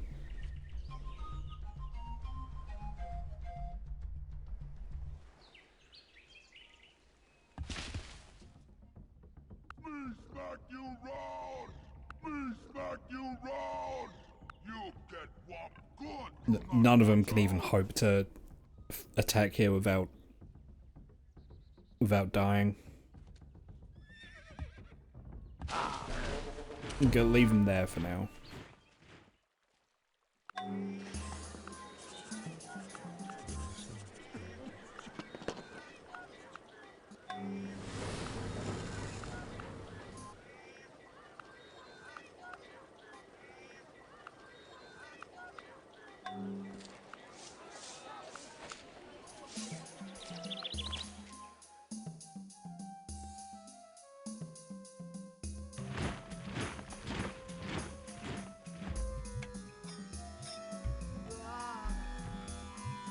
Ooh, are those olives there? A mine has been destroyed. Oh, you fuckers. You fuckers. I was kind of expecting that. I'm surprised they didn't do it sooner, but it's still annoying because they're on a hill surrounded by rivers, so it's not really that easy for me to attack them where they are. So I just have to kind of deal with it for the time being, at least until they get closer to the city again.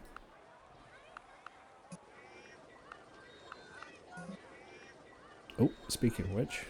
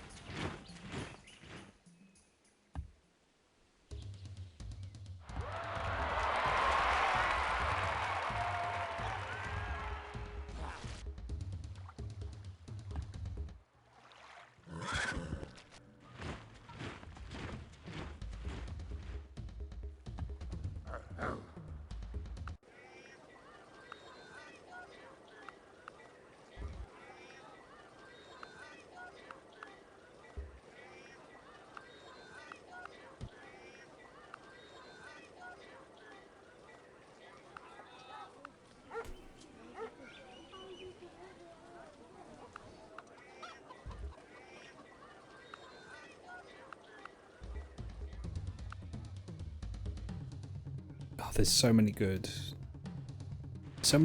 unimproved resources around them. Do I have any idle workers anywhere that I could send over there? I think a lot of them have been killed, so...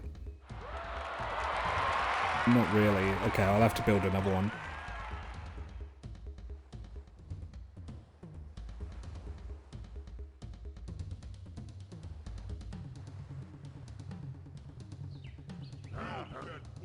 I just saw a barbarian stalker unit attacked one of my workers. I missed where that was.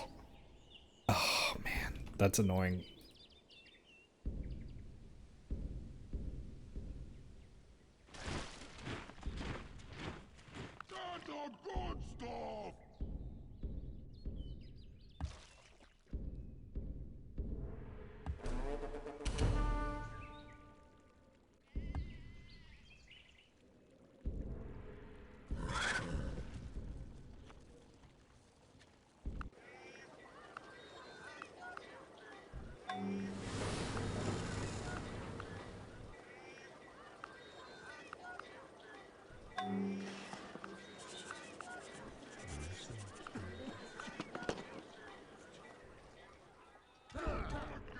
Oh, I've got a worker here.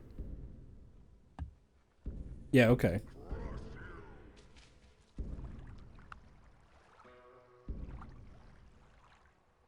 Maybe the best proof that the language is patriarchal is that it oversimplifies feeling.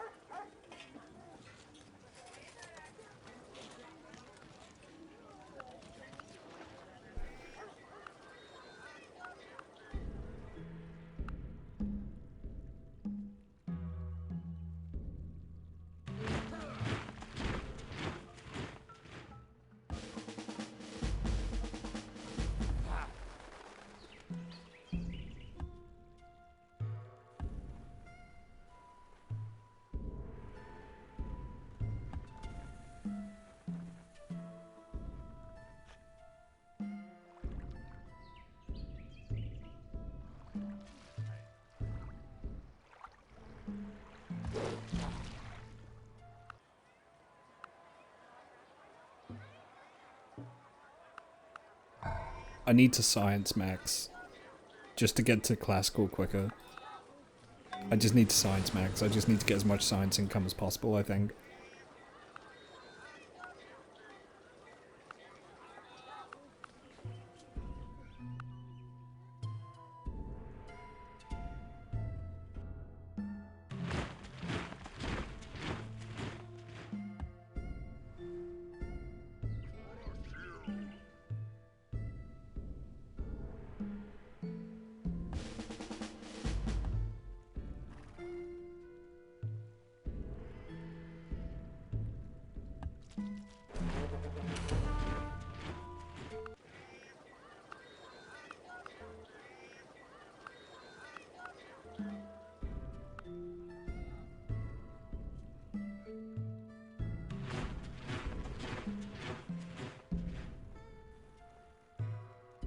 Ooh, panda.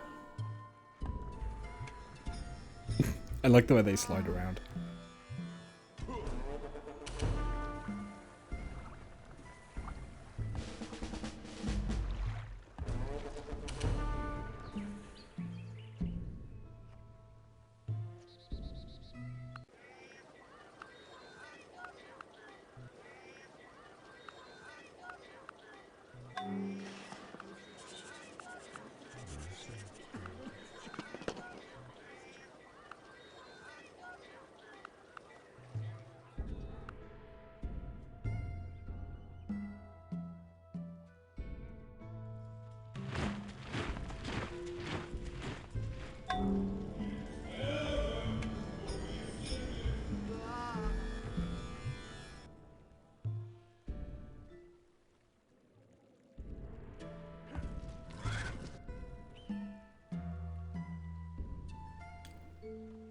Tail wild boar, taxon suidy, bird pig. I already have a source of pigs somewhere, so I'll take the wild boar tail, I think.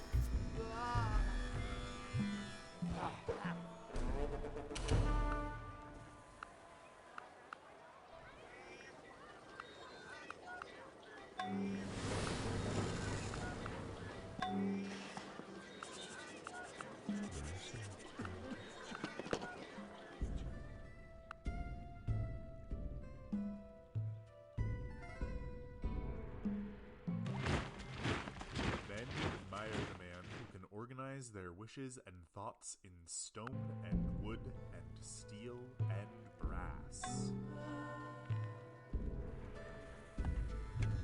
I have to get monotheism for classical?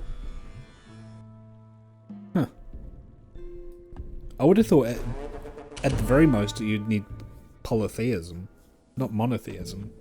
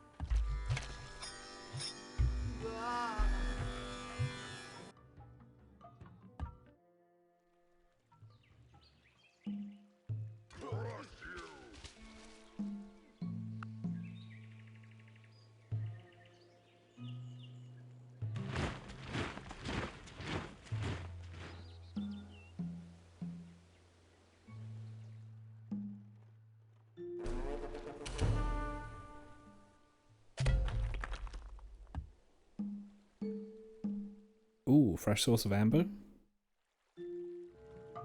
Oh, that's being mined. Okay, that's already okay. Mines gather amber.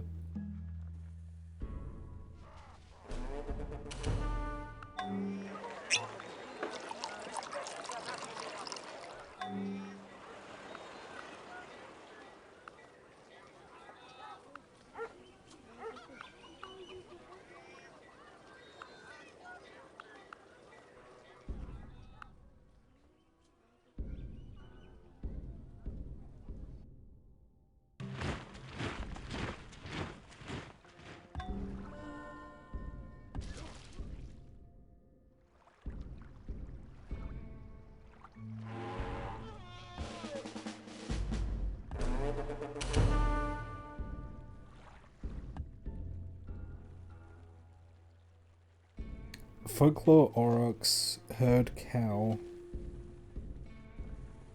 construct carnival. Folklore. I already have cow herds, so.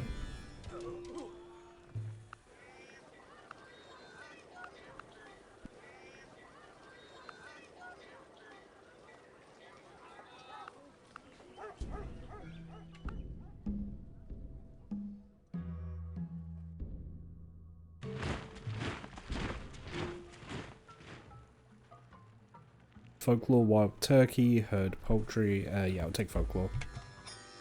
I'm still in the ancient era, so folklore is pretty good.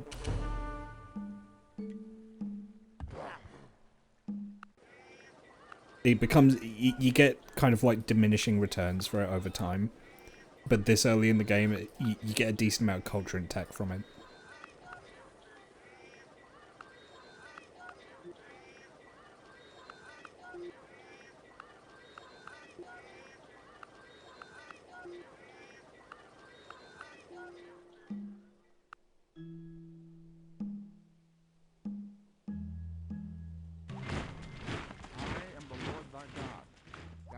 Have no other gods before me. State Church. Divine cult versus state church. Can build special units without monastery, unlimited priests. Ooh.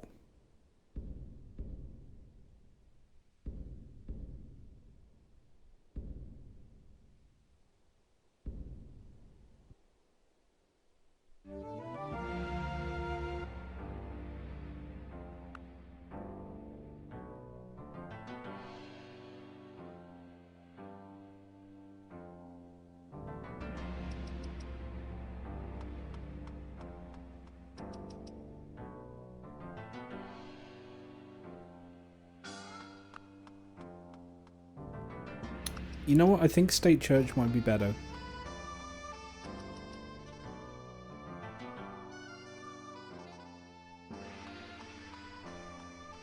Or will it?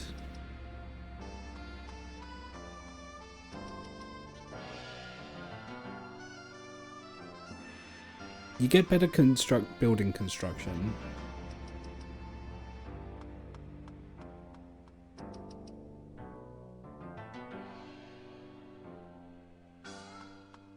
No, you know what? I think I'm going to stay Divine Cult.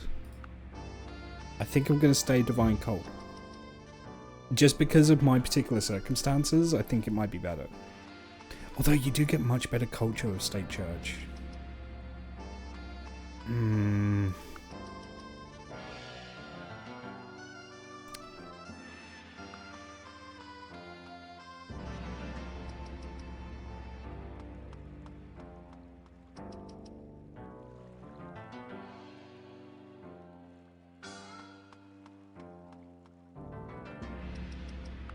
I'm gonna get it.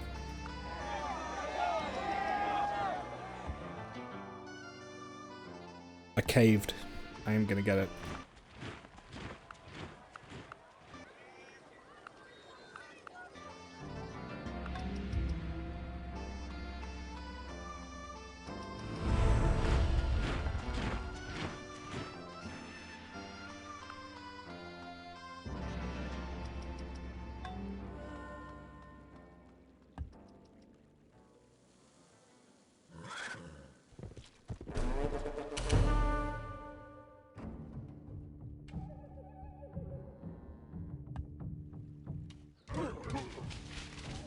Crack your bones!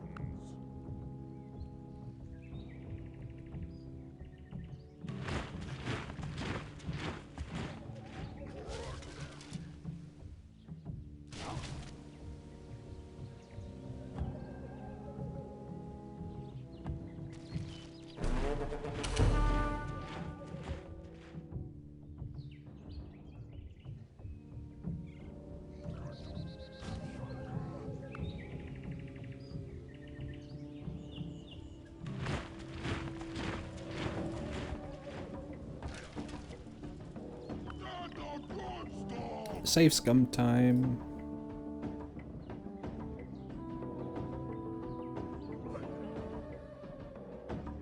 No, they've already taken damage. Oh, god damn.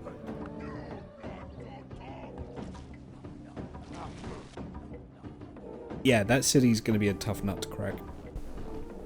I might need to start hitting it from the ocean, maybe? That could work. It's that, or I just need to get my military tech up.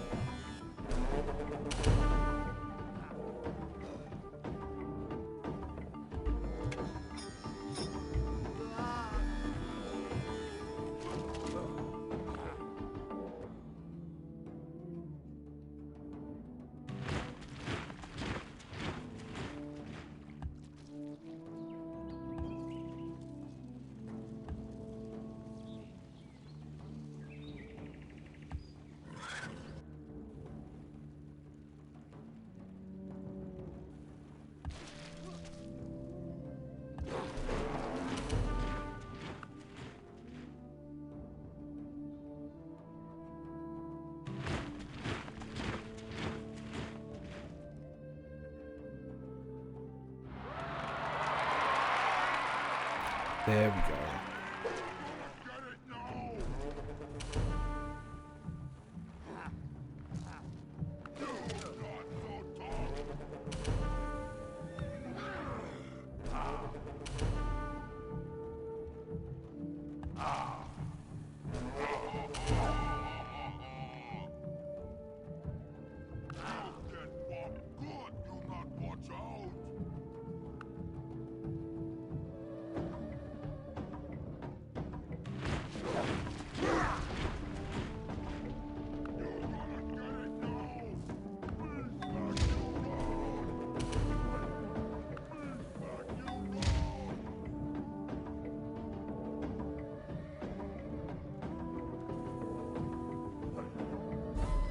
Ah.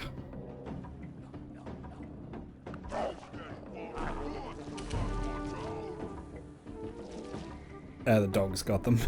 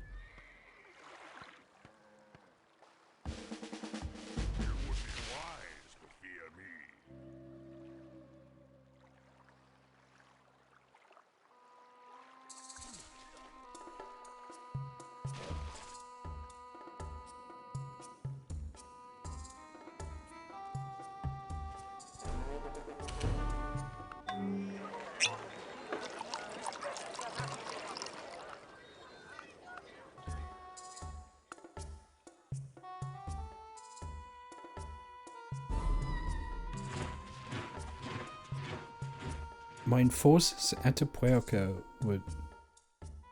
Wait a minute. Oh, you fuckers. You fuckers.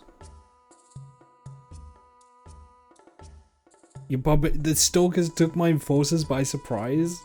How? The whole job is... That's infuriating. That's actually infuriating. The whole point is for them to guard people and not get taken by surprise. That's enraging. Pull back for now. I think I need dogs in the stack too.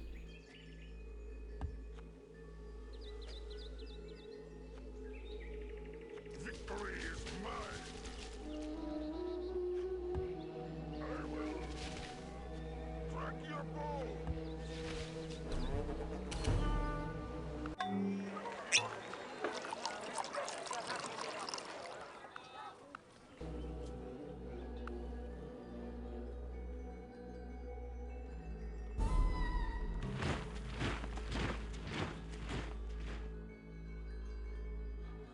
Yeah, healer goes down because there's no one guarding him. I fucking hate these guys.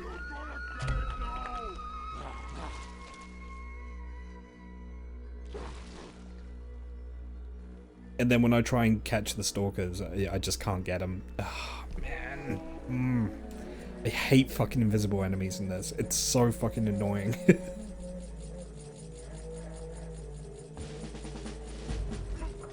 Hope the Caveman are going well. Yeah, like, I mean, as a whole, it's going okay. It's just this particular city is a real tough nut to crack. I just can't do anything. I just can't get in. They're too well fortified. I just don't have the tech for it yet.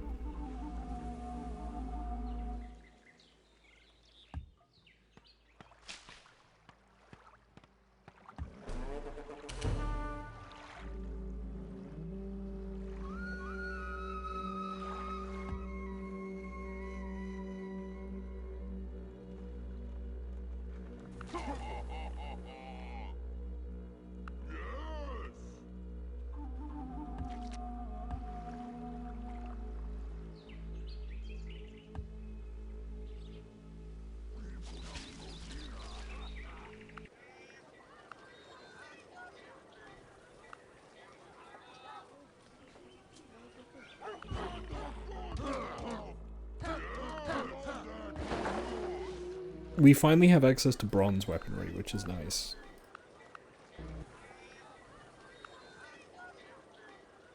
I get a really sinking feeling that the second I get access to iron weaponry, the barbarians will instantly get it as well.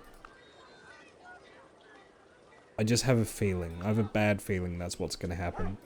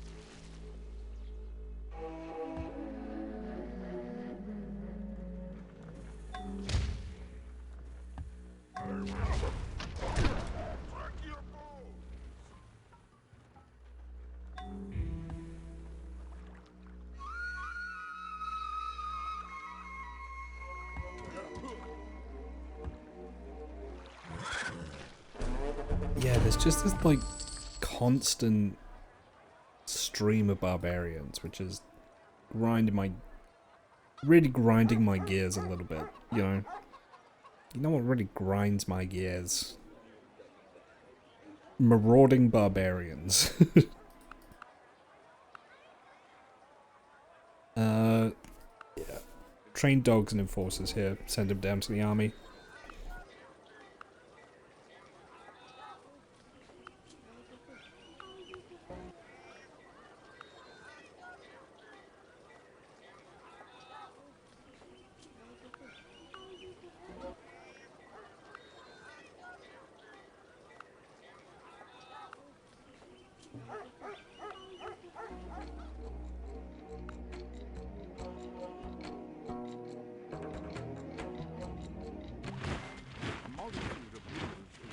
think?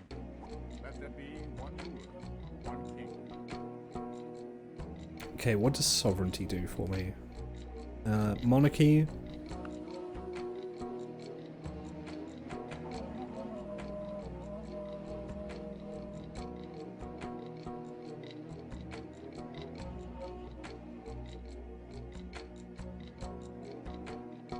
Oh, that's okay. That's good.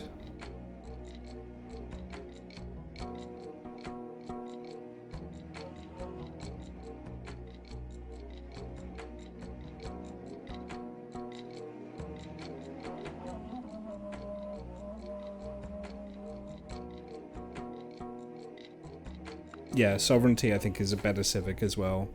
Ah, that's 8 turns of revolution. God damn it.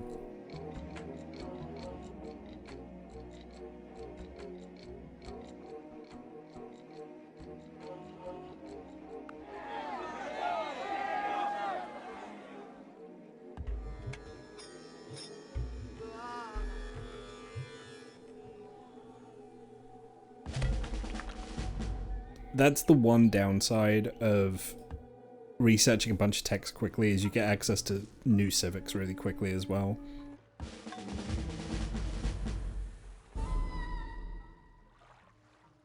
Really? That's the good stuff! Really? We smack you wrong! Well, that's annoying.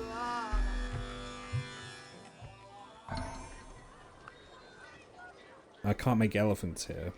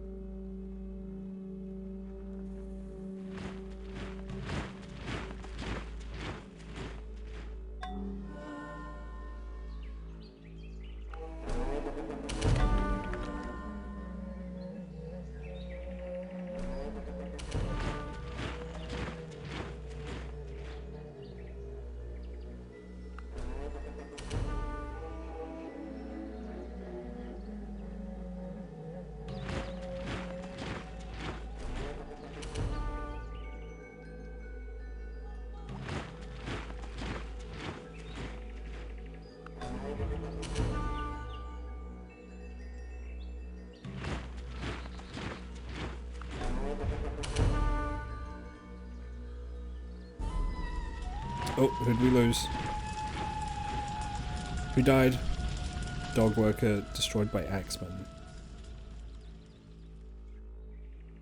Here? No. Where? Here? No.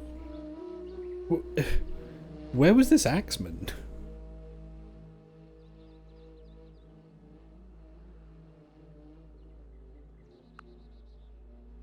I do not see whoever that was. Oh, there? I think there. Oh, you little... Again, where did you come from? Where are these guys coming from?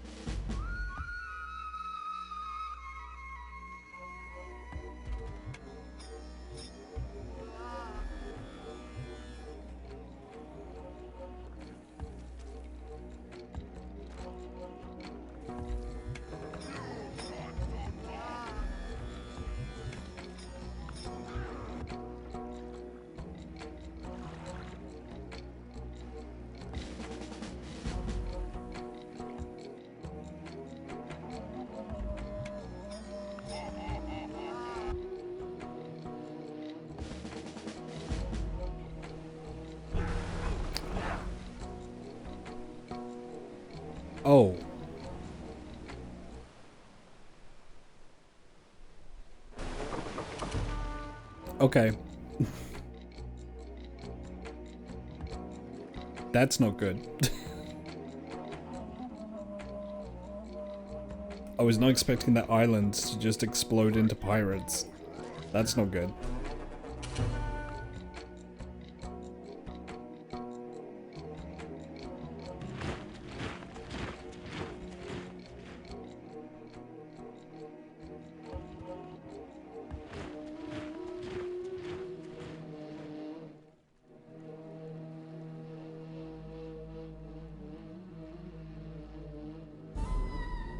Are you serious?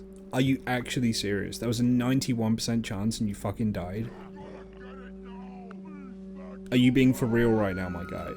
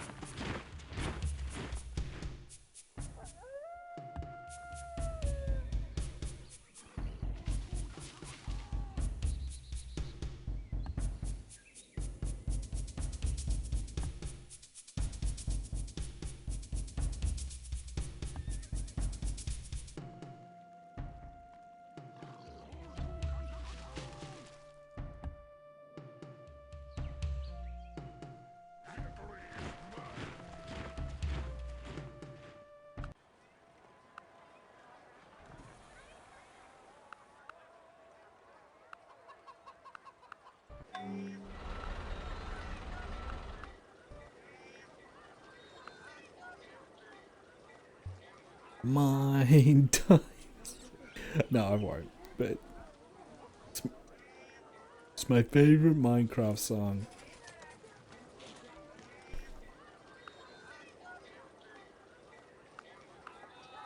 Yeah, I'm definitely gonna wrap up soon, I think. I might go until I get iron working. Because we're about to get classical.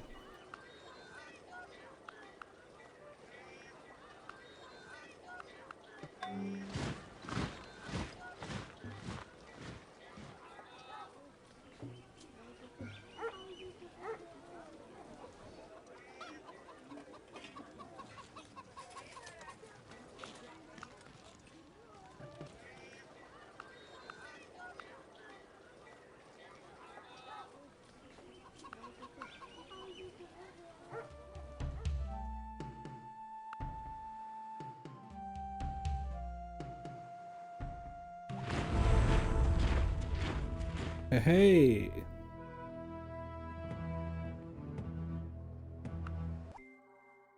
He advises them that tough lands produce tough people, so if they wish to retain the empire he has enabled them so spectacularly to gain, they must not even think about removing themselves to some softer and Ooh, free tech. Ironworking. There we go.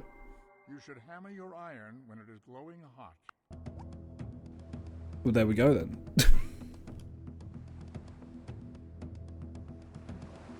I did not grasp how big this mod is until you started playing it. Yeah, we are on turn number 1522. We've just hit the classical era. We are here in the tech tree. Go back to the start. We're here. But there's... Now let's go forward. It's...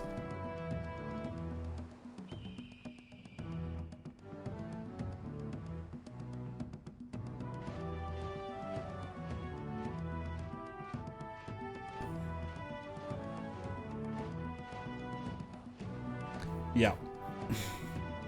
Yeah, this mod is huge.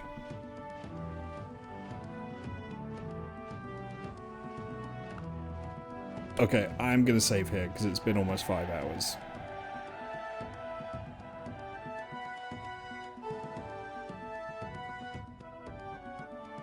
Oh, I need to get something to eat. I'm starving.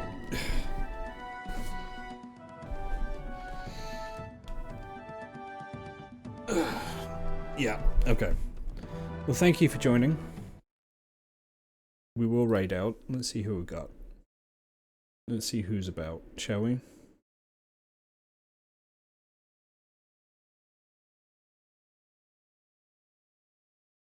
Zed.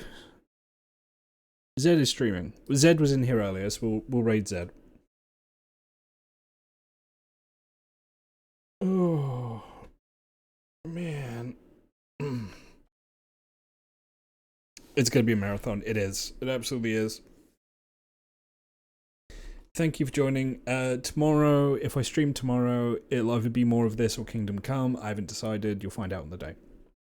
Because at the moment, the plan is Friday is going to be Danganronpa. So, yeah. You've all been wonderful. Be good to each other. And I'll see you on the next one.